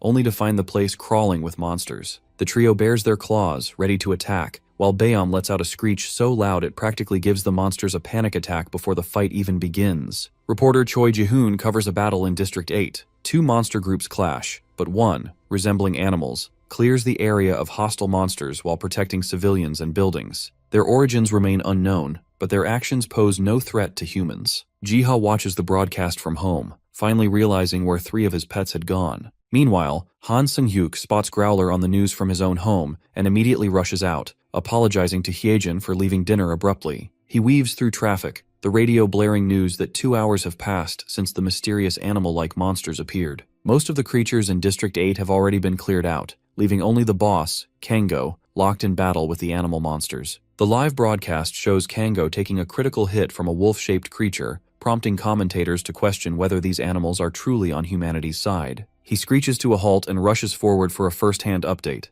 Hyunsuk, already on site, glances at Seung-hyuk in surprise and asks what he's doing here. Han explains he wants to speak with the wolf after the fight. Hyunsuk recalls his bond with the wolf and thinks Seung-hyuk has arrived at just the right moment. The battle is almost over, and the Hunter Association is about to intervene. Just as the manager moves to announce Seung-hyuk's arrival, a loud noise rumbles through the air. Both tense, Han comments that he thought the fight was done, and Hyunsuk confirms Kango has indeed been defeated. Then a huge crack forms in the sky. The crack bursts open, revealing the entire Estrom village, now somehow summoned to this earth. They look around in astonishment. Han, recognizing the village immediately, senses the need to protect them and wonders how such a miracle is even possible. He questions whether he might finally meet Edenskal and Selena again. His eyes fall on Edenskal, training diligently with his sword. Han rushes toward him, calling out by nickname. Eddie's head snaps up at the familiar voice, quickly realizing Han is truly here. Han explains, half amused, that while he was once summoned to Gehenna, now it is they who have been summoned to Earth. Eddie frowns, asking what he means. Han gestures toward where Mount Apedo once stood, asking if Eddie can still see it. Eddie, confident at first, scans the horizon and panics when he finds the mountain gone. Han laughs warmly, welcoming the Prince of Estrom to Earth. Unseen by the world, a flower splits open and a hand emerges. An entity steps forth, summoned by the world's collision, emerging in search of Ark's apostle. They all gather in Estrom Hall. Han explains to Eddie that they are now on a world called Earth, not Gehenna, so Mount Apito no longer exists. Selena prays, sensing Ark's influence in the situation. Though Hyunsuk had anticipated their confusion, so they are already prepared to tackle it. Han addresses it calmly and introduces himself as a hunter from Korea. The group begins discussing plans for the future. A few days later, a press conference is held at the Korean Hunter Association's conference room for the people of Gehenna. Civilians remark how the newcomers look just like them. One spots a handsome figure in a car outside the headquarters, wondering if it might be the prince, and several decide to wait outside to snap pictures when he leaves. Inside, Edenskal thanks the association for their aid in helping his people adapt to this new world. He announces that all the information they have will be shared with the association. As he speaks from the stage, the audience is captivated by his presence, and some are even contemplating visiting him in District 8's forest. Jiha is stunned to see Gehenna fully summoned on Earth. He hadn't imagined this could happen, and immediately suspects his pets might be involved. He approaches them cautiously, thinking they must be following the World Tree's instructions, deciding to feed them first before demanding answers. A sudden realization strikes him. Perhaps he has lost connection to the miniature world. He checks and finds that he is still linked and able to assist. The only difference is that the miniature world now also includes Earth. Jiha feels as though he has become a god, capable of overseeing both worlds. It dawns on him that he must help the survivors from Gehenna adapt to life on Earth. He knows that managing both worlds will soon make his life far busier. Some days later, Hwaeon guides the Gehenna immigrants around District 7, showing them their pride, Jiha's shop, and the giant tree. The moment they spot it, recognition dawns. It's the World Tree, grown to an astonishing size. Selena recalls the apostle mentioning a world tree in his garden, and a thought strikes her. This could be the very same garden. Afterwards, Hwaeon leads the Gehenna people inside Jiha's shop. The familiar sound of his voice and the presence of Byum immediately strikes Selena. Hwaeon introduces Byum, marveling at its rare color and speculating that Estrom likely has extraordinary animals too. Selena notices a familiar bundle of salt, instantly confirming her suspicion about the apostle. She observes him talking to Margreta, yet he plays the part of a stranger, pretending not to recognize them. He shakes Margreta's hand, urging her to come by more frequently given how close Districts 7 and 8 are. She mentions Hwaeon's praise of his potions and scrolls, but Jiha humbly downplays it, admitting he's still learning. She mentions that she might need his help soon, as she plans to become a hunter alongside her knights so as not to burden the Korean government. Jiha reflects that the Black Lion Knights are stronger than average hunters and likely won't have much trouble. He hands her a potion as a small souvenir. As she takes it, a familiar scent reaches her, triggering recognition from Selena's sanctuary. It dawns on her that this man is the Ark's apostle, and she feels a surge of gratitude and excitement at meeting him in person. Once everyone leaves, Jiha sits alone in quiet reflection, struck by how odd it is to see them outside the miniature world. His eyes catch a note on the desk. Opening it, he discovers it's from Selena requesting him to visit Estrom. She has something important to tell him. Though Jiha met Selena for the first time today, her request leaves him feeling uneasy. As he reaches the door, the thought of entering in human form makes him pause. The moment he hesitates, Selena and Margreta swing it open, welcoming him inside.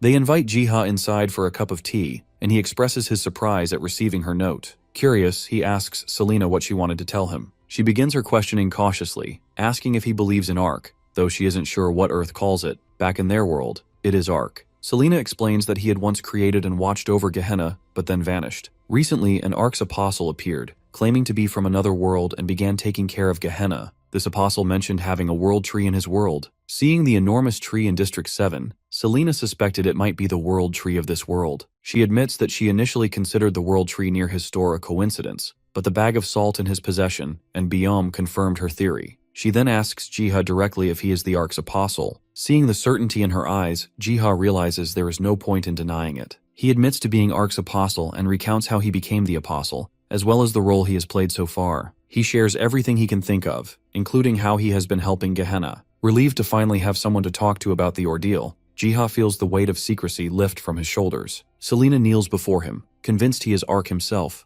and asks forgiveness for ever doubting him. Jiha, uneasy, urges her to rise and attempts to clarify that he is not Ark, but Margreta presses him further, insisting he orchestrated everything. He confesses he merely followed the World Tree's will, with a touch of his own judgment. Margreta worries that if people discover his true identity, he'll never have a moment of peace. Yet he continues helping everyone despite the risk. Jiha asks a favor, and both jump at the chance to obey him instantly. He only asks that they call him Jiha and keep his god mode status under wraps. Selena understands his desire for a normal life, and Jiha agrees that things would spiral out of control if his identity became known. He promises to help them however he can, but warns a larger favor may be needed from them down the road. Margreta enthusiastically agrees, swearing loyalty to him for saving her life. At that moment, a prompt appears informing Jiha that Margreta Russell has pledged allegiance to him. The system explains that assigning a champion will drastically increase their abilities, though the decision is irreversible, and asks for his confirmation. Jiha explains everything to Selena, who reveals that having a champion of Arc is something that hasn't occurred since the Dragon Era. Back then,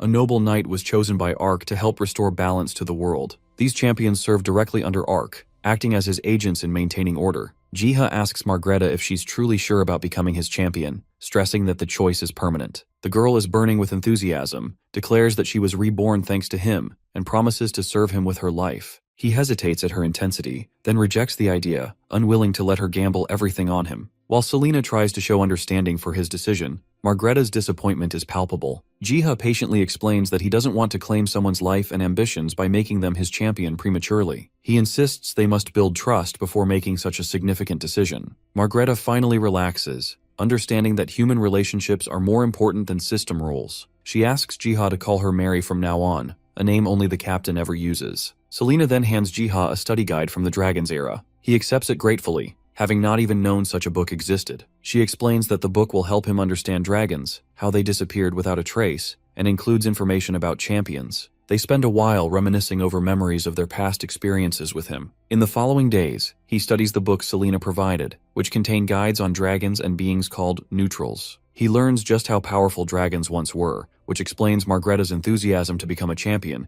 but it still isn't enough to sway his decision. The book describes the Dragon's Era, a time when humans and monsters coexisted. Dragons were assigned the role of neutrality by Arc to prevent wars between races. Some dragons, however, diverged from their purpose. Astragan, intoxicated by human praise, declared itself a god. The nature gods, with the help of their champions, managed to stop Astragan and placed his bones in the sanctuary. Though rest of the dragons were torn apart in the aftermath, Jiha hardly believes the story, yet he realizes how gripping it would be as a fairy tale. Though it all seems unreal to Jiha, he finds the story compelling. Inspiration strikes. He could turn this legend into a themed dungeon. While training dungeons suffice for low-ranked hunters, mid- and high-ranked hunters deserve a dungeon with depth and narrative. This story lets him skip the cliched hero saves princess plot. He envisions a dungeon with a fearsome dragon as the boss, guarded by loyal side monsters, and feels a rush of excitement at the concept. He begins designing the dungeon, setting a level limit of 35 and allowing only 10 hunters at a time. Once the dungeon framework is ready, he calls his pets to help prepare the dolls for hunters and dragons. Hong grumbles about working, but Winnie scolds him, insisting they start collecting materials immediately to complete the dungeon in time. Winnie opens a gate. Hong panics about their intelligence, so Winnie reroutes to the Grand Library and kidnap Youngie. The trio drags themselves across the sun-baked desert, exhausted. Winnie doubts they're going the right way after 2 hours of nothing. Hong blames Winnie, who in turn blames Youngie, and they start quarreling. Suddenly, a rabbit darts in front of them and collapses. Moments later, it springs to its feet, waving its arms frantically. They interpret its gestures as a plea for help. Winnie wonders what help a rabbit could need in such a barren desert. Before they can react, the rabbit grabs Winnie's arm and drags him forward. They stop in front of a giant drake, and a family of tiny bunnies cowers nearby, frozen in fear. Avoiding the battle isn't an option. Winnie transforms into a massive bear, charges, and single-handedly takes down the drake. The rabbit leader stares in shock, raising protective paws to shield the others, convinced Winnie is another monster. Then it notices the rabbit that ran for help riding atop the bear and connects the dots. The monster is here to help them. Jiha looks around for something to do for the day and notices the fog has finally lifted off another area. Biam and Doggo rush up to him, and he considers exploring this newly unlocked area with them. Before he can move, a gate in his garden bursts open, and a tsunami of rabbits charges in, hopping in every direction. Jiha freezes, staring at the absurd crowd. Somewhere in the chaos, he spots his 3 other pets, who look way too proud of themselves, and he realizes they are here to stay. Jiha frets over where all the rabbits will stay. One bold rabbit hops forward and he pets it, realizing this tiny fluffball must be the leader. He starts explaining that there isn't enough room in the garden, even imagining calling the Terradrones for help. Before he can act, the rabbits glance around, then energetically start digging, burrowing a cozy home for themselves. Jiha blinks, stunned. They've already solved the problem themselves, and since they're now part of his family, gives the leader a name, Mooney. Curious, Jiha asks how they met Winnie and the others. The rabbits explain that they were rescued from the drake during the desert trek. Jiha is astonished. A drake in a desert is highly unusual, as such creatures typically dwell in marshlands. Fascinated, he watches as Mooney opens a portal, revealing dragon bones in its possession. Connecting the dots, Jiha realizes the drake had been drawn to the bones, as drakes can evolve upon contact with dragon remains. He puzzles over where Mooney found the bones and which dragon they came from. Mooney draws on the ground with a twig, depicting animals battling a dragon guarding the bones of another behind a mountain. Jiha immediately recognizes the imagery from Selena's guide. The bones must be Astragon's, the Dragon Lord. An idea sparks. He can use them to create a dragon for his themed dungeon. He seeks Mooney's permission, which the rabbit grants with a nod, so he decides to craft a dragon doll from the bones, planning to rely on the Terradrones to make it appear realistic. At that perfect time, he unlocks life creation skill, which allows him to shape materials like wood, clay, or precious metals into a body and imbue it with a soul. Amazed by this possibility, he wonders where he could find a soul to put in the dragon doll. As he ponders, a group of Terradrones arrives, presenting a sphere swirling with energy. Jiha immediately recognizes it as Astragon's soul, and marvels at how perfectly the beetles understood without instruction. He shapes the body using the bones and channels the world tree to erase memories of its tyrannical rule, and leaving an innocent mind within its soul. He then uses the life creation skill to breathe the soul into the doll. The system confirms the process is successful, clarifying the creation now houses a great soul and will act according to its memory. A timer starts ticking, allowing the soul to only remain the body for 2.5 hours. Now all that remains is transferring the dragon into the miniature world. Once transferred, the dragon awakens, feeling as though it has just emerged from a long, deep slumber. Sensing something unfamiliar inside itself, it resolves to observe cautiously. Taking flight, it scans the barren landscape for the Empire's capital but sees only wasteland, leaving it confused and disoriented. Suddenly, a massive swirling portal appears. Unable to evade it, the dragon is sucked inside, panic and disbelief filling its eyes. The portal spits the dragon into a completely different world. Meanwhile, Hwaeun is at Jiha's shop, uneasy as she observes the growing closeness between Jiha and Margreta, who had only recently met. Her thoughts are interrupted when a man rushes in, shouting that a dragon is wreaking havoc in District 7. The hunters immediately check Mirwiki, but there is no entry for the dragon. This confirms it is an entirely new type. Just then, the Eternal Flame Guild arrives to take charge of the situation. Hwaeun leads the guild, while Margreta insists on helping to protect Jiha's shop, much to Hwaeun's irritation. She commands her team to attack, determined to showcase the guild's strength. The dragon spots the group and releases a searing breath of fire, only to have it blocked by Hwaeun. Margreta launches a Black Lion attack, while Hwaeun casts her flame spell, sending meteors hurtling toward the beast. The dragon is left stunned that its breath is so easily nullified, wonders whether this is because both are champions, or if time has weakened its strength. Deciding that Soul is not part of its plan, the dragon attempts to flee. Just then, a giant hand descends from the sky, leaving the people utterly shocked, though Margreta feels a sense of relief, knowing exactly who it belongs to. The hand swiftly scoops the dragon high into the air. Hwaeun watches in horror, unsure if the giant is friend or foe, until a teammate urges her to relax, believing the hand is helping them. Jiha relaxes after stopping what could have been a catastrophic disaster. He had been with Margreta and Hwaeun when the monster appeared. They both rushed toward it, which he got the perfect chance to sneak into the garden and yank the dragon out of the miniature world. Once the adrenaline fades, Jiha perks up, knowing immediately that his animal companions orchestrated the event. A dragon appearing in District 7 without a dungeon break is impossible. He asks his pets who opened the gate, letting the dragon through. Winnie hides behind Panny, sniffling with tears running down its face, and confesses it had only meant to bring Astragon to the garden, accidentally sending it to Earth instead. Seeing the little bear so upset, Jiha imagines Baeom must have already scolded it, so he scoops the bear up in a hug. While Jiha tries to calm Winnie, Astragon awakens in the garden. The familiar scent of the world tree draws its attention, and it halts beneath the towering tree. Seeing the red dragon awake, Jiha approaches cautiously, and the dragon questions him about his identity. Jiha introduces himself and confirms the red dragon's identity as Astragon. The dragon answers with authority, insisting he be treated with the respect he deserves and dismisses him as a kid. Jiha keeps a straight face, though inside he mutters at 25, he's no kid.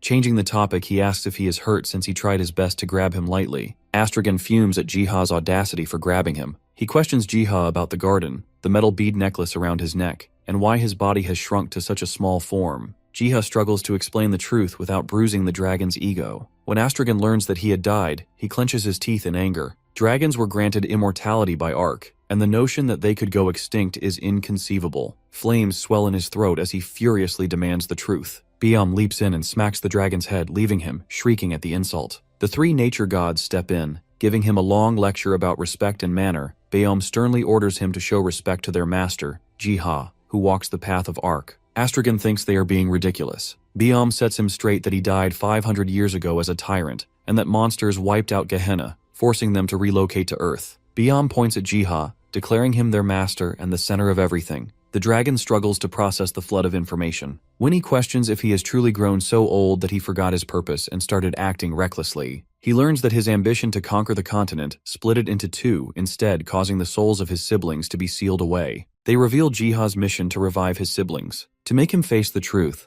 the Terradrones present records from Youngi's library detailing his age of tyranny. Astragon had long believed Ark abandoned him, but reality strikes, he was the one who abandoned Ark. Youngi explains that Astragon was the first dragon chosen as an enforcer of sacred laws, and urges him to forget the past. He has been reborn. His body is weak, as Jiha's life creation skill cannot fully replicate his former strength, but he will grow stronger in the garden. Resigning to the truth, Astragon bows to reality, acknowledging Jiha as his master and asking for a new purpose. He recalls how Ark once bestowed unique roles upon the creatures of Gehenna, elves meant to live in harmony with nature, dragons tasked with enforcing the sacred laws, each guided by Ark's will. He insists that without purpose, they are nothing. Jiha counters that purpose need not be complicated. He can simply become part of the garden, living a peaceful life. A gentle breeze passes through, and Astragon admits to himself that this place might not be so bad. Jiha finally names the dragon, deciding Astragon is far too long and settling on Yang instead. The cat, ever the practical one, reminds the dragon that while he has done well, he should be careful not to get carried away. Yang finds his new mission far too simple. Being asked only to join the garden for free feels unworthy of a dragon. He presses Jiha for a greater purpose, and that is when it occurs to Jiha that he could appoint Yang as the final boss of the themed dungeon he had created. Intrigued, Yang asks how difficult this task will be.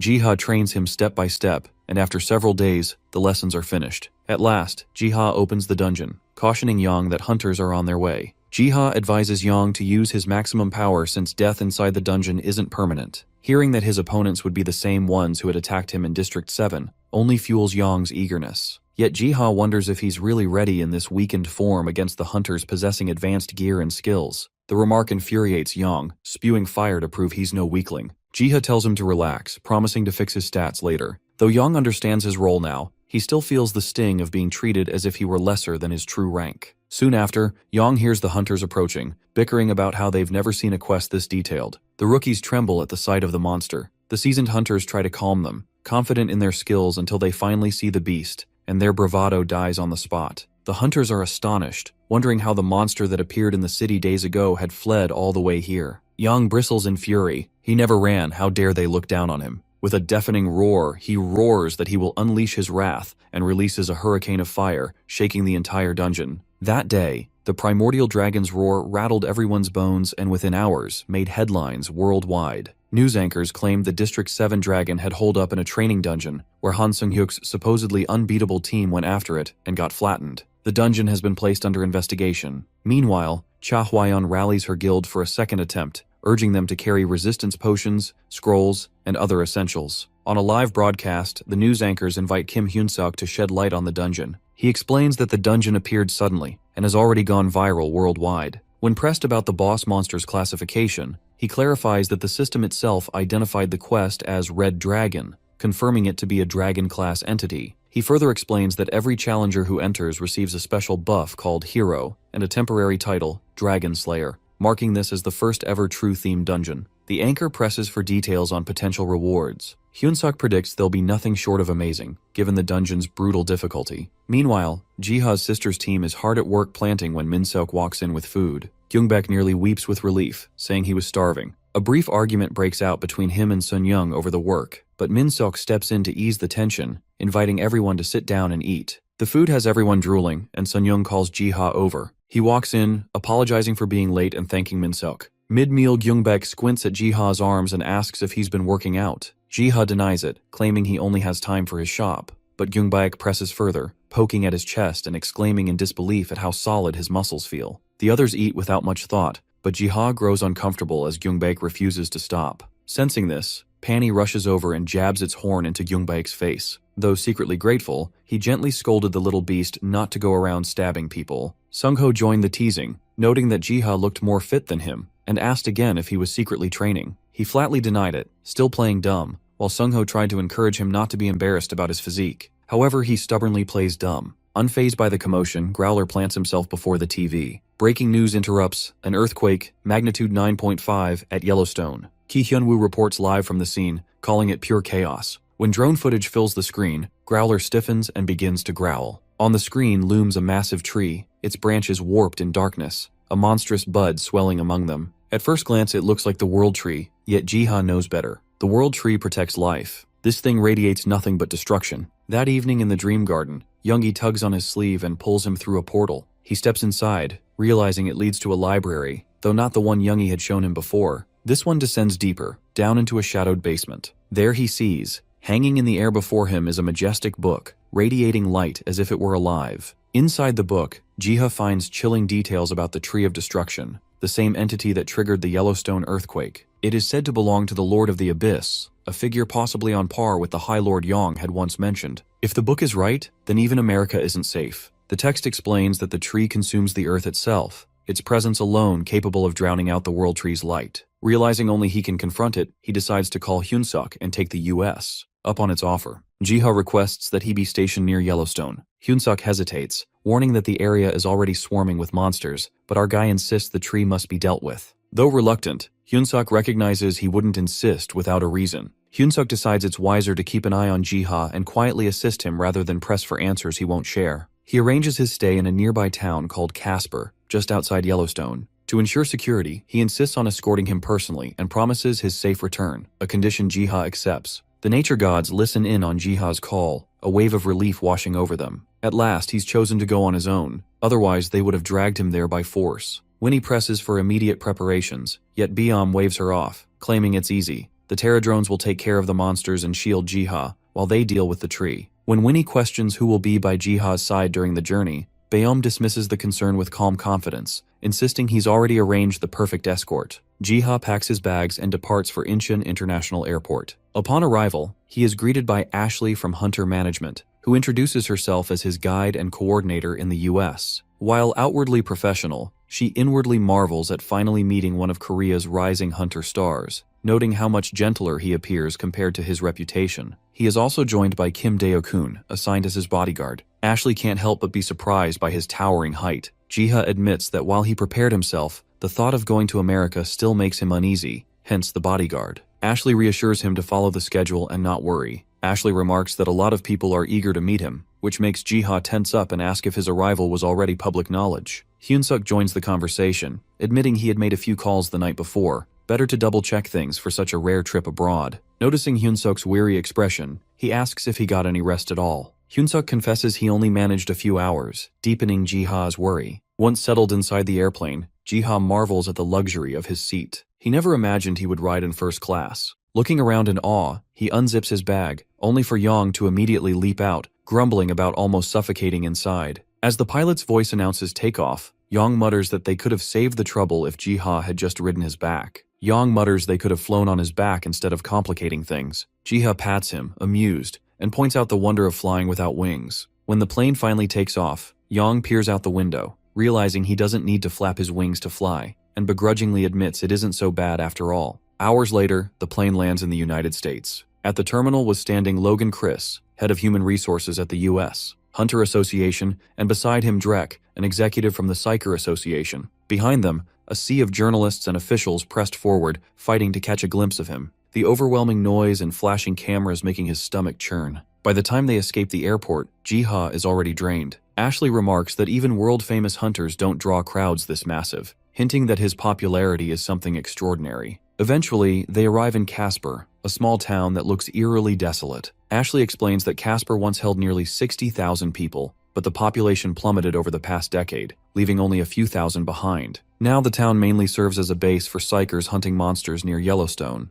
and she adds they'll be arriving here soon. Determined not to show nerves, he slips on the enchanted ring of translation, a gift from Hyunsuk. With it, he can hear and speak any foreign tongue. Hyunsuk had also asked him to craft scrolls for the psychers upon his arrival with a request to craft scrolls for the psychers once he arrived. The first thing Jiha did was line everyone up and, without pause, craft nearly 300 scrolls in a single day. The feat later becomes known as the grace of the legendary scroll maker. The hunters were astounded by how powerful the scrolls were. After 4 hours of non-stop scroll making, Jiha's shoulders finally started to ache. As fatigue sets in, someone offers him a drink. Grateful, he accepts, only for them to ask a favor. Jiha, ever the polite pushover, nodded before he even knew what it was. The man's grin never left his face as he lured Jiha into a secluded area under sweltering heat, draining his strength. Just as Jiha started questioning the detour, a black van screeched to a halt behind them. Before he could react, the man shoved him inside. Heavy hands pinned him in place, a voice hissing that he would make scrolls, not for the world, not for hunters, but for them,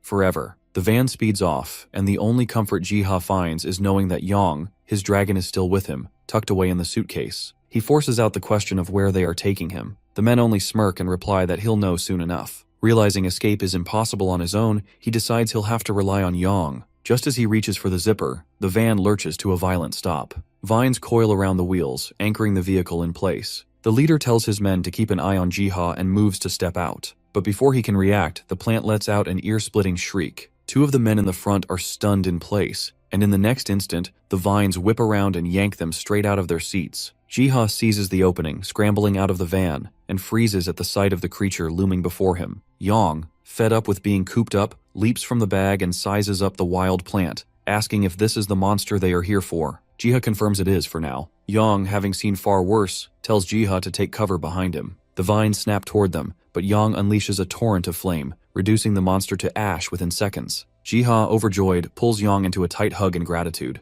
Yang can only blush, slightly overwhelmed by the affection. While figuring out how to return, a sudden noise catches their attention. Jiha looks up to see a giant pterodrone hovering above. With the immediate danger gone, it carries them swiftly toward Yellowstone, the place of the quake and the corrupted tree. Jiha reminds himself to focus on the true purpose of his journey, eliminating the threat of the Tree of Destruction. The glowing book had revealed that long ago, the World Tree, unable to shield the whole world, bestowed part of its power to chosen trees to act as guardians. One such tree was the Tree of Destruction that had been corrupted by the High Lord, who, though made by Ark, defied his creator and claimed the title of Lord of the Abyss. All the nature gods close in on the malicious tree, breaking its twisting vines as they move. Yet they notice the tree isn't attacking them directly. Growler warns that it may be lulling them into lowering their guard, while Biome suspects it is sending a message. Their suspicions prove right when the tree shifts. Bark twists into flesh, vines retract into limbs, and before them stands a brown-skinned woman with flower-like horns. She is Organa, the High Lord of the Abyss. She mocks the gods, labeling them cute little pets. Biome demands her purpose, but she deflects, gesturing toward the pterodrone carrying Jiha. She asks if the power it emits is a false power manufactured by them after Ark left the world. The gods immediately realize her intent.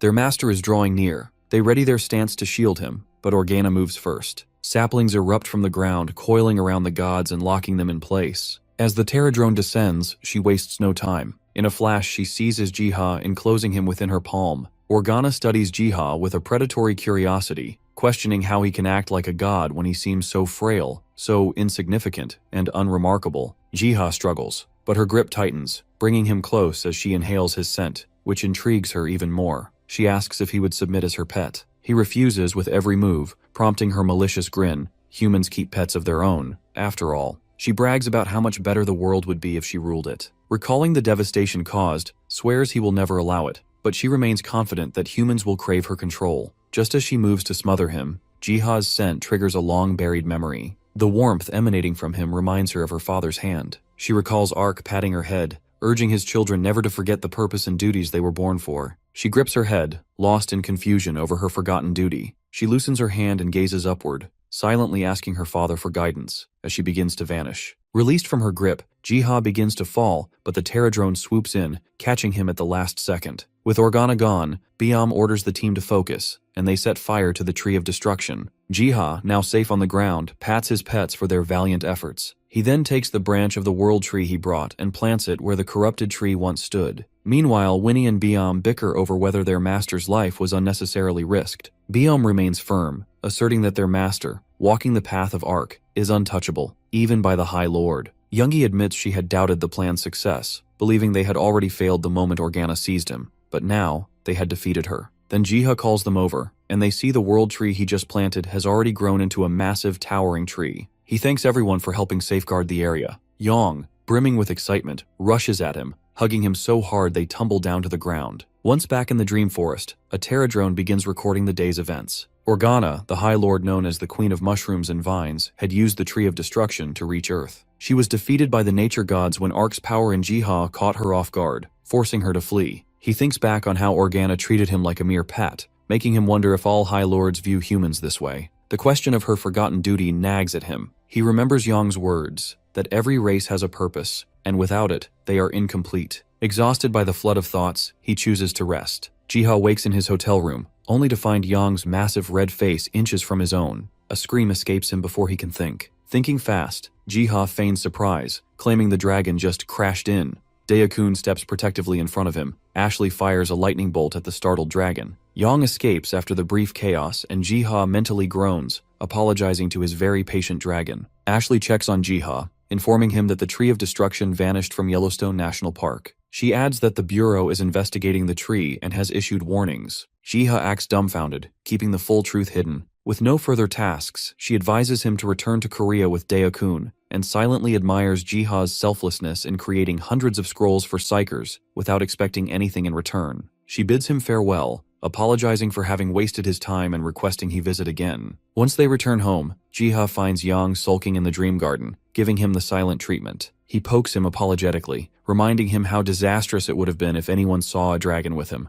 Yang scowls but reluctantly accepts a loaf of meat as apology. Jiha flops onto the ground, thinking he's starting to feel like a dragon babysitter, and wonders where the prideful, arrogant dragon he knows has gone. He refocuses on the next task. The rabbits have done their part, unearthing the bones. So he assembles them into dragons, breathing life into their forms. One by one, several more dragons awaken around him, their eyes glowing with renewed life. Jiha's life creation skill upgrades to level 2, allowing him to handle more complex creations. The Dream Garden is too small for all 48 dragons, and their energy exceeds what the Terradrones can manage, so he decides to relocate them to a nearby sanctuary spacious enough for them to roam and play freely. Trying to gather their attention proves impossible. Every dragon is busy doing its own thing. Yang finally transforms into his full, fearsome form, instantly intimidating them into obedience. Jiha can hope they can coexist without killing each other. Later at the sanctuary, the rabbits have dug yet another deep hole, as they so often enjoy doing, and they have uncovered numerous dragon bones. This hole, however, drops deeper than any before. Curious, Jiha jumps down to investigate and finds himself in a vast underground labyrinth. He notices the walls feel unnaturally constructed, and the entrance seems designed to trap or protect something. He chooses to gather knowledge before venturing further. Youngie brings him a book on the Great Labyrinth, authored by Ark, recounting the events that occurred before the World Tree was planted. The book contains abstract drawings of followers and seals pointing to an ancient evil, though no text accompanies them. Jiha reads that Gehenna once existed in a primitive state. The Ark, disliking the environment, defeated the ancient evil and its followers, sealing them within the labyrinth. Jiha feels a jolt of disbelief. Previous scriptures credited Ark with creating Gehenna, but this book contradicts that. Perhaps the saints who wrote them were mistaken.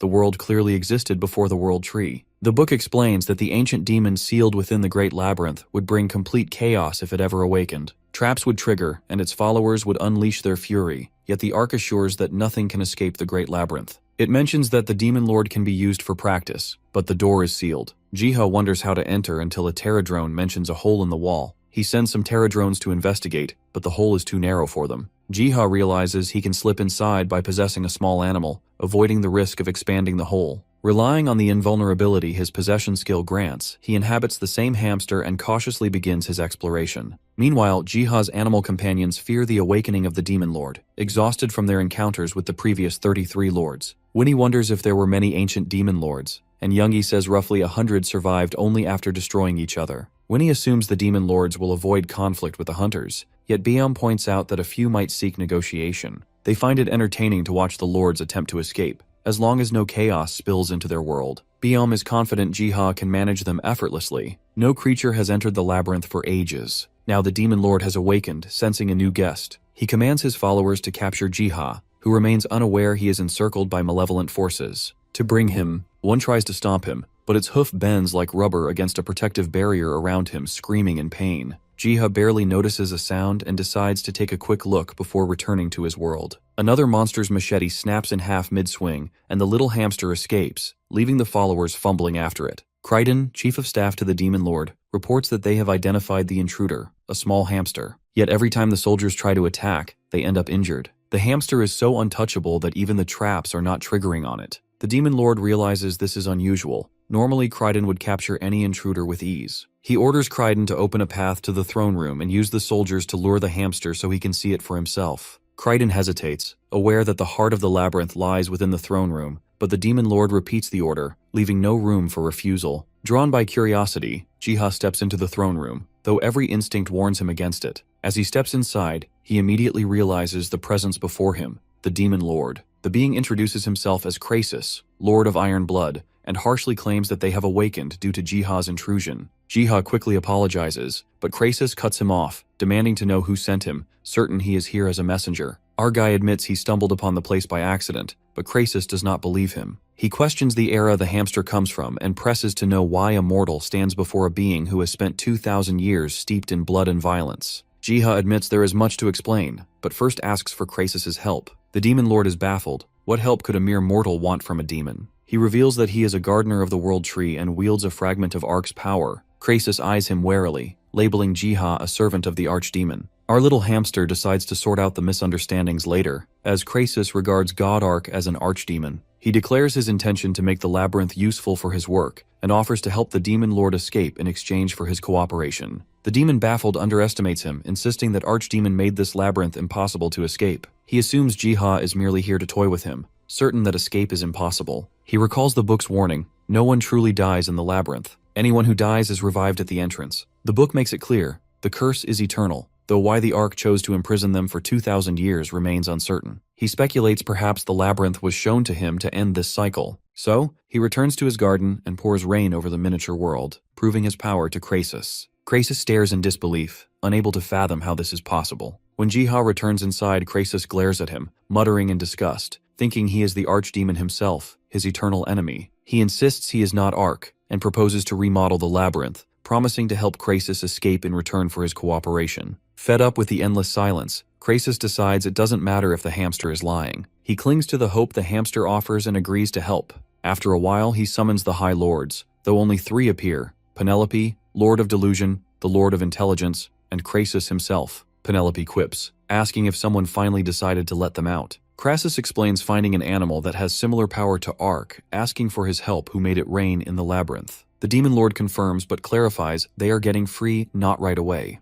Amused that only they can barely use power in this realm, the Lord of Intelligence asks who this intruder is. Krasis plops the hamster on the table, and both lords gape since only a demon lord can enter this place. Penelope exclaims that if he can see them and enter here, he must be connected to the archdemon. Introducing himself as the gardener of the world tree, Jiha watches the lords grapple the reality of a world altered while they slept. He explains how Gehenna was destroyed by the High Lords, leaving only a handful of survivors. The High Lord of Intelligence finds it ironic that a world created by the archdemon was undone by its own creations. Penelope smothers the hamster, teasing if he took this tiny form as a lesson in humility. Jiha insists that power must not be misused. She muses that anything he asks would beat sitting idle and tries to charm him into revealing his plans, but he is invulnerable to her powers. He explains that hunters will soon start entering this labyrinth from now on, and their task is to help the humans grow stronger and offer rewards. He muses that together, they will create the ultimate labyrinth for hunters to explore. Kaldor Tristan, the Ark's champion and a warrior who surpasses humans, remains trapped in the labyrinth. After centuries of silence, strange noises echo throughout as monsters awaken once more. The sudden activity makes him feel as if it is his first time here, with countless beasts to slay. Penelope creeps up on him, amused to see a human still alive for over 500 years. Kaldor snaps, blaming demons like her for cursing him here. She teases that the labyrinth's new master is making these noises. Kaldor demands to know who this new owner is, but Penelope can only say that even the High Lords know little about him, though she warns that he is reshaping the labyrinth as they speak. Hearing this, Kaldor jerks upright, raising his sword toward the sky, demanding that the one watching them reveal themselves. Little does he know, the one watching him is hiding on Penelope's shoulder. The sounds now seem to emerge from beneath the ground, confusing him. Then he hears his name called, clear, deliberate, and impossible to ignore. Jiha reads aloud from the book, recounting Kaldor Tristan's past. He hails from the outskirts of the Deus Empire, led the Boar mercenary group, and became a champion at 25. He fought dragons and high lords, then entered the great labyrinth to hunt the demon lords, only to be cursed and trapped for centuries. Hearing the voice nearby, Kaldor feels an instinctive urge to kill, yet Jiha can't help but admire the aura of strength radiating from the Ark's champion,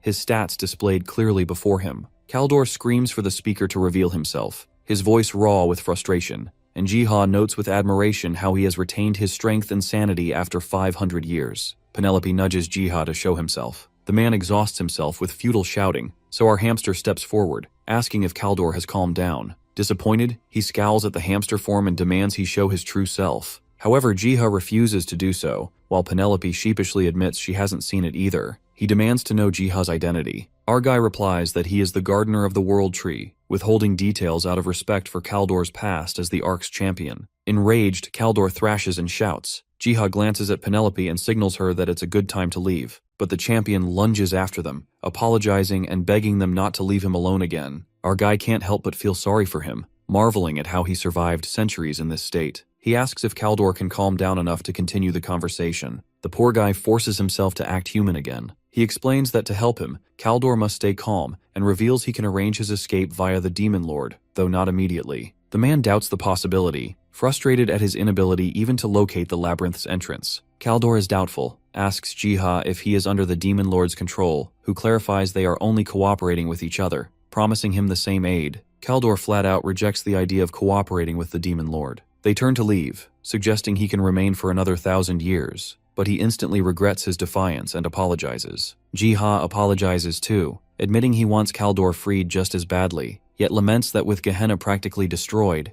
it may be pointless. Kaldor is struck with horror, urgently asking about the dragons and champions who should have acted as mediators. The hamster tells him the dragons were powerless to halt the High Lord's rise from the abyss, not because of weakness, but because the mediators abandoned their duties. Jiha reiterates that there's nothing left for Kaldor to return to. Gehenna is gone. Only a few survivors remain. Kaldor recoils, asking if he's condemned to stay here forever. He explains that there is a new world Kaldor can go to, though he cannot share more details for now. Relief washes over Kaldor as he realizes the survivors must be there too. His spirits lift as he asks with determination if Jiha wants him to keep exterminating the demon lords until they finally stay dead. Jiha clarifies his task is to guide the people from the other world that will be coming here. Though Kaldor worries about his intimidating appearance, he is thrilled at the prospect of freedom from this hellhole. He quickly agrees, already plotting how to school the newcomers in his head, and decides the first step is shaving off centuries of wild hair. Meanwhile, the nature gods watch them from the miniature world in the garden. Biom recommends activating the system, and Growler agrees that with the world tree fully grown, experimentation can begin. As their master prepares to bring hunters into the labyrinth, they get to work. They recall how the sponsorship system worked.